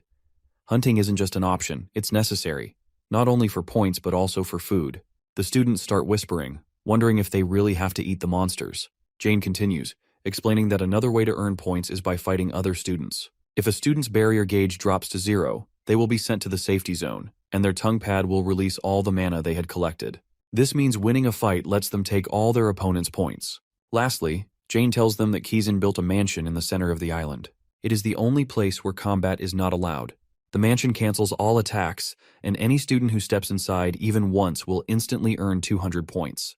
The students are shocked, realizing that entering the mansion is worth as much as hunting multiple monsters. Jane says the rules are simple, but there are tricky details, so they should review the guidebook carefully. After that, a guest lecturer will teach them about the island's ecology. A silver-haired man steps forward and introduces himself as Edward Buckby. Hayward starts freaking out and says Professor Jane must have powerful connections. Simon asks if Edward is famous. Hayward is shocked and asks how Simon doesn't know him. Edward is a legendary treasure hunter who has discovered over 10 ancient ruins. He is the best of the best. Edward stands before the students and says he never expected to give a lecture in Kizan. He must have done something right to reach this point. He credits his success to his father and shares that he was born into a poor family. He takes pride in having traveled across the entire Dark Alliance and even sneaking into the Holy Federation. In simple terms, he is an expert at survival. He may not have strong black magic like the students, but he has stayed alive by being well prepared. He pins a map onto the board and introduces the island where the test will take place. Kira Island. The island is surrounded by several smaller islands of different sizes. Edward has visited them all to study their vegetation and the types of monsters that might be on Kira Island. He hands out a book filled with detailed information, calling it a useful reference, but insists that real experience matters more. Now he will share everything he knows about Kira Island, including important warnings about its environment. He asks the students if they have any questions. A student raises a hand and asks why Edward mentioned that the island is split into multiple smaller islands. Meanwhile, Simon opens the book to check the details and notices a picture of a monster. Fear suddenly tells Simon to wait and let him take a closer look. Simon moves the book closer to the badge that Fear gave him. Fear immediately reacts, asking what this monster is doing there. Simon asks if it's just an ordinary undead, but Fear shakes his head. He explains that the creature in the picture is an ancient undead who is a former general of his battalion. Simon is shocked upon hearing this. Fear then asks if Simon remembers his father's past. Simon nods, saying of course. His father fought against necromancers to protect his mother, who was a priest. Fear confirms this and explains that during that time, the Dark Alliance desperately tried to capture their battalion. When they had to retreat from the Alliance's fierce attacks, an undead general stayed behind to hold off the enemy, allowing their forces to escape. That undead was the one in the picture. His name was Vikrum, the general of their battalion's giant troops. Unlike most undead, Vikrum was deeply loyal and willingly sacrificed himself for the battalion, even knowing it could mean his end. Fear had assumed he was long dead, so seeing him on an island owned by Kizan is a complete surprise. Simon falls into deep thought. Fear notices and asks what's wrong. Simon replies that it feels too strange. His father's undead appearing at his performance test location seems too convenient, like something is off. Fear agrees but offers a possible explanation. If someone follows the chain of islands connected to Kira Island, they will eventually reach a port city. Vikrum was last seen lost in battle near that seaport, so there is a real chance that it's him. Simon thinks for a moment and says that if Vikrum truly is his father's undead, he wants to recruit him. Fear agrees, saying that Vikrum is a powerful force in their battalion, and if they can bring him in, he will be a great ally. Simon sees no downside, so he decides to make contact. But Fear warns him that after all these years, Vikrum's personality and memories may have changed, just like his own had. He suggests going with Simon to help convince Vikrum, but Simon firmly refuses. Fear asks Simon why he isn't worried, and Simon tells him to check the book. The book explains that before teleporting to the island, all belongings, including subspace storage, will be inspected. Any unnecessary items, including food, will be taken away. Malin asks Simon if he plans to bring spices, and Simon says he's considering it. He then tells Fear to let him figure out a solution and suggests stopping by the ruins that evening to talk to Erze. Erze is thrilled and urges Simon to come as soon as possible because she is getting restless. Meanwhile, Jane announces that class is over and reminds the students to spend the next 2 days preparing for their survival challenge. Cammy invites Simon to have lunch with her, but he apologizes and asks her to go ahead without him since he has something to take care of. Hayward, on the other hand, starts crying, saying he wants Edward's autograph. Malin warns him that if he keeps acting like this, he'll end up on Jane's watch list. Simon tells his friends to enjoy their meal and promises to meet them later. Outside the classroom, Edward is pleading with Jane for just 2 hours. As a professional treasure hunter, He can't leave without exploring the legendary Roke Island. However, Jane firmly reminds him that only those with official permission can enter Kizan, and she has only granted him exactly 6 minutes and 24 seconds to stay. Edward is shocked by how strict she is and tries to negotiate, saying that if the issue is time, perhaps he could stay longer since Professor Bayhill has requested to give Class B a lesson as well. Jane gives Edward a cold and intimidating look. Edward immediately backs down. Jane then orders her assistant to summon Bayhill to her office immediately. When the assistant asks what message to deliver, Jane simply asks him to tell him to be here in 10 minutes, or she will go after him herself. Just then, the assistant reports a problem. The magic circle is overloaded due to the survival test preparations. Jane is furious and asks if they plan to cause the same issue on the actual survival day. The assistant quickly assures her they will fix it immediately. Edward, watching the situation unfold, thinks to himself that Jane is terrifying. Jane instructs her assistants to have the entire teleportation team in her office by 6 o'clock. She then turns to Edward and informs him that his departure will be delayed by 10 minutes due to internal issues. She apologizes on behalf of Kizan, but Edward doesn't mind. He wonders if Jane is being this strict over just a 10-minute delay. Before leaving, Jane tells Edward to stay put while she checks the status herself. Edward, knowing better than to argue, agrees and sits down with a deep breath, muttering that Kizan folks are unbelievably stubborn. At that moment, Simon arrives and greets Edward, introducing himself as a student from Class A who attended his lecture earlier. He compliments Edward's lecture, which makes Edward quickly grab a pen and ask for his name, assuming Simon wants an autograph. Simon clarifies that he's not here for an autograph but has a question about the lecture, though he wouldn't mind taking an autograph if Edward insists. Edward looks disappointed but listens. Simon opens the book and points to a monster that doesn't have a name in the materials Edward handed out. He asks if Edward knows anything about it. Edward takes the book and explains that he compiled the materials in bulk and didn't have time to review each image closely. He hadn't even realized that this particular monster was included. As for what it is, he admits that he doesn't know much about it. He only took a photo because he found it interesting, but he had never seen anything like it before. Simon asks Edward what he means by interesting. Edward explains that on the day he took the photo, the island was covered in thick fog, and the monster appeared in a giant form. But the moment he pulled out his camera, the creature suddenly shrank. The photo was taken right after it shrunk. Curious, Simon asks how big the monster was before it shrank. Edward replies that it was so massive it could have covered the entire island. Meanwhile, Hector is working out when a student rushes in and tells him that everyone is gathering next door. Hector responds coldly, telling the student to pass on a message. During the island survival evaluation, they will get rid of Simon no matter what. As long as Simon is around, they will never be able to take control of Class A or achieve the top scores. Clenching his fist, Hector adds that Class A is directly overseen by the Kizan Vice-Chancellor herself. Gaining control of the class is their top priority. The student listens but wonders if Hector is overreacting. Simon is just another competitor, so he doesn't understand why he is going this far. He wonders if there is some history between their families. Later that night, Heron is heading somewhere, lost in thought. He barely made it into the middle squad during last week's battle evaluation, and now the power he received from Bahil is starting to fade. He can feel himself losing it, and he knows he must do something to gain Professor Bahil's favor during the survival test. Suddenly, he notices someone flying in the sky. Shocked, he calls out, asking who they are. The mysterious figure responds with a cryptic smile, saying they have an offer that Heron won't be able to refuse. On the day of the teleportation, everyone gathers at the meeting spot. Cammy looks worried and asks what will happen if she gets separated from the group. Simon smiles reassuringly and tells her not to worry, assuring her that she will do great.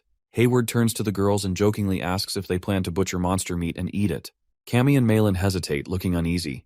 Cammy mentions that she has practiced fishing, while Malin says she intends to gather supplies but might consider eating monster meat if she becomes desperate. Simon reminds them that supplies do not appear at fixed times or places, and that there is a special artifact designed for the survival event.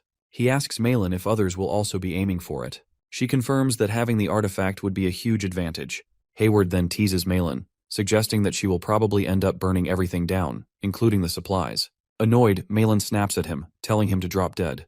As everyone steps into the magic circle, Hayward nudges Simon and points toward Hector, who is glaring at Simon with clear disdain. With a smirk, Hayward comments that if they encounter him on the island, it will definitely lead to a fight. Simon sighs, wondering why everyone is so fixated on him. Malin encourages everyone to survive and meet again in Kizan.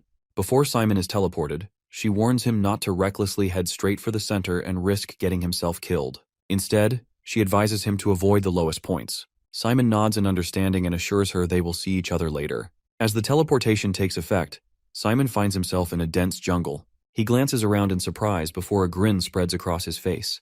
To him, this is going to be fun. Fear, observing him, questions whether he has forgotten their actual goal. Simon, still excited, insists that he remembers everything, finding Vikram and earning points in the survival event. As he takes a step forward, he suddenly stops. Fear asks what is wrong. Simon glances down, smirks, and picks up a snake. Holding it up, he declares that he has just found his next snack. Laughing, he shouts excitedly about how much fun this is. Fear, unimpressed, calls him insane. Meanwhile, other students struggle in the jungle. Bugs and crawling monsters surround them, causing many to panic. Malin freezes in fear upon seeing a creature up close. She feels as though she can't move, but she forces herself to snap out of it. Elsewhere, Hector has already begun fighting other students for supplies. A group of students spots Simon. He is covered in dirt, carrying a rope and some sticks over his shoulder, and, most shockingly, has a skeleton by his side. They assume he must be experienced in jungle survival, whispering among themselves that he might even be a treasure hunter. Soon, multiple groups begin fighting over the chance to recruit Simon into their teams. However, he refuses all offers, stating that he plans to work alone for the day. Fear understands Simon's true goal, to search for Vikram, but points out that they are moving farther from the center. Simon, unconcerned, assures him that he will catch up in one go the next day. Fear is skeptical. They are at the farthest end near the beach. He questions how Simon plans to close the distance so quickly. Simon, however, only grins and says there is a way. Just then, he notices someone carrying boxes in the distance. It is Brad. When Brad spots Simon, he looks surprised and questions why Simon is there, reminding him that the area is off-limits to students. Brad then smirks and asks if Simon wants a rematch. Simon only laughs and declines, claiming he has simply taken a wrong turn. Waving off the suggestion, he tells Brad to carry on. In reality, Simon is searching for a spatial bracelet. After some time, he finds one stuck in a web high up in a tree. Fear urges him to hurry and take it. Simon, however, pauses and scans the area. He explains that he needs to check for any surveillance magic. After ensuring no one is watching, he slips on the bracelet. Fear appears with a few skeletons, laughing as he declares his return. However, Simon quickly instructs him to get inside the spatial bracelet. Fear hesitates, confused about why he has to go back in just after coming out. Simon, keeping his focus, insists that they need to move quickly before an observer arrives. At that moment, Brad arrives. Crossing his arms, he remarks that Simon has managed to dodge the eyes of instructors and professors while smuggling another spatial bracelet, an offense serious enough for expulsion. Suddenly, Brad's expression shifts into a smirk. He then adds that, under normal circumstances, such actions would be punishable. But Simon is not just any student. At the same time, he turns back into Erza, who asks Fear about her transformation ability. Fear starts sweating, visibly shaken, and admits that she has just given him the most terrifying moment of his life. Simon sighs and apologizes. He is embarrassed and tells him that it was the only way. The day before the island survival event, Simon approaches Brad and reminds him of his promise. Since Simon won their match last week, Brad agreed to grant him one wish. Without hesitation, Simon demands that Brad become his pawn from now on. Brad's face darkens with anger since a first-year student is daring to say such a thing to him. However, Simon remains calm and says that if he refuses, he has no other choice but to tell everything to Professor Hong Peng, who never learned the real reason behind their sparring match that day. He tells him, if she found out now, there is no saying what she might do. Perhaps a punishment even worse than before. Brad clenches his teeth, realizing he has no way out. He asks Simon what exactly he wants. Simon instructs him to hand over his subspace bracelet, then stay hidden and avoid drawing attention during the island survival event. Suspicious, Brad asks if Simon plans to impersonate him. Simon only smirks. Brad sighs, explaining that in his time as a teacher's assistant, he has seen all kinds of tricks. Impersonation through proxies is common at this school. Still, he hands over the bracelet and agrees to do as Simon says, warning that if he gets caught on the island, it won't be his fault. Simon reassures him not to worry, he has a foolproof plan. On the island, Erzi is the one impersonating Brad. With a wide grin, she tells Simon that she has missed him so much. Once again, she has followed his orders perfectly. Now, she urges him to praise her as much as he wants. Fear groans, telling her to stop before all his bones rot from her exaggerated flattery. Meanwhile, Simon asks her why she came here when she had other tasks nearby. She waves off his concern, saying she just came to check if a certain student is heading back as instructed. Once she is satisfied, she leaves, grinning as she declares that her acting has fooled everyone. Fear shudders and begs her not to make that kind of expression while in that body. Unbothered, Erzi turns to Simon and asks if he is going to look for Vikram. If so, she wants to come along. Simon immediately refuses. Right now, she is pretending to be Brad. If she disappears, the school will suspect something is wrong. He and Fear will handle things from here. Fear agrees, telling Erzi to return before she draws suspicion. Pouting, she complains that they are both being mean, but if that's what he wants, she has no choice. She will head back, even though she really wanted to see Vikram.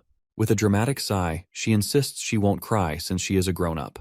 Fear turns to Simon and suggests that if he feels so bad, he should reward her. After all, a commander must recognize the efforts of his subordinates. After a moment of thought, Simon tells Erze to return to her normal form. Facing Simon, she asks if everything is all right. Awkwardly, Simon steps forward, closes his eyes, and gives her a quick hug.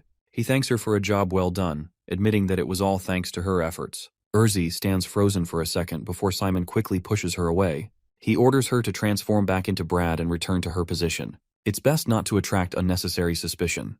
He promises to tell her everything once they return. Still blushing, Erzi stares at him before sighing dramatically. She thinks to herself how he could be this adorable. Later that night, Simon gathers wood from the forest and, with the help of his skeletons, builds a small wooden boat. Satisfied with his work, he decides to rest. Fear, however, is surprised. It's not even that late. Simon shakes his head. He wants to sleep early so they can get moving first thing in the morning. Taking off his tie, he hands it to Fear and asks him to keep watch for the night. Then, he hangs the tie on a nail in the boat and settles in to rest. Fear glares at Simon, demanding to know what he is doing. He insists that Simon can't treat him this way. He is the master of the battalion, not a tool to be used. Calling it a disgrace, he refuses to be ordered around like this. Simon tells him that the undead don't need sleep, so he should wake him up at dawn. Fear snaps that he is not some alarm clock. The next morning, Simon wakes up and cheerfully greets Fear. Still irritated, Fear tells him that he will never forget this humiliation. Simon chuckles and apologizes. He promises to reinforce the battalion once he has more money. Fear considers this and admits that it is a reasonable reward. Then, he asks what Simon plans to do so early in the morning. Simon explains that he is heading straight to the center of the island. He summons his skeletons and orders them to lift the boat together. Fear asks if they are going to the mansion, and Simon confirms it. As they prepare to leave, Simon describes Kira Island's layout. The main island is large and surrounded by 4 smaller ones. Since the waterways between them are narrow, people often assume it is one big island, but only the central one is truly Kira Island. The place they are in now is one of the outer islands, connected to Kira Island by several waterways. Though it looks like a river, it is actually part of the ocean, meaning the current will take them directly to their destination. Fear sighs, realizing Simon had planned this all along. He tells Simon they should hurry up and get moving. Meanwhile, Hayward is hiding in the forest, watching a group of students guarding a bridge he needs to cross. One of his allies points out something floating down the river. When Hayward spots Simon, he smirks and says that this is just like him. Simon and Fear drift along on the wooden boat. Fear enjoys the peaceful ride, calling it refreshing. Simon nods, saying they should be able to continue without trouble. Then, he notices students up ahead and realizes others have also arrived early. The students at the bridge spot Simon and start talking among themselves. One of them warns the others that they should stop him. Hayward seizes the opportunity. He tells his group that this is the perfect moment to cross the bridge, while everyone is distracted by Simon. He figures that if they move quickly, they can slip past unnoticed while Simon deals with whatever is happening. Urging them to ignore Simon's situation, he orders them to run for it. However, a student on the opposite side notices Hayward's group trying to cross and immediately alerts his team. At that moment, Simon sees a magic flare heading toward him. He doesn't know who fired it, but they clearly have skill. Reacting instantly, he kicks the wooden boat, causing it to break apart.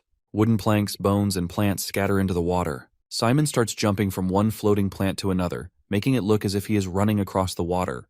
Watching from the bridge, Hayward is impressed. He recognizes the plant that floats on water and remarks that Simon is always coming up with new tricks.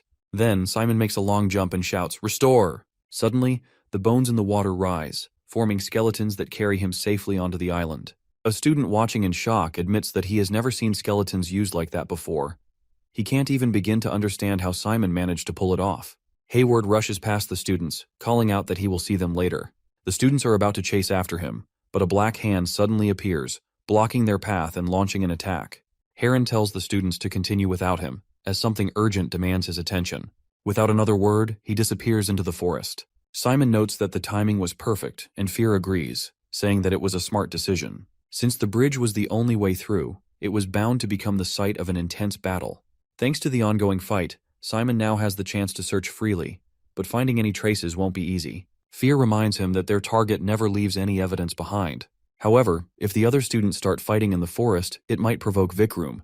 When threatened or enraged, Vikram increases in size, making him much easier to spot. Waiting in this contested area might be the best approach. Simon acknowledges Fear's reasoning. With so many students battling nearby, Vikram may perceive the commotion as a threat. Looking ahead, Simon spots a cliff blocking the way forward. The height makes it difficult to cross, so he begins scanning the area. Fear asks what he is searching for, and Simon explains the reason behind the island's name. Kira Island is home to the Kira people. A skeleton gestures towards a group of them. They are small, lean, and green-skinned, with large ears and black eyes. Fear comments on their numbers, and Simon confirms that the island was named after them because of their high population. The information they received earlier mentioned that crossing through this area is the best way to navigate the canyon. Just then, movement rustles the nearby bushes. A student emerges, raising his hands in surrender. He insists that he means no harm and has no intention of attacking. He assumes that Simon is also planning to pass through the Kira outpost and suggests that they work together. While Simon is undoubtedly strong, breaking through alone would still be difficult.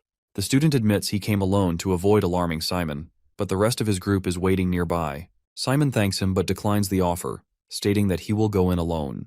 The student is shocked, arguing that this is clearly a test of teamwork, and entering alone would be reckless. Simon, however, has a different method of getting through. Fear suggests that working together wouldn't be a bad idea. After all, Simon could simply use them and leave once their usefulness runs out. Simon acknowledges the strategy but decides against it.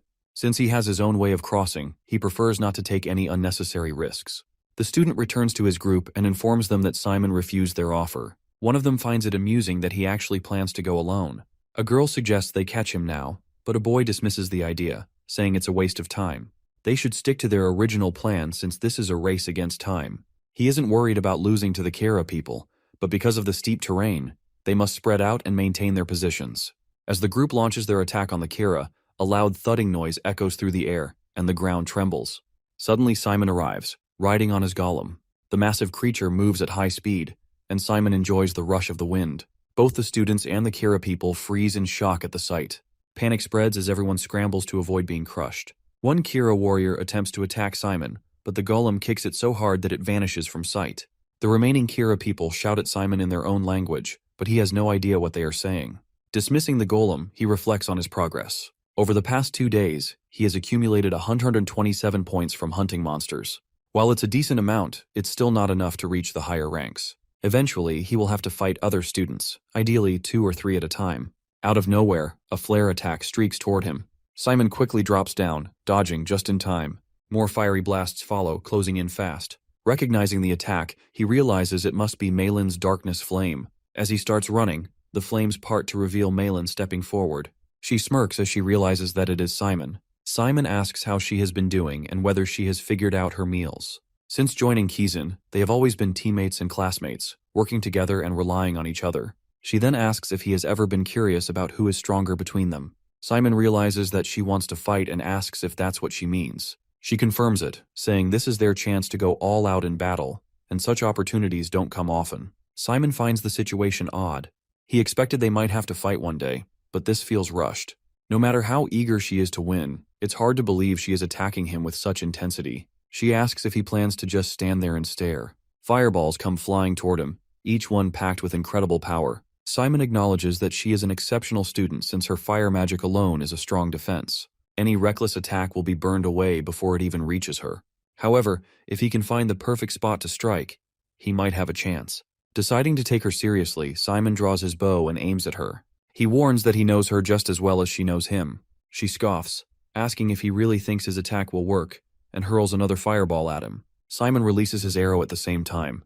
The arrow pierces through the fireball and strikes her. She is shocked to see that it is coated in darkness. She tells him not to underestimate her and leaps into the air, increasing her firepower. Simon starts running, realizing that she is even using magical combat.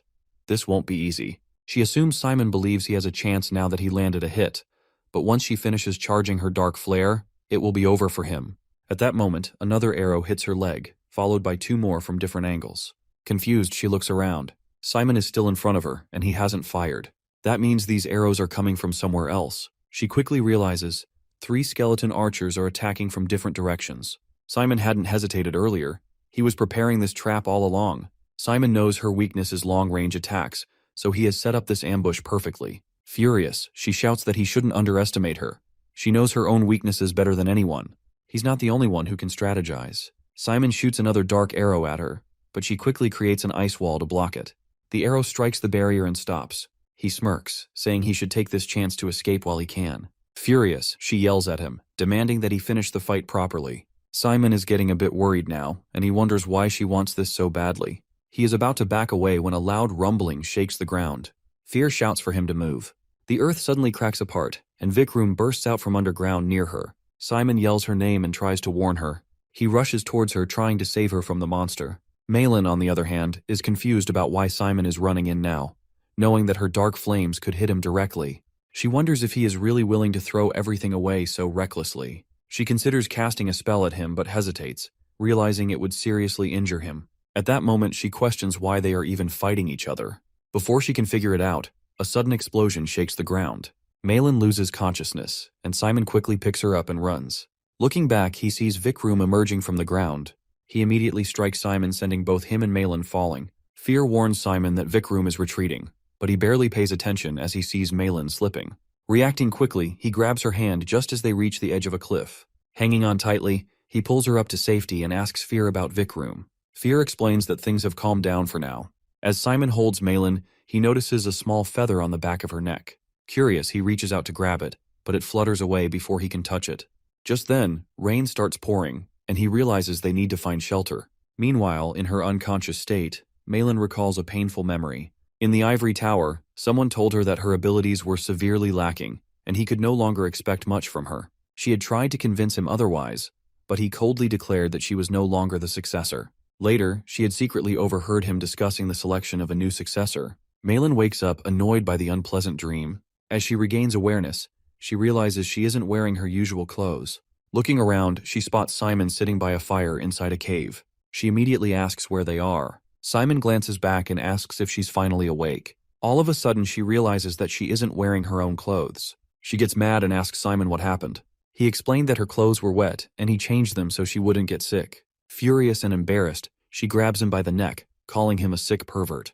Simon panics and quickly tells her to lower her voice since there could be monsters nearby. He kneels in front of her, pleading for her to calm down and assuring her that nothing inappropriate happened.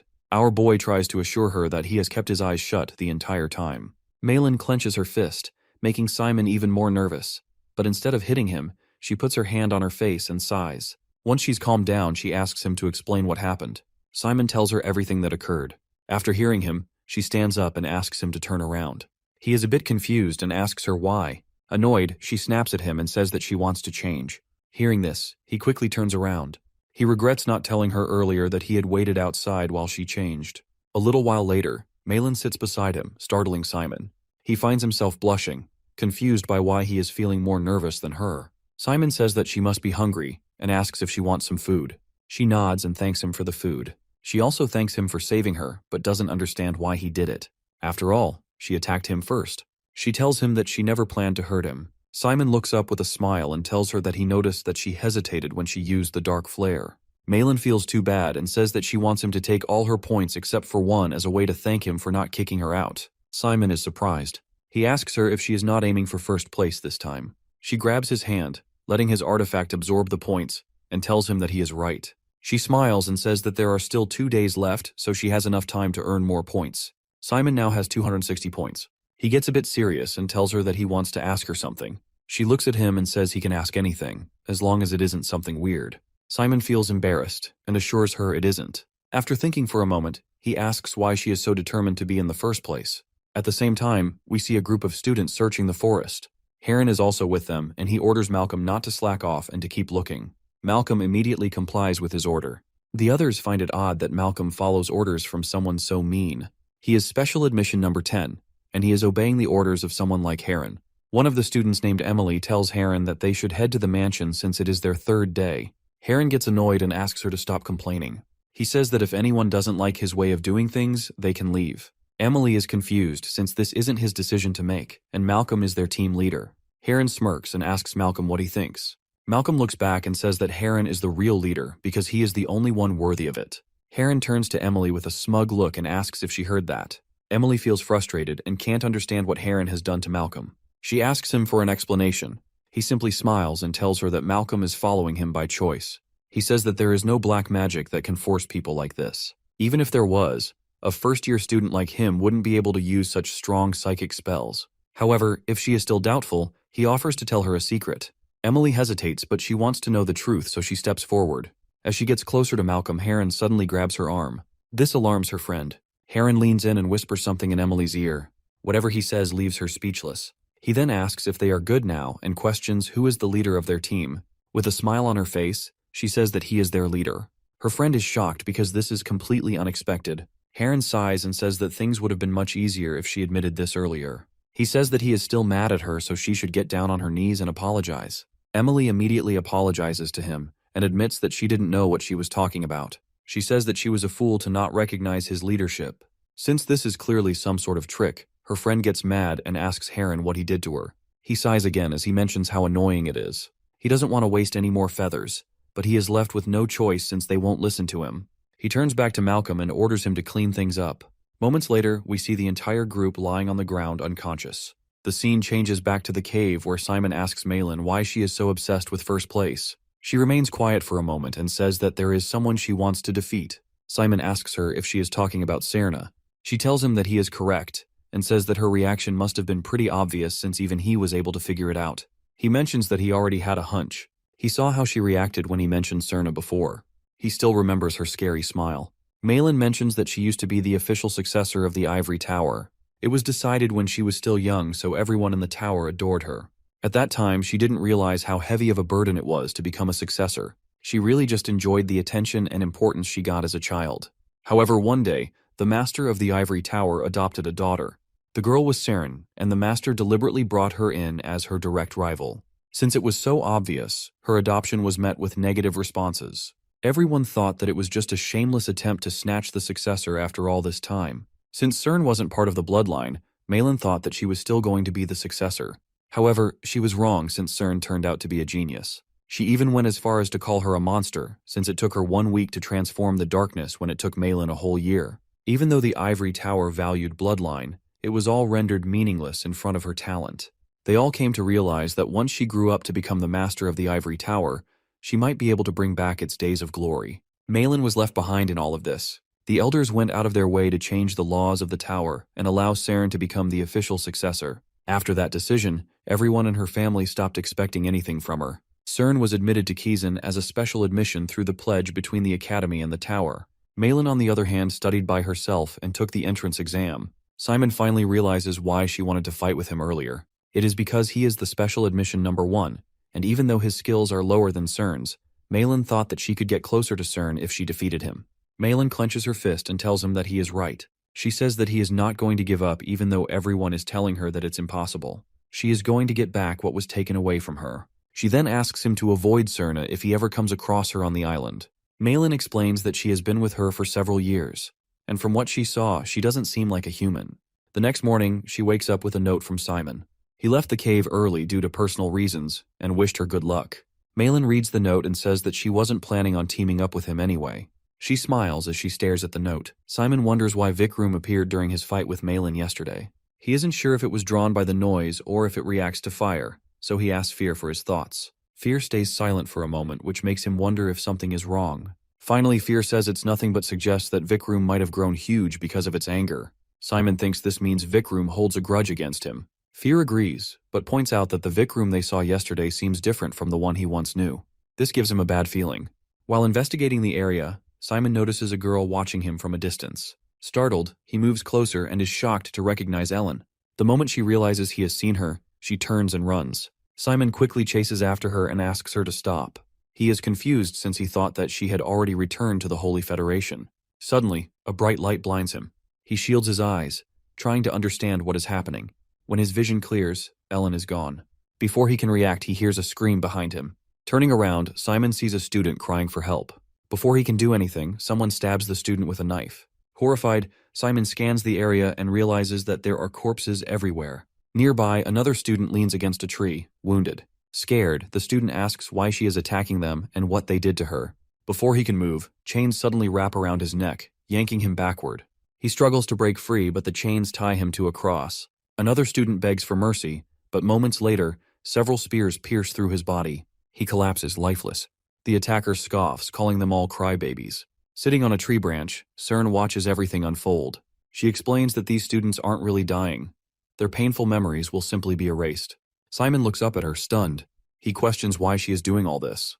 When he realizes she is doing it just for fun, his shock turns to anger. He wonders if this could be why she brought him here. Cern jumps down from the tree and approaches him. Amused, she points out that this is the third time they have met like this. Some might even call it destiny. Simon, furious, demands that she get to the point. But Cerna doesn't see the rush. She has always wanted to talk to him. Simon barely holds back his anger. Then, to his surprise, Cerny calls him the 7th Battalion commander. She asks how Fear is doing and assumes that Erza isn't with him. Then, she guesses that Erzi must have taken another form on this island. Her words only make Simon angrier. Cern, however, tells him not to worry. She explains that they are inside a barrier, one that blocks the observer from seeing or hearing anything that happens here. As the surveillance drone flies over the barrier, Simon asks her how she knows about the battalion. Instead of giving him an answer, she asks him where they met for the second time. Simon remembers meeting her before the mission. They were the only first graders who used that magic circle. He knows that this is when she started watching him. Cern reveals that she has been watching him even before that. The tower was keeping an eye on the ruins that Nephthys had sealed, so they put alarm spells in place to be triggered when the ruin opened. Not long after, they heard the alarm. They rushed over to find that he had become the battalion commander. Simon asks her how she knows about Erze. She smiles and asks him if it isn't obvious. When he headed to the fiefdom for his mission, she was following him. After he left, she read the memories of the people. Moreover, she also knows about Ellen and how he let her go. She tells him that it is a serious crime to let a priest live. Simon clenches his fist and tells her that Ellen has no affiliation with anything. Since they were under a ceasefire with the Holy Federation, he decided to keep the peace instead of causing trouble by killing one of the priests. Cern admits that he is a smooth talker and knows that it might not cause him a lot of trouble. However, she mentions that he committed treason when he made a contract with Fear and became the commander of the battalion. Simon catches her bluff and asks her to simply report him to Kizan or to take him to the court. He wants to know why she even brought him here to tell him all this. Cern reveals that she wants to talk business with him. As Simon stares at her with a confused expression, she proposes that he join them at the Ivory Tower. Simon finds it interesting and decides to get more information from her instead of just rejecting it. He tells her that she should make an official offer to him when he finishes school. With the amount of power and money the tower has, they would have no problem trying to convince him. Cern tells him that she doesn't want a Kizan follower and a Kizan graduate. She asks him if he knows how a mere school is ruling half of the continent. Even in the nearby kingdoms, 4 of the 5 generals are from Kizan. 17 out of the 20 royal knights are also from Kizan. Even the prime minister and the second in command of the kingdom is from Kazan. It is only natural that they would side with the academy during times of crisis. Simon asks her if she wants someone who will only obey the Ivory Tower. Cern laughs and praises his thinking ability. She tells him that he only has 2 options. He can either get executed for treason or join the Ivory Tower. The tower is as qualified as the academy, and he will get to be with Malin, who is also from the tower. They can offer him everything he wants. After hearing this, Simon asks her if she is truly after him or his battalion. She tells him that it's both. This makes him mad, and he says that he can't trust the tower. He asks her if there is a guarantee that the tower won't take over his battalion. Cern tells him that he won't have to worry about it once he shows his abilities. As a successor of the Ivory Tower, she promises that they won't take over his battalion. After answering all of his concerns, she asks him once more if he is willing to take her offer. Simon knows that he has been allowed to lead the conversation for too long. It is now his turn to drive it. He smirks and tells her that she is really bad at politics. This makes her confused, and she asks him what he means. He says that it is not a good strategy to threaten your opponent by revealing all of your tricks. Since she is powerful, she figures that she doesn't have to think too hard about this. Everyone she ever talked to never disagreed with her since they weren't free to say anything else. He tells her that she can never tell Kizan about his battalion since the tower is split into pro-Kizan and anti-Kizan fractions. She is leading the anti-Kizan fraction with her current master. Cern knows that Malin couldn't have given him this information, so she admits that his source is solid. Meanwhile, he heard all of this from his friend Hayward. Simon continues that the reason they are trying to scout him and grow in power is to break away from Kizan. If they report him to Kizan and get him executed, the battalion will be handed over to someone who is loyal to Kizan. They also can't force him to obey the tower or take his battalion. If they mess with the special admission chosen by Nephthys herself, they will be declaring war against Kizan. After hearing all this, Cern tells him that there is another way. She can get rid of him and bury the battalion so it doesn't go to someone else. Suddenly, Fear appears out of nowhere with a bunch of skeletons, and Simon reminds her that she can't do that. Cern is confused since she didn't think that Simon could have brought a subspace with him. Simon takes out his sword and says that she made another mistake by telling him that no one from the outside can see them inside the barrier. Cern accepts his challenge and calls it interesting. Fear is surprised to see a bunch of feathers floating in the air. Simon immediately recognizes that it is a special spell of hers. Only a selected few in the continent have this type of power that is not dark, holy, or pure magic. He knows that he has to dodge the feathers until he can figure out their effect. As he tries dodging one of the feathers with his sword, it breaks apart, and the feather slices his face. He suddenly starts to feel dreadful. He falls to his knees and feels suffocated. Cern tells him that it isn't just a tough feather. These feathers allow her to control their emotions. Simon glances back at the feather which hit the tree. He can smell the bug-repelling chemicals coming out of the tree as it seems to mistake the feather for pests. Cern explains that the emotions she puts into the feathers aren't limited to just negative emotions. She can put literally any emotions and make humans crawl on the floor like dogs with a single feather. She lets out a creepy smile as she is surrounded by hundreds of feathers and asks him if he wants a little taste. Fear asks Simon what is going to be his next move. Simon tells him that they don't really have another choice but to fight. He immediately signals Fear and the skeletons to charge. Cern blocks the attack with a feathered shield. She appears to be calm and says that she never imagined that she would fight against an ancient undead on the island. As she is dealing with Fear, a skeleton sneaks up from behind and tries to stab her. She quickly jumps up and destroys all of the skeletons with her feathers. At the same time, she gets attacked by a bunch of spiders. Cern comments that Simon now has enough power to call himself the commander. However, the spiders too are defeated easily. Simon can see that her feathers contain more than just emotions, since she was able to fight back against so many undead at once. While in the air, Cerna creates multiple magic circles. Simon is shocked to realize that she is about to launch a fearsome attack. She immediately attacks him using dark flare from all the magic circles, and it lights the entire area in fire. Simon cannot believe that she is able to possess such power when she is just in her first year. Suddenly, Fear appears behind her and says that the spells tickled him. He smacks her to the ground, but she leaps back and tries hitting him with the feathers. As they fight, he realizes that she is beyond the level of a student. However, she is still just a student. Malin manages to land 20 feathers on Fear, and she thinks that this is her victory. Her feathers don't work on the undead, but since Fear is an ancient undead, she says that he has started to feel and think like a human. She turns to Simon with a smile and asks him what he is going to do next, now that his best card is sealed away. With a calm expression, Simon asks her if she really thinks she defeated Fear. At the same time, Fear takes out his death sword and tries hitting her. He laughs and says that he may have feelings, but his will isn't that weak to be swayed away by such things. Cern can't believe that Fear managed to shake off the emotions in 20 feathers, just by using his pure will. Fear decides it is now time for him to get serious. As he swings his sword, a bright flash covers the entire area. Seeing the destruction, Simon gets a bit worried and reminds him that he can't kill her since she is the successor of the Ivory Tower. Fear assures him that she won't die from a single attack since she is a monster. After the dust clears, they see her flying above with wings on her back. Simon realizes that this is her true form.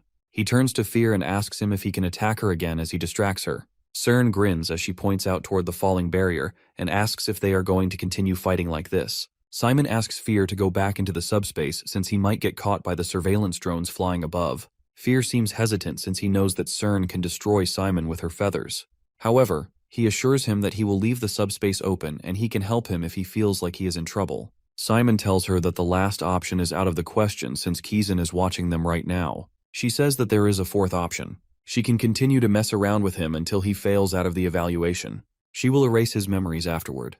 He will experience the most painful life at this academy, as he will screw up all of the evaluations and get criticized by his teammates. Once he gets expelled from the academy, she will come and find him. Simon asks her if this is how she does things with others. He says that not everyone wants to go along with her plans, and her approach will only make more enemies for her. Cern gets annoyed and asks why he is giving her more lectures. She attacks him with more feathers and declares that she is the master of the Ivory Tower who will split the continent in 3 and open a new era.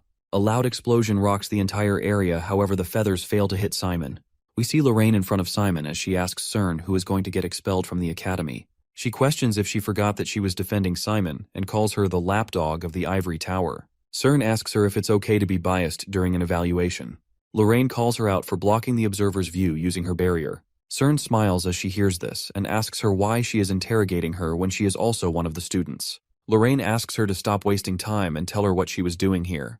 As the conversation between them gets heated, she calls out to Simon and asks him to go somewhere safe. He is a bit hesitant, but she tells him that he might get caught in their fight. Hearing this, he decides to walk away. CERN notices that Lorraine is attacking her with darkness arrows, and this makes her laugh. She tells her that she doesn't need to be humble. At the same time, Lorraine appears behind her and tries to hit her with a punch. Simon notices a huge explosion and realizes that he might have died if he stayed there. CERN dodges the punch by flying in the air and asks her if they are really going to play it rough. Lorraine asks her to come down. She picks up a huge rock and throws it towards her. CERN slashes the rock into multiple pieces and refuses to listen to her. Lorraine asks her to stop messing around since she wants to finish things off with her today. CERN says that she doesn't understand why she sent Simon away since he might have enjoyed her performance. She asks if she doesn't want to show her disgraceful behavior to a boy she cares about. Before she can even finish her sentence, Lorraine opens up the devildom and gets serious. CERN smiles and says that she can't think of the chaos the world would fall into if they learned about the crazy conspiracy that she and her mother are up to. She quickly dodges the attacks and says that it doesn't look that great from the outside to see them fighting like this. Lorraine tells her that they have to face each other eventually since they are going to be the rulers of the Ivory Tower and Kizan one day. If they fight then, there will be millions of innocent people dying, so they should settle it while they are still students. Simon can only watch this battle from a distance. Fear tells him that there is no need for him to admire their powers since he is also a battalion commander, and sooner, he may be able to surpass them both. Simon cannot possibly believe how he will get stronger than those two. Fear laughs and assures him that he will be able to catch up soon if he gets things done one by one. Simon understands him and decides to let them handle their business. He has something else he needs to do. He knows that Vikram would show some kind of reaction since there is so much noise. Suddenly, the ground starts shaking, and he sees a giant hand coming out. Vikram jumps out of the ground screaming. Simon takes off his badge and orders Fear to handle the rest. He calls out to Vikram and reminds him of his name. Simon looks up and notices some drones. He tells Fear that he only has 2 minutes. He asks Vikram what he is doing here and mentions that the battalion has been reborn. Vikram starts to panic after hearing about the battalion. At the same time, his body starts to grow in size. It almost feels like the word is causing a weird reaction within him. Simon asks Fear what is going on, and he tells him that the monster in front of them is not Vikram. As the monster continues growing bigger, he says that it is an elaborate fake. Without a warning, the fake Vikram attacks them both. Simon orders Fear to return inside the subspace since he is worried that he may get spotted. Fear agrees and disappears into the subspace. As soon as Fear is gone, Vikram suddenly attacks Simon. Confused, Simon wonders why Vikram is acting this way. Fear also has no idea. He says that Vikram is going into overdrive and will keep growing uncontrollably. Simon quickly moves away and sees Vikram heading in the opposite direction. He starts chasing after him. Fear asks him where he is going. Simon tells him that they need to stop Vikram. On the way, he runs into Lorraine and tells her there is a problem. She rushes over and asks what is wrong. Simon explains that a massive monster has gone into overdrive and is heading toward the student area, so they must stop it immediately. He asks for her help. Lorraine becomes worried and asks which direction the monster is headed. Simon tells her it is moving toward the South Island. CERN overhears them and finds the situation amusing. She questions Lorraine, asking who gave her permission to go. Simon apologizes to CERN and asks for her help, which surprises her. She thinks the whole situation is ridiculous and wonders why she should even help him. However, Simon assures her that he owes her a favor and thanks her in advance. CERN creates a magic circle and makes it clear that she is not going. She remembers Simon's words about how her way of doing things will only create more enemies. Smirking at how absurd it is that she is even thinking about this, she looks up and watches as they leave. Meanwhile, Simon asks Lorraine if she has heard anything from Nephthys recently. Lorraine wonders what Simon means, as Nephthys has not told her anything about the battalion. Simon changes the subject and asks if her class had a special lecture before about monsters going into overdrive. Lorraine recalls that the topic was covered in the lecture materials, but the instructor admitted he did not know much about it since he had only encountered it by chance. She assumes that the monster might be artificial and does not naturally belong on the island. Soon they find the monster smashing the ground and attacking students. The students run away in fear. One of them trips and falls, crying as the monster raises its foot to crush her. Just before impact, Tab Brad suddenly appears and blocks the attack with a punch, shocking the fake Vikram. The student thanks Brad for saving her life. He reaches out a hand to help her up, then tells her that it is dangerous, so she should get back to safety. She blushes and runs away. Urzi suddenly realizes that she isn't acting like Brad at all. At the same time, someone calls her on the communication line and asks if he has identified anything about the monster. Since she is acting as Brad, she tells them that the monster is highly sensitive to noise and is targeting students who scream while running away. The person on the other end acknowledges this and says they will inform the students. They also commend him for doing a good job and mention that it isn't like him. Hearing this, Erzi starts sweating and wonders what Brad had been doing all this time to get a reputation this bad. She presses the button on the earpiece and says that they should avoid engaging with the monster as much as they can. At the same time, Simon and Lorraine are going to fight the monster. She attacks the monster, which makes several holes in the body, but they are both shocked to see its wound rapidly healing. The monster becomes enraged and swipes at them with its claws. Lorraine barely dodges, and Simon urgently tells her to look to her left. She turns in alarm and sees the monster charging at her again. Before they can escape, they are struck, causing Simon to fall. Lorraine becomes worried, but Cern has already created a soft cushion of feathers to catch him. Simon lands safely and realizes the feathers saved him. Looking up, he sees wings flying toward the monster, striking its body multiple times. Cern grows frustrated because neither physical attacks nor the feather of truth seems to be working against them. Meanwhile, Lorraine rushes to Simon and asks if he is okay. He confirms that he is. Just then, an announcement from the Action Committee is broadcast, stating that an unidentified monster is attacking students on the southern part of Kara Island. Because of this, all students in the area will be teleported to another island at random. Simon feels relieved upon hearing this. The announcement continues, explaining that after teleportation, students will be immune to damage for 5 minutes. Any student who wishes to stay must enter a refusal signal on their tongue pad. Lorraine instructs Simon to return and continue his evaluation. However, she is surprised when he does not leave and wonders what he is doing. Simon apologizes and says he has a reason for staying behind.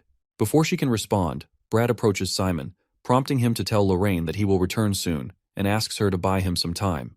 Lorraine becomes frustrated, unable to believe what he is doing, but assumes he must have a solid plan. She hands him earphones and tells him to take them. These are Mona communicators, and since there is little mana left, she advises him to use them only when necessary. Simon places the communicator in his ear, agrees with her, and jumps down. Catches him and smiles. Even during a battle, Fear mentions how horrible this sight is. Bro didn't join the battalion for this. Simon tells Fear to stay quiet and turns to Erze. He reveals that the monster is not the real Vic Room and they need to deal with it before it causes more harm. Hearing this, she tells him that she knew since something was off. She asks how they are going to fight a monster that can grow and regenerate. Fear laughs and tells them not to worry, as he and Simon have already come up with a plan. However, he doubts whether Simon is truly ready to go through with it. Simon closes his eyes, takes a deep breath, and assures him that he is prepared. Seeing his determination, Fear agrees to go along with the plan and make it a reality. Simon grabs Fear's sword and gets ready to fight. A few minutes earlier, Simon had been thinking about how to handle the monster. He knew that he needed to do something quickly since the monster would continue wreaking havoc. Fear told him that he had a solution, but he hesitated to mention it because it was nearly impossible to execute. Hearing this, Simon immediately asks him to reveal the plan even if it has a slim chance of success. Fear explains that his plan involves him using his sword, which surprises Simon. Fear then reveals that his sword has the power of destruction. It can completely erase anything it touches, preventing regeneration, no matter how strong the creature's healing ability is. However, there is a problem. Simon knows that Fear cannot reveal himself when everyone is watching. Fear confirms this, but his sword is a spirit weapon, meaning it is part of his body. Only he can lift and swing it. Simon suggests a workaround. Since Fear is a skeleton, he can pull out his arm, hand, or even part of his upper body as bone armor. This way, from the outside, it will look like Simon is swinging the sword, but in reality, Fear will be the one holding it. Fear thinks this might work, and although he has considered it before, Simon's crazy idea convinces him to try. Simon feels a little embarrassed when Fear calls him crazy, but takes it as a compliment. Simon then turns to Lorraine and asks if she can hear him. She nods, and he explains that the situation is getting worse because the monster is heading back toward the central island. However, he reassures her that he has a plan to stop it.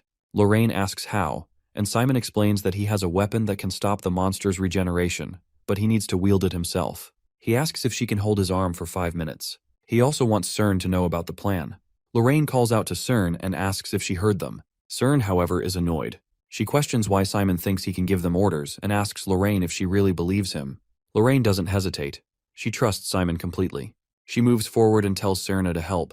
Cern can't believe what she's hearing. She remembers Simon telling her that her methods only create more enemies. Doubting herself, she suddenly charges at the monster. Meanwhile, Simon rushes toward the monster with Erza. When they get close, Simon tells Erzi to back him up. She agrees and tells him to leave it to her. Simon grips the sword tightly and slashes at the monster. The monster's fibers split apart and lunge toward him in retaliation. Erza warns him to look up, and Simon quickly dodges, using an illusion to avoid the attacks while pushing forward. Realizes she needs to weaken the monster to reduce its attacks, and Simon agrees. Suddenly, something unexpected happens. An arm bursts out of the monster's stomach, shocking them both. Urs immediately reacts, stopping the monster's hand with all her strength and warning Simon to check above. When he looks up, he sees another hand coming toward him. Just as it is about to strike, blood splashes onto him. Lorraine shouts at him to keep going. At the same time, Cern uses her skill, Chain of 1,000 Feathers, launching dark feathers that strike different parts of the monster's body. Simon feels the pressure. Everyone is helping him, and he must succeed. Cern watches in disbelief as Simon, despite his exhaustion and fear of falling, pushes forward with sheer willpower. His determination is unshakable. She wonders if even the necromancers from the ivory tower could match his resolve. Simon is barely holding on. His legs are shaking, and he is about to collapse. Suddenly, more feathers appear before him. Cern tells him he can't give up, reminding him that he promised to succeed. Her words push him forward. His body glows with energy, and he keeps moving. Finally, he reaches the monster's head. The monster collapses. Simon calls out to Fear, who assures him he is ready. A bright light bursts from the sword as Simon swings it, cutting through the monster. Fear laughs as blood splatters from Vikram. Their insane plan has worked. Exhausted, Simon collapses. Lorraine sees this and rushes to him, trying to grab his hand. Cern, meanwhile, is in shock. She watches as Simon defeats Vikram, something no necromancer from the ivory tower could ever do. She realizes Simon is truly unique, irreplaceable. As Lorraine reaches for Simon, Vikram suddenly attacks. She hesitates, noticing his body is disintegrating. But right now, her only concern is Simon. She rushes to help him. Cern tells her not to worry. She has cast a slowing spell with her remaining feathers to protect Simon from harm. Lorraine nods and thanks her. However, this annoys Cern, who insists she only helped Simon because she wanted to, not because she owed anyone anything. She doesn't understand why Lorraine is thanking her and finds it irritating. She then tells Lorraine to block the remaining fragments, but Lorraine is confused by Cern's strange attitude. Meanwhile, Simon lies unconscious on the ground. Heron finds him. He never believes in luck after a crisis. He always assumes everything is over when the worst happens. As Malcolm's hypnosis fades, Heron takes out a feather from his jacket, thinking that if he handles the situation well, he might be able to join Cern's faction. The idea excites him, but his thoughts are interrupted when he suddenly sees Hector standing nearby. Heron is surprised and wonders why Hector is here. He laughs, assuming Hector must have business with Simon, and suggests they form an alliance. Heron wants to finish Simon off. He tells Hector that if he lets him do this, he will give him all the points and spread rumors that Hector defeated Special Case 1. He asks Hector what he thinks of the offer.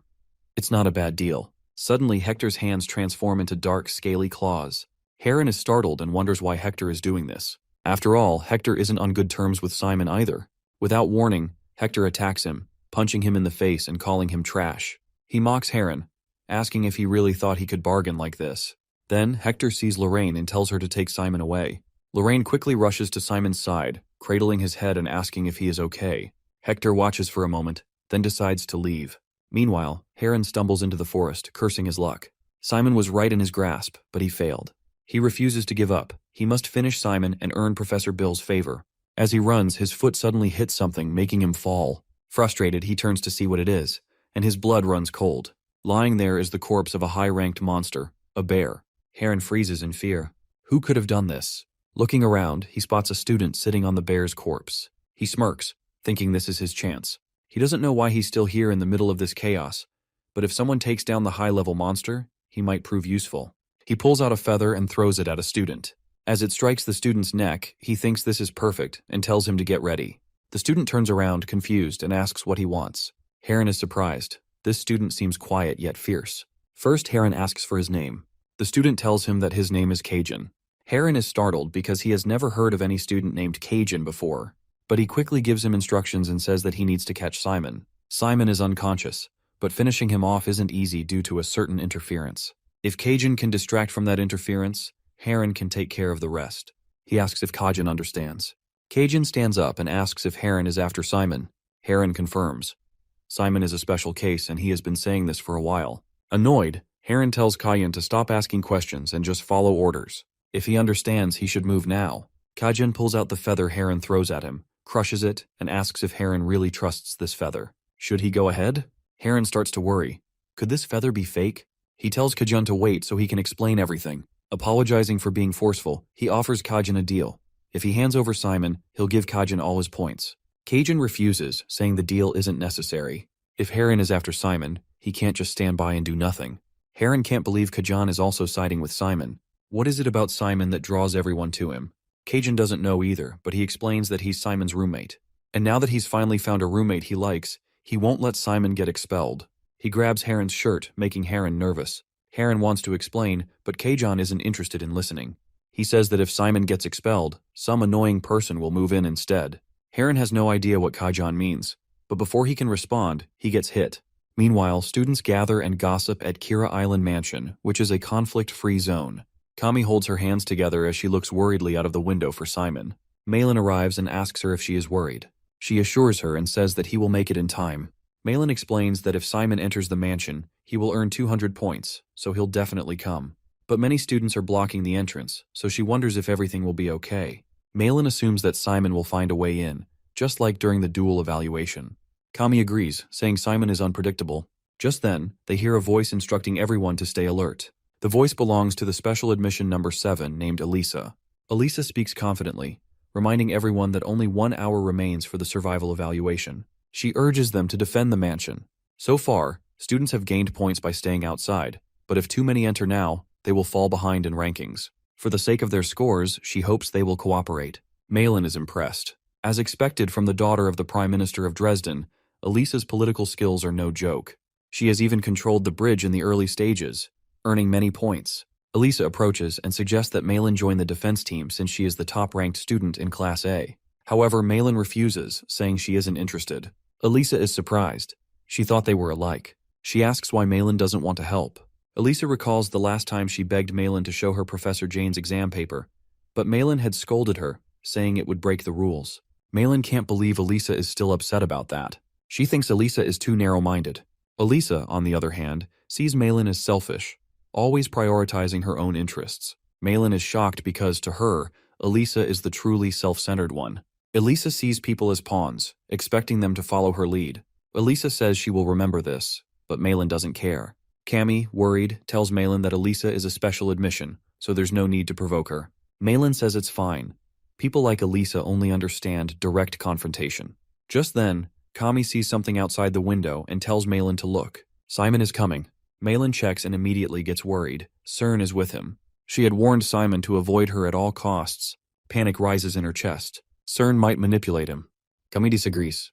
She points out that Simon and Cern seem close now. Malin is shocked and wonders what is even going on. Meanwhile, Elisa stands on the mansion's roof and addresses the students. She proposes a deal. She won't fight them and they can leave peacefully. However, she wants their help in stopping those things. Confused, they ask what she means. Elisa explains. Some students are lurking behind the trees near the mansion. She argues that they wouldn't want more competitors, right?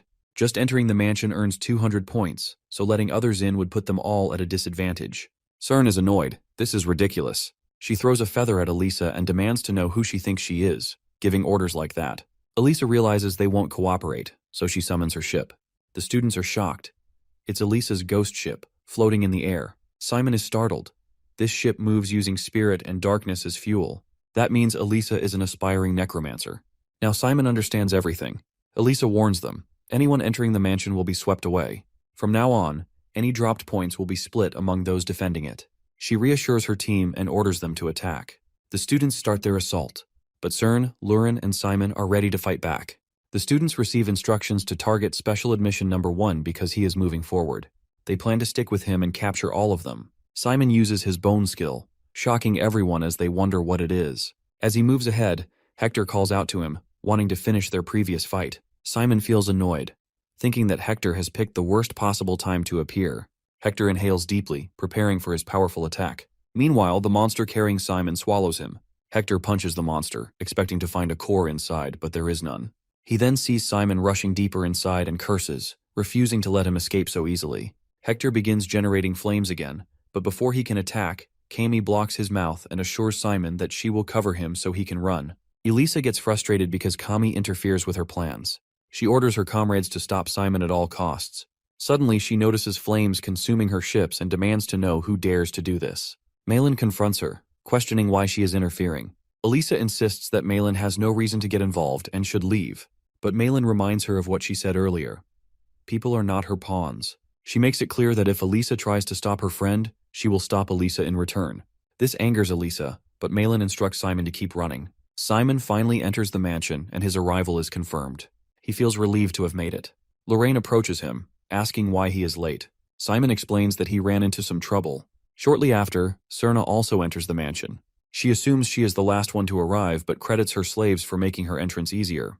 Lorraine questions why Cern harms other students when she has enough strength to enter on her own. A hypnotized student, confused by the situation, wonders why they are even here. Cern dismisses the concern, claiming it is just fair use of her abilities. She then tells Lorraine to complain to her mother if it bothers her so much. Lorraine becomes furious, asking if Cern really believes she can do whatever she pleases. Cern smirks, wondering if Lorraine is saying she wants to stay in Kizan at any cost. She asks if Lorraine plans to expel her over this. Lorraine refuses to fall for Cern's tricks and tells her to stop talking nonsense. Simon feels frustrated, caught between their argument. Cami rushes to him, relieved to see him. She checks if he is hurt. Simon smiles, saying he is healing thanks to her and appreciates what she did earlier. Suddenly, Cern interrupts, reminding Simon of the huge debt he owes her. He assures her that he hasn't forgotten, but warns that it doesn't mean he will grant her a wish. Cern already knows this, but believes granting wishes should not be difficult with his current abilities. Before Simon can respond, Malin rushes toward him, calling his name. She shoves Cerna aside and reminds him that she warned him to stay away from her. Cern finds this reaction unfair. Malin, still furious, insists that Simon must avoid Cern if he ever sees her again.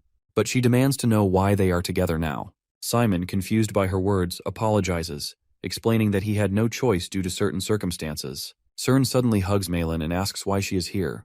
This enrages Malin, who shouts at her to let go. Cern looks heartbroken, saying that this is too much. She just wants to be friends. However, Malin wants nothing to do with her and threatens to freeze her to death. She warns Cern to stop giving her chills and leave. Furious, Malin grabs her, accusing her of secretly casting a spell on her. Cern denies it, asking why she would do such a thing to Simon. Malin refuses to believe her, convinced that even if someone else is responsible, Cern must be involved. Cami then suggests sparring, but Simon refuses, saying it's just training. Malin wonders if Cern even understands that. Cern clarifies that her ability doesn't create emotions from anything. It only amplifies what already exists. Everyone watches the fight unfold. Cern assumes that Malin is angry at Simon because of her hidden skill. Malin, confused, tells Cern to leave, but when she doesn't, she starts attacking her. Cern feels hurt by Malin's hostility. She thinks that Malin's ice magic must have made her cold-hearted. But Malin doesn't listen and keeps hitting her, demanding that she shut up, disappear, or vanish entirely. Suddenly, Malcolm enters the mansion and confronts Cern, accusing her of manipulating him. He blames her for forcing him to deal with annoying brats who don't even know his rank. Cern, confused, insists she has no idea what he is talking about. Malcolm doesn't believe her and says that if she fought them, they must have been at her level. Angry, Malcolm slaps Cern hard, making her lip bleed. He tells her to stop messing with people and claims that no one else would manipulate others like she does. Cern's face turns red as she clenches her fists. Malcolm warns her that no matter where she goes, whether it's the ivory tower or anywhere else, she will be put in her place. Before he can continue, Simon steps in, placing a hand on Malcolm's shoulder and telling him to stop. He reminds him that this is a non-combat zone. Malcolm, still furious, declares that he doesn't care and is willing to make an exception just this once. But when he looks at Lorraine, she coldly tells him to keep going instead of looking at her. This annoys him, so he storms out of the mansion. Simon turns to Cern and asks if she is okay. She thanks him, saying that because of him, she is fine. Simon feels relieved, but Cerna doesn't want him to think that they are even now. She assumes he won't say that, knowing that Simon is always calculating. She hopes she is right and asks him directly. However, Simon remains silent, giving no clear answer. Cern says that if she wanted compensation, she would ask for special admission number 10 from earlier. However, since Simon has extended her lifespan, she lets it go. As she leaves, she sees Mill making a heart shape for her and hopes they meet again. Malin feels annoyed and Lorraine also wants to leave. She hopes to see them at school. Simon thanks Cern for helping him, and Kami expects to see her again too. After they leave, Simon wonders if they are even now. He also remembers Hayward and starts worrying about his arrival. Kami explains that Hayward hasn't arrived yet and that they are still waiting for him. Now only 1 minute remains. Suddenly, Elisa storms into the mansion, furious that Malin dared to challenge her ghost ship.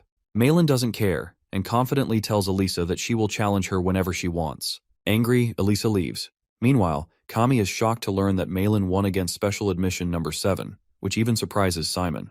Malin explains that she only had the upper hand in that match. An announcement declares that only 10 seconds remain until the end of Survival Island.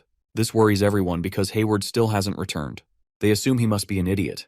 As the countdown begins, both of them grow anxious. Then, at the last moment, Hayward steps inside the mansion. His arrival is confirmed, and he feels relieved that he made it just in time. The Survival Island event officially ends, and all students are told to stop sparring and wait in a safe location. Malin angrily asks Hayward where he has been all this time. Hayward, unfazed, wonders why they are rushing when the shells are still flying outside. Another announcement states that the teleportation process will begin in order, and everyone is advised to stay inside. Hayward casually explains that he hid outside, waiting for the right moment to return. No one believes him. Simon feels relieved that they are finally going home, but someone corrects him.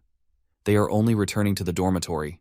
Hector soon appears, asking Simon if he defeated the monster from the southern island. Simon tells him to think whatever he wants, which annoys Hector, but he leaves quietly.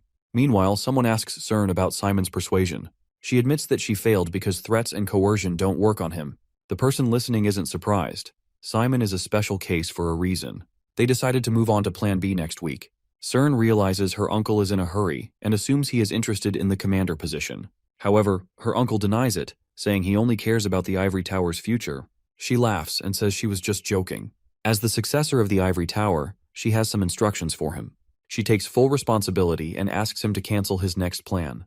Her uncle insists that he must move forward because the future of the Ivory Tower is at stake. He firmly believes Simon can never be their ally, which means he will be their enemy. That's why they must get rid of him now before he becomes stronger. Cern sits on the sofa, thinking that eliminating such a rare talent is ridiculous. She is curious to see how Simon's future unfolds. A few days after the survival evaluation ends, life returns to normal. The intense day on the island now feels like a distant dream.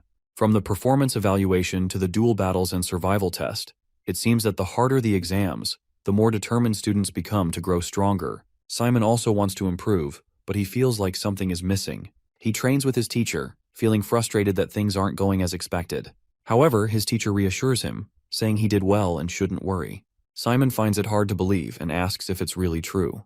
The teacher confirms and tells him to get ready because they will start training from the basics. Simon obeys and begins practicing again. He gathers scattered bones, trying to form bone armor. His first attempt fails, but he doesn't give up. He tries again, and some bones cover his arm. Bone armor is a technique where necromancers create protective armor from skeleton bones. It specializes in defense, but can also be useful in other ways, depending on its form. The professor explains that the gauntlet Simon just made will be useful in battles. Simon is amazed. It means he can also use it for attacking. The professor agrees and encourages him to experiment. Since every necromancer's bone armor is unique, Simon must research and develop one that suits him best. The professor confirms that Simon is correct and explains the difference between full-body bone armor and partial bone armor. Full-body bone armor usually requires at least 2 skeletons. To test his strength, Simon strikes a skeleton's shield and is surprised by its toughness. Even without adding darkness, the shield is extremely strong. The professor explains that the armor replaces the natural strength of skeletons and darkness with physical strength, making it like a reinforced exoskeleton. Curious, Simon asks Simon about the features of bone armor, realizing he must balance mobility and stability. He finally understands why he failed earlier. The professor confirms his mistake. He didn't properly adjust the balance. Full-body bone armor is much harder to control than partial armor because balancing it is more delicate and complex. Simon finds this confusing but tells the professor he understands. The professor adds that difficulty isn't just about the number of bones in each arm or the whole body. Simon agrees, and the professor assures him not to worry. Even though he failed this time, he still made progress. Simon thanks him. The professor then tells Simon to wait if he doesn't have an urgent mission. He also realizes that Simon doesn't fully understand the advantages of being a special class student. So, he advises Simon to use his position wisely. After giving instructions, he tells Simon to return, and Simon obeys. On the way back, the professor remembers that the new mission period starts next week. When he asks Simon if he has a mission in mind, Simon starts thinking. Deep down, he desperately needs money for ingredients, but pretends he hasn't decided yet. He plans to choose after the mission list is posted. The professor considers this and decides to give Simon a useful tip, which surprises him. Later, students gather around the notice board, but Simon doesn't find any missions interesting. Fear is annoyed since no missions involve accidents happening to the boss. He wonders why this continent is so peaceful, but Simon thinks peace is a good thing. However, one mission stands out. It mentions a body found torn apart near the Sacred Federation, as if it were hunted. Fear finds it suspicious but believes it's too dangerous. Simon agrees, thinking his professor wouldn't allow it.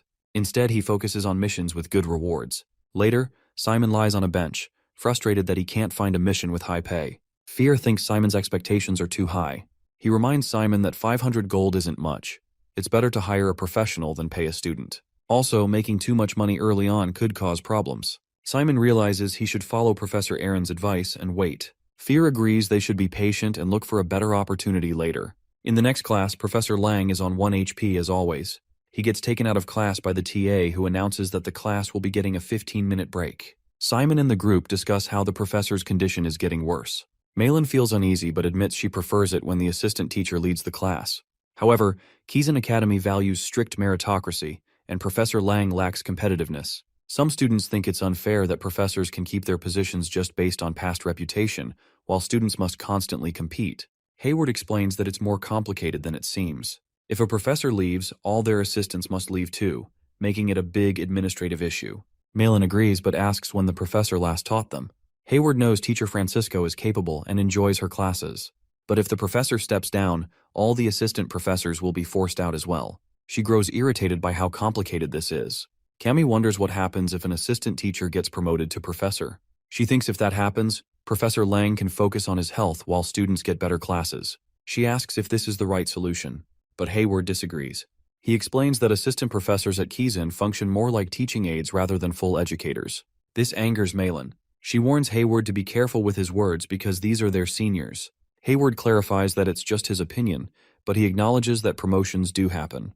However, such a change would require approval from Professor Neftis. Soon they are interrupted by the TA. As they turn around, they see her glaring at them. Later, as they stand in silence, she tells them she won't make an issue of it since it was just a break.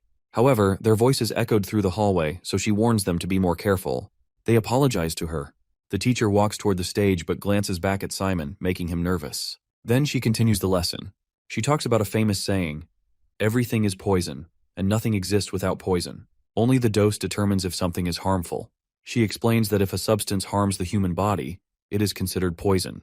A question arises. If everything is poison, then are spices also poisonous? After all, people eat them and don't die. The teacher asks the class why that is. Janie quickly raises her hand, knowing the answer. She explains that poison only becomes deadly if consumed in a lethal dose. The assistant professor agrees, saying that for something to be dangerous, it must reach a lethal amount.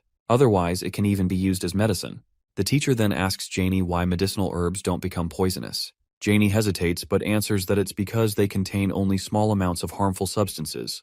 The assistant professor clarifies further, saying that the lethal dose is the amount needed to cause death. She gives an example.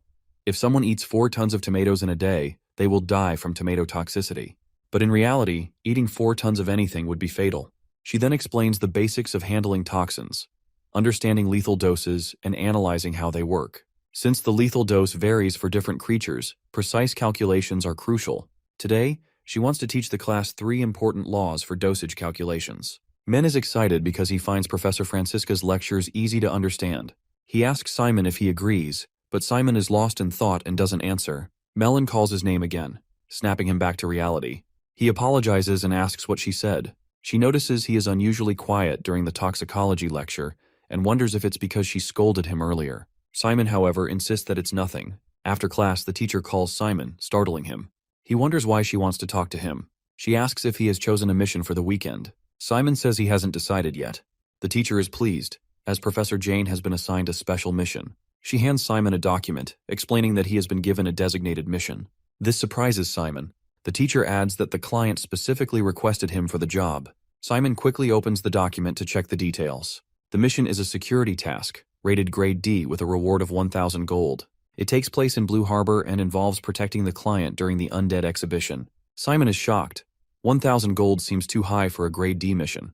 The teacher reassures him that he isn't forced to take the mission. If he already has another task in mind, he can decline. But Simon is eager to accept. He tells the teacher that he will take the mission. He is happy because the reward is exactly what he needs for his materials. The teacher is also relieved, as they were considering sending others to the exhibition. Now that Simon is going, she feels reassured. She explains that observing and analyzing trends is crucial for modern necromancers. Since Simon is accepting the mission, she instructs him to pay close attention. She also requests that he write a report afterward. Simon is surprised. He wasn't expecting to submit a report. The teacher reminds him that keen students are professionals, not amateurs. Outside the room, a girl laughs after overhearing their conversation. She guesses that Simon must have been caught in something again.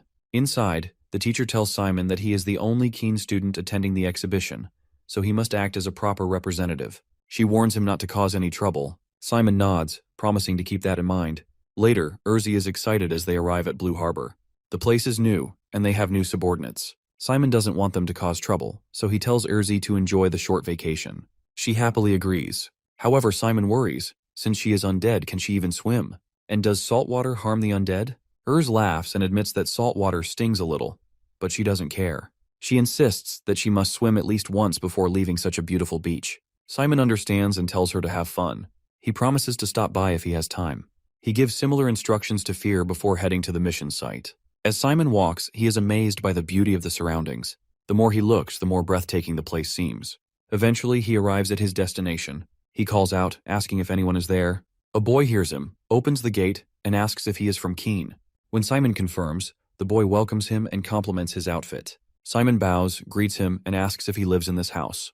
The boy nods and introduces himself as Shun. Simon is surprised, but pleased to know his name. He explains that he is here to meet the Count. Shun then casually reveals that he is the Count. Simon is stunned since he didn't expect a child to hold such a title. Realizing his mistake, he quickly apologizes for the lack of formalities. Shun isn't bothered, and tells Simon to call him by his name in private, as he prefers it.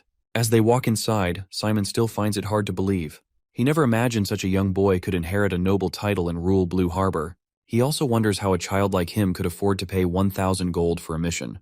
Perhaps his parents passed away early, leaving him with great responsibility. Shun runs toward the exhibition hall, eager to show it to Simon. But Simon can tell from his speed that he is about to trip. He warns Shun to be careful, and just as he is about to fall, Simon rushes over and catches him. Shun is surprised that Simon isn't in a hurry.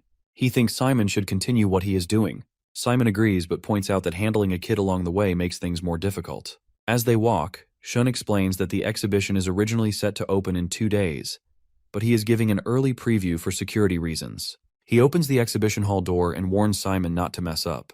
Simon reassures him and thanks him, but as soon as he steps inside, he freezes in shock. This is the next generation undead exhibition of Blue Harbor. Simon isn't sure where to begin. Then he spots a dinosaur-shaped skeleton and assumes it is the main attraction. Looking closely, he notices they haven't solved the balance issue. They have tied the torso with black silk. If such a skeleton appears in battle, it would completely crush a person's spirit. He is amazed. Meanwhile, Shun sits on one of the skeletons, telling it to let go. But since it is undead, it stares back angrily. This worries Simon because summoning magic has been used. Shun is startled when the skeleton suddenly tries to attack him. Just as Simon jumps in to protect him, a green fluid surrounds Shun. Before Simon can grab him, the fluid lifts Shun and carries him away. At that moment, a voice speaks. It is Shun's uncle, Finch. He teases Simon, saying that a so-called bodyguard shouldn't be so distracted. Shun is happy to see his uncle, who soon puts him down. Finch warns him to be careful since the undead are being moved around. But Shun doesn't mind. Instead, he wants to introduce Simon, calling him the strongest bodyguard from Kazan, student number 1. Simon greets Finch politely, but Finch tells him to just call him by name since he is also a necromancer. He reaches out for a handshake, and as soon as Simon shakes his hand, Finch's hand turns into green wax. Simon is startled, but Finch laughs and assures him it is fine. He then comments that Simon is just a first-year student trying to earn some pocket money. This embarrasses Simon. Finch doesn't understand why someone as weak-hearted as Simon has come to this resort, but the work still has to be done. Simon feels humiliated and quickly bows, apologizing for his mistake. Shun is worried. Simon hasn't done anything wrong this time. He steps in to defend himself, asking his uncle not to scold his bodyguard. Finch chuckles, saying he isn't scolding him, just giving some useful advice to a junior. He then mentions that since Simon is a special first-year student from Kazan, there are probably high expectations for him. Simon agrees. Finch offers him another piece of advice as a senior. He warns Simon not to believe that everything taught at Kazan is absolute truth. He explains that Kazan, once legendary, now has outdated methods and corrupt practices. This makes Simon wonder if Finch is a Kazan graduate. But Finch clarifies that he has studied at a public necromancer school called Alland. Simon understands. Finch then mentions some other schools, and says that the top students from these schools usually transfer to Kazan. These students are usually more capable than Kazan's existing students, so it is a good idea to get along with them. Simon is surprised to hear that non-Kazan students are more skilled. He asks him if the students are so skilled, why do they bother transferring to Kazan? His questions annoy the guy. He explains that each school has its strengths and weaknesses, and transferring is just a way to broaden one's horizons. However, he doesn't want to discuss student rankings anymore. He emphasizes that graduating from school is only the beginning. True careers start after that. Finch then tells Simon to follow him. He wants to show him the real professional world. Simon thanks him and looks forward to it. Before leaving, he puts a hand on Shun's shoulder and warns him not to wander off alone again. Due to the island's natural environment, Blue Harbor has developed a unique ecosystem different from the mainland. The Undead exhibition focuses on using the island's special creatures to create new undead. There are 100 undead in the hall, and 20 of them are Finch's work. But despite the focus on innovation, some undead lack practical use. Shun mentions that his uncle is famous for his research on Blue Harbor. Simon agrees. He points out that the tail of a rockwork skeleton doesn't seem to need any bone attachment. Finch is surprised by this observation. Simon explains that forcing the bone into place would put too much stress on the joints. Instead, he suggests covering it with protein or chitin. Finch is annoyed. He questions what a first-year student knows about it. There is a reason for everything they do. Soon they arrive in another section of the exhibition. Finch announces that he is going to show him the highlight of the exhibition, and reveals a mollusk undead that uses kraken as its component. He has named it the Overlord. However, this isn't even a fully grown adult kraken. No one has ever captured an adult one, but even in its current state, it has incredible speed and cutting power. To demonstrate, Finch flicks an object into Kraken's tank. The monster immediately slashes it apart with its tentacle. Simon is impressed. He then asks how much it would sell for. Finch raises an eyebrow, wondering if that is the kind of question a Keysen student should ask. Simon clarifies that he is asking out of personal curiosity, not as a student. Finch laughs and explains that the monster has an astronomical value. It isn't something for sale, and since Finch hasn't created it, he can't put an exact price on it. But if he has to guess, it would be worth at least 10,000 gold. Simon is speechless upon hearing this. Later, he is deep in thought when Fear calls him out. Simon doesn't seem to hear him as he is still lost in thought. Fear has to approach him directly and call his name again, snapping Simon out of his thoughts. Fear shakes him slightly and asks him why he is daydreaming so much. He then asks if something has happened in the exhibition hall. Simon tells him that it's nothing. It's just that he saw some amazing undead. Fear wonders what kind of undead could be so impressive that it excites Simon this much. Simon waves his hand and tries to explain, saying the undead moves like this. Fear is speechless at first, but soon realizes that Simon's repeated failures are affecting his mental state. Feeling sympathetic, he doesn't blame him. After a moment of thought, Simon has a question for Fear. Fear wonders what he wants to ask. Simon rambles about armor, explaining that he is currently practicing with a regular skeleton. He asks if it would be possible to do the same with the skeletons who are part of the battalion. Fear clarifies that while it isn't entirely impossible, however, he still asks him not to try it until he succeeds with a regular skeleton. Confused, Simon asks why it's prohibited. Fear explains that bad habits could form, which makes Simon wonder what kind of bad habits he means. Suddenly, Urzi raises her hand and calls out to Simon before rushing toward him excitedly. Simon wonders what happened. Urz reminds him that he has to attend a banquet tomorrow evening and asks what kind of event it is. Simon explains that it is a reception hosted by the Oldwin family, with members of the family and honored guests from the ring exhibition attending. Urz assumes that if he is invited as a VIP, it must be an important gathering of high-ranking people. With Keysen's reputation, she believes there won't be any issue with formal attire, but there is one thing to watch out for. She smiles slyly, confusing both Simon and Fear, who wonder what she means. Later, Simon stands beside Shun at the exhibition. A noblewoman shakes hands with Shun, mentioning that it has been a long time. Shun greets her politely, and she expresses her gratitude that a Keysen student has come to their family's exhibition. Simon humbly declines the praise, saying that it is an honor given to him by the Count, and he is the one who feels grateful. The lady then asks what has impressed the Keysen student at the exhibition. Simon deflects, saying that Count Shun knows the answer better than him since he is hosting the event. He looks at Shun, asking if he is right. Shun nods and explains that this exhibition is special because it features entirely new types of undead. Meanwhile, inside the hall, a butler observes the noblewoman closely and asks another servant if she seems unusually thoughtful for someone so young. The female servant agrees, noting that she allows the Count to take the lead while she stays in the background. She also mentions that the servant staff is adjusting etiquette based on the guests' home countries. They both watch Simon and are impressed by his confidence. It seems recommending a Keysen student wasn't a bad idea after all. The lady instructs the butler to stay quiet and listen. The butler thinks for a while, feeling relieved that the Count has chosen such a capable escort. After the noblewoman leaves, Simon exhales in relief. Shun praises him, saying he handled the situation well, then asks where he learned such refined etiquette. Simon smiles and explains that he trained diligently under his father when he was young. It was difficult, but he is grateful for the lessons. Shun agrees, telling Simon that he performed well today. Now that the guest reception is over, he encourages Simon to enjoy the banquet. Simon assures him that he will and thanks him for his generosity. As Simon walks into the banquet hall, he is taken aback to see all the members of the Old One family gathered there. However, he wonders where Mr. Finch is. Meanwhile, Finch stands outside the hall, holding a communication globe. He asks the person on the other side if he can hear him. The man confirms and assures Finch that everything is going according to plan. They will reach Blue Harbor the day after tomorrow. Finch acknowledges this and reports that everything on his side is progressing smoothly, since all key members of the family are gathered in the banquet hall without exception. The man has no concerns about this. However, he has heard rumors through his information network that a Kazan student has arrived at Blue Harbor.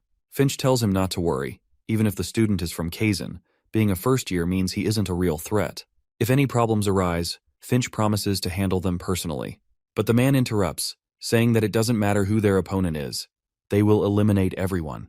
He smirks, twirls his mustache, and states that as long as the deposit is confirmed, everything will proceed as planned. Finch reassures him that he will provide full support and reminds him that everything on this island already belongs to him. Meanwhile, Simon gazes out the window, feeling frustrated. His body armor training has failed again. Although the professor and Fear tell him not to worry, he can't help but feel anxious about his lack of progress. The opening ceremony concludes, but Shun notices Simon's troubled expression and asks what's wrong. Shun has been observing him for a while and can tell something is bothering him. Simon lowers his head slightly, assuring Shun that it's nothing serious. He is just worried about schoolwork. Shun asks if it is normal for Kazan students to study so hard. Simon nods and explains that he has to work hard to keep up with the others. Shun understands his dedication but suddenly stops and looks out the window, startled. It's raining. Meanwhile, Urzi shivers from the cold. The rain started after the thick fog rolled in. A boy approaches her from a distance, warning her that it's dangerous to stay outside. He tells her to come inside since swimming is prohibited today due to the heavy sea fog. Urzi acknowledges him but, on her way back, overhears a group of people discussing something. They are wondering about a shape they see in the distance. Some think it's a rock, but others disagree because it appears to be moving. Curious, Urzi looks ahead and freezes in shock. It's a ship. A pirate ship is approaching the island. The pirate captain grins, excited about their target. Blue Harbor is a beautiful island, and his crew is confident that if they succeed in their mission, the entire island will belong to them. He orders them to capture every member of the Old One family alive and eliminate everyone else. Back at the exhibition hall, Simon, Shun, and the others sense that something is wrong. Panic spreads as they realize that an attack is underway. The Blue Harbor Maritime Guard Post is being overrun.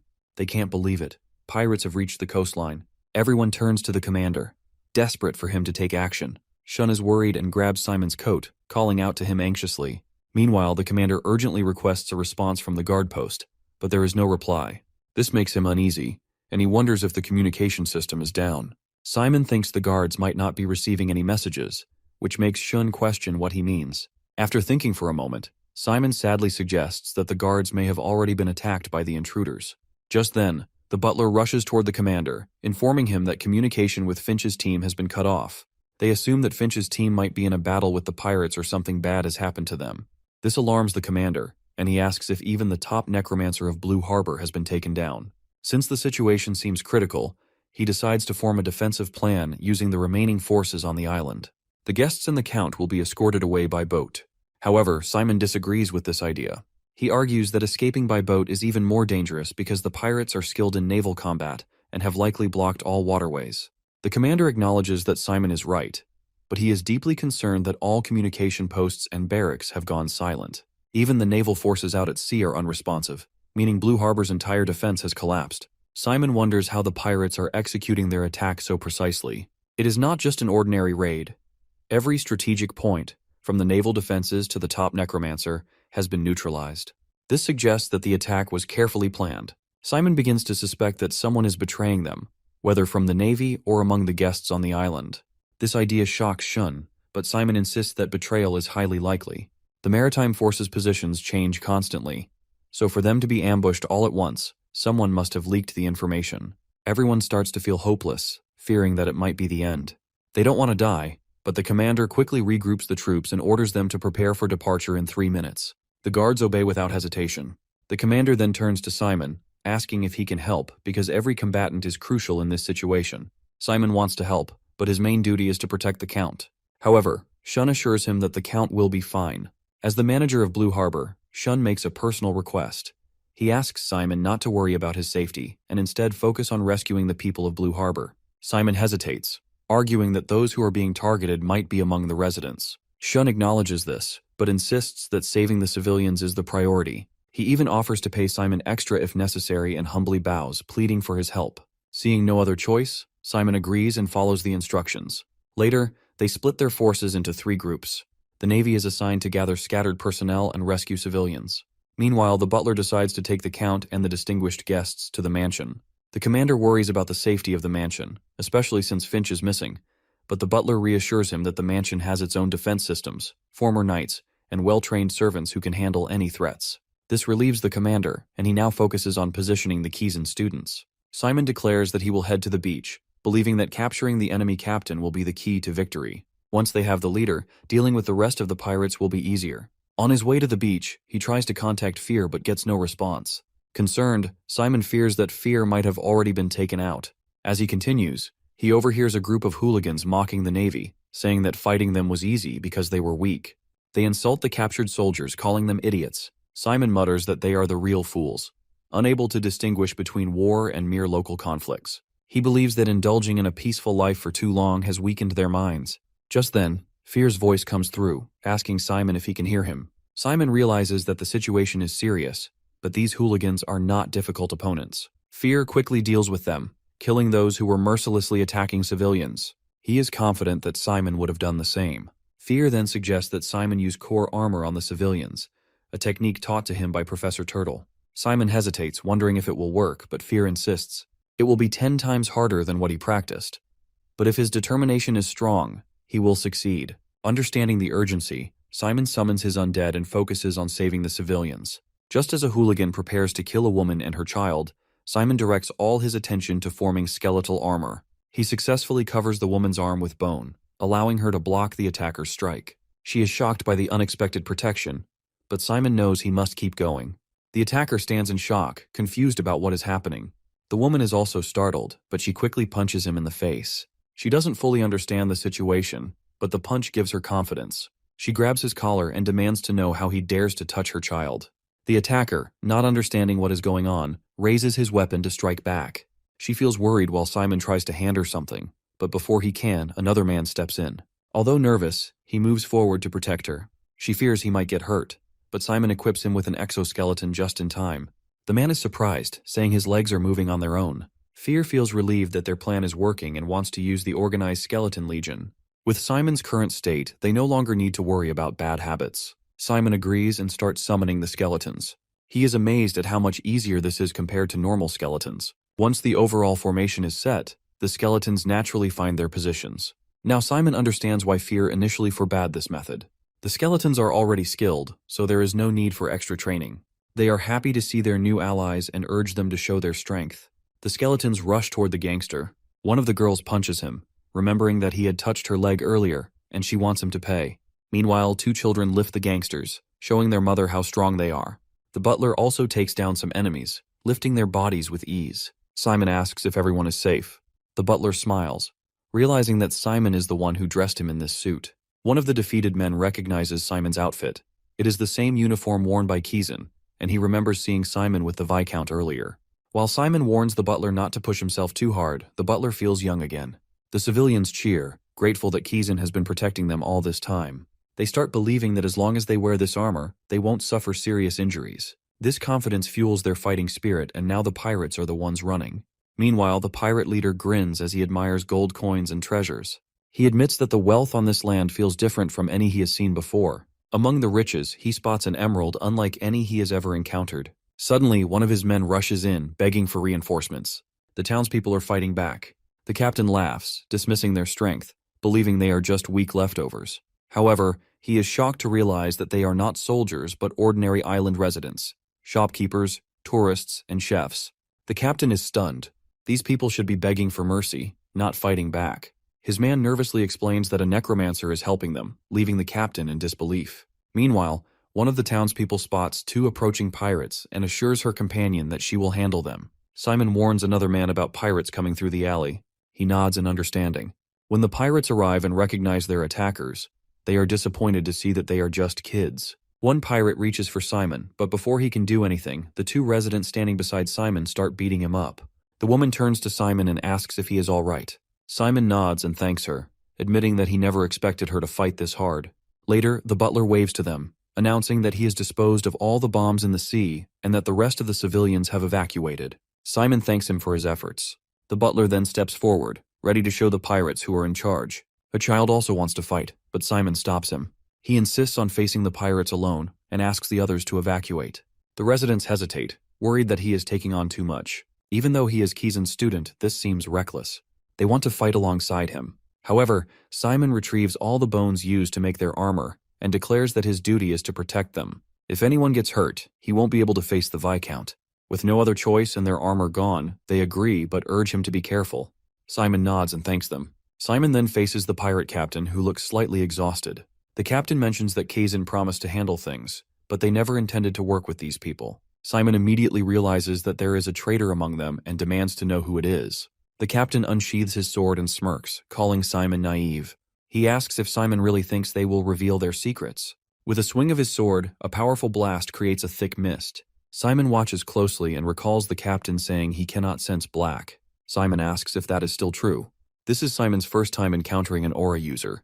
The pirate captain, surprised, realizes that Simon is knowledgeable about aura, despite being a necromancer. Simon comments that necromancers like him are rare these days. This annoys the captain because he believes necromancers are the ones who divided magic users into mainstream and non-mainstream without any proof. They also look down on aura and pure magic as outdated just because it is different.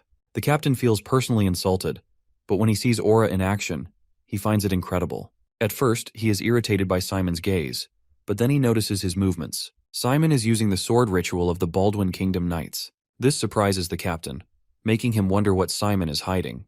The captain comes from a family of knights, but in a world dominated by necromancers, knightly traditions have declined. Everyone says this is the way of the future, but the captain refuses to give up. He trains hard, mastering his swordsmanship, strengthening his body, and refining his aura. He eventually passes the test and becomes a knight. However, out of 200 people, 198 are necromancers who have unlocked their core. The captain asks Simon if he understands how it feels to be called outdated just for following tradition. He wonders if Simon has ever heard people say they only care about practical results and ignore the deeper meaning of magic. Feeling frustrated, the captain abandons everything and sets out to sea. Simon understands that joblessness can lead to crime, and he agrees that the captain's story is sad. However, he also believes that sadness does not erase wrongdoing. Just then, a giant undead rises from the ground. The captain moves to block it, but Simon takes advantage of the distraction. He dashes behind the captain and knocks him out with a punch to the back of the neck. Meanwhile, the undead throws tubes of liquid at the captain's face, but the captain ignores it and declares that knights never waver. Simon realizes that, as the captain said, knights must train in swordsmanship, physical strength, and aura, regardless of whether they have a core or not. He sees these as fundamental skills and has never thought of them as outdated. However, what truly feels old-fashioned is the way the captain thinks. Later, all the pirates, including their captain, are captured and tied up. Simon questions one of them, knowing they have no hope of escape now. He tells the man that piracy is a serious crime, but if he cooperates, Simon might be able to ask for leniency. He asks who the Blue Harbor official they worked with is, but the man refuses to answer. The man remarks that if he had known he would be forced to answer every question, he would never have become a pirate in the first place. Simon signals to his skeletons and tells them to make the man drink something. He reminds him that he may be a student, but he is also a necromancer. After drinking the liquid, the man starts coughing and demands to know what it is. Simon smiles and asks if he thinks it's poison. He explains that in 15 seconds, the poison will spread through his body, and in 5 seconds, the pain will begin. The man panics, but Simon shows him an antidote and promises to give it to him if he tells the truth. At first, the man remains silent, but Simon warns that it's his choice. The man finally snitches and says Finch's name. Simon is shocked and asks if this is really true, which irritates the man. He snaps back, saying he has no reason to lie when his life is at stake and demands the antidote. Simon thinks for a moment and agrees with him. Since Finch is an important figure in Blue Harbor, finding him should reveal the location of the naval outpost and its forces. However, Simon wonders why Finch would betray Blue Harbor and his own territory. Suddenly, he remembers the undead from earlier and suspects it might be connected. Lost in thought, Simon accidentally drops the antidote. The man panics, cursing Simon for betraying him after he told the truth. However, Simon calmly reveals that the potion was never poison. It was just a seasickness remedy. The man will be fine in 2 hours. Simon tells him to relax and enjoy his time in jail. Meanwhile, inside a mansion, 2 servants are protecting Count Shun. The pirates tell them that resisting is useless and they should surrender peacefully. Suddenly, one of the servants is shocked as bones attach to her body, forming skeletal armor. Confused, she wonders what is happening. At the other end of the hallway, Simon orders her to fight back. She is surprised to see Simon and immediately starts attacking the pirates. One pirate sneaks up behind Simon, but the servant warns him just in time. Simon turns around and kicks the pirate in the face. The servant gently puts down Count Shun and asks if Simon is injured. Simon reassures him that he is fine, and then asks if the Count is safe. The Count confirms that he is unharmed. Simon urges them to evacuate quickly, feeling that his suspicions are correct. As they escape the mansion, Simon ensures that the pirates can't follow. Count Shun hesitates, but Simon tells him to go immediately. Just then, a pirate rushes toward the Count, finally having found him. The pirates order the Count to come with them, but Simon quickly uses his undead to twist the pirate's arm, making him collapse. The pirate is too confused to understand what just happened. Simon tells Shun to come to him, and Shun obeys. Simon reaches out to grab Shun's hand, but before he can, molten wax suddenly engulfs Shun, pulling him away. Finch uses a powerful dragon formation, launching burning wax that melts a pirate and even the floor itself. Simon is stunned. This wax is strong enough to melt through solid ground. Finch glares at Simon and scolds him, reminding him that a bodyguard should never let his guard down. Outside, the people cheer when they see Mr. Finch, believing they are saved. Finch confidently tells them not to worry because he is here now. This frustrates Simon. Finch is the real culprit, yet he is acting like a hero. Simon demands that he release the Count immediately. Finch simply smiles and refuses. He says he cannot trust Simon and insists that, as the Count's bodyguard, Simon should never have left his side. He declares that he cannot compromise on the Count's safety and will officially report this matter to Kizan. Simon furiously asks Finch why he has betrayed them, shocking Count Shun. Finch is also startled as he realizes the truth, but he quickly smiles cunningly. Everyone finds it hard to believe that Finch has betrayed them, assuming Kizan might have misunderstood something. Simon insists that the pirates have confessed, and both the Navy soldiers and the residents of Blue Harbor have heard it. Finch questions if there is any proof, while Shun, with teary eyes, begs his uncle to let him go. Finch apologizes, saying it is not possible, then throws green balls at Simon. A strange gas fills the air, blocking Simon's vision, and Finch escapes. Simon looks down at the butler and tells him he will go after Finch. He orders the butler to spread the news of Finch's betrayal to the Navy and officials. The butler, though slightly confused, wants Simon to save the Count from Finch. Meanwhile, Finch ties up Shun, throws him down, and orders him to stay put. He then creates a magical circle around him, summoning undead creatures and commanding them to set sail. Shun asks his uncle why he is doing this to him, but Finch scoffs. Unable to believe Shun still calls him uncle. Shun wonders if he has done something wrong, but Finch tells him it is not his fault. The true culprit is his father. This revelation shocks Shun. Finch claims that Shun's father is the reason his mother, who is also Finch's sister, died. Although Finch comes from a declining family, he possesses extraordinary talent. Once rumored to be the future of Kizan and the top candidate for special admission. Many families try to recruit him, but the oldest families in Blue Harbor are the most eager.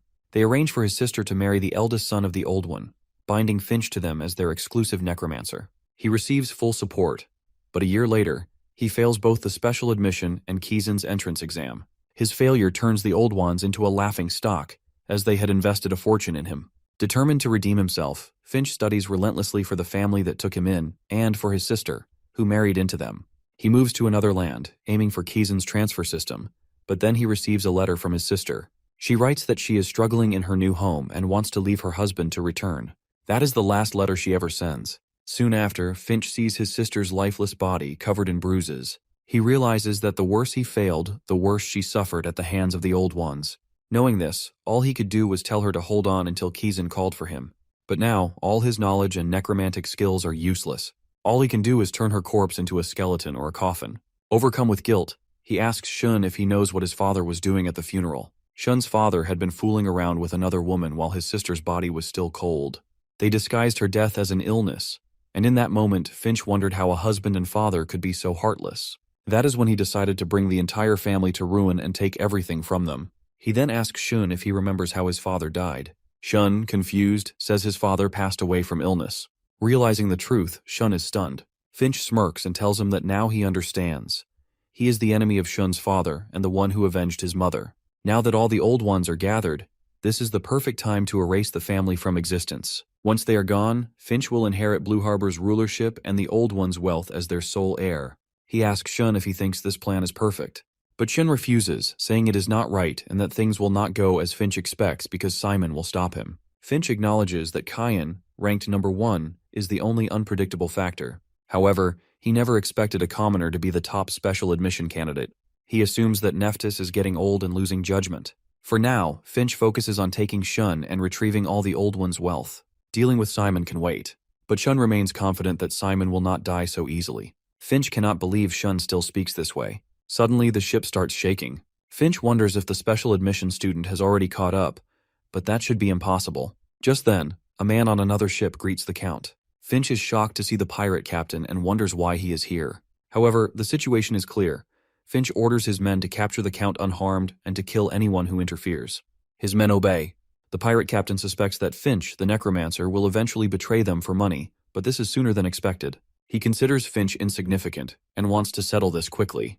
The pirate captain scoffs at Finch's abilities, claiming that without black magic, Finch will be easy to defeat. However, Erza, who has disguised herself as the captain, is unsure of their next move. The pirates, excited to face just one opponent, prepare to charge and kill him. But before they can attack, Finch takes out a potion and drinks it. The pirates grow uneasy, wondering why he would do that. Suddenly, something emerges from Finch's coat. Several tentacles form, horrifying the pirates. Finch sneers, asking if this is their first time facing a necromancer. The tentacles pierce through the pirates' bodies, killing them instantly. A pirate from behind fires an arrow, but it has no effect on Finch. Finch laughs, surprised that they thought a simple arrow would harm him. The remaining pirates panic, realizing Finch is a monster. One of them rushes to the captain, desperately asking how they can defeat him. The fake captain, furious, tells him to shut up and fight or risk dying by his hands before Finch can get to them. Deep inside, one of the undead is terrified, wondering what Finch has done to his body. He tries to escape, but the potion's effects finally take hold, and he falls to his knees. Finch approaches and calls him undead, then asks how it feels. The undead emits a distinct smell, so Finch explains that he mixed a unique concoction into the fog. It is odorless and colorless, with effects that build up over time. Finch observes how long it took to affect the undead, and concludes that she must be stronger than Gale. Finch's research states that exposing an undead to more than 4,160 ppm should completely neutralize it, no matter its type. However, right in front of him, there is an exception.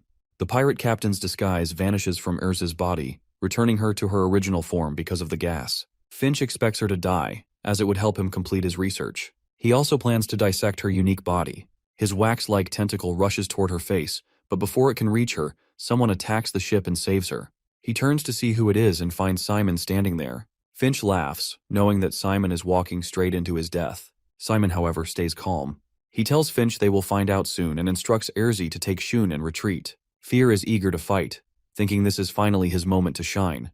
But Erza warns him not to come any closer. The undead neutralizing gas is spreading, and even a little exposure will make it harder for him to control his body. Finch launches an attack at Erzi, but she dodges and quickly retreats. He praises Simon for keeping him entertained and extends his wax tentacle from the floor, aiming at them. Erzi warns the commander, and Fear blocks the attack, shielding both himself and Simon. Simon repeats his order for Erzi to take Shun and leave while they keep fighting. Fear realizes the entire ship is covered in the deadly concoction Erzi mentioned. At this rate, both he and Erzi will be completely neutralized. Meanwhile, Erzi is untying Shun, telling him to stay still because she will free him soon. Shun is confused and asks who she is. She introduces herself as Simon's trusted subordinate and assures him he is safe. At the same time, Simon is dodging Finch's attacks, but his shoulder gets scratched. He immediately realizes the tentacles are also poisonous. They need a plan to handle the situation before it's too late. Fear keeps cutting at the tentacle, but he knows they are running out of options. He hesitates to use a particular method, one he would rather die than attempt. As he starts explaining, Simon suddenly collapses. Simon quickly reassures him that he is fine. Fear then instructs him to run in a specific direction. Simon follows the command, skillfully dodging Finch's attacks. Finch watches with fascination. This is the first time he has seen such a smart undead capable of suppressing its own healing. He wonders why such an incredible creature would serve a weakling like Simon. Fear, on the other hand, sees right through Finch's thoughts. His mind is clouded by insecurity. Suddenly, Simon asks Fear about the method he mentioned earlier. Fear explains that Simon must wear him. In this situation, neither he nor Erzi can fully protect him, so Simon must use Fear's power to defeat Finch. However, there is a serious risk. Fear is an ancient undead, and merging with his mind is incredibly dangerous. A single mistake could destroy Simon's mind, leaving him in a vegetative state. Fear asks if Simon is still willing to do it. Simon thinks for a moment before agreeing, fully confident he will succeed. Fear is pleased. This is the answer he was hoping for. Simon extends his hand, and bone armor begins forming around him as Fear's body disintegrates and covers him completely. Once Simon wears him, he is pulled into Fear's mind, which appears vast and endless. He feels himself sinking, struggling to stay afloat. Fear's voice cuts through the chaos, instructing him to concentrate and avoid being swallowed by his consciousness.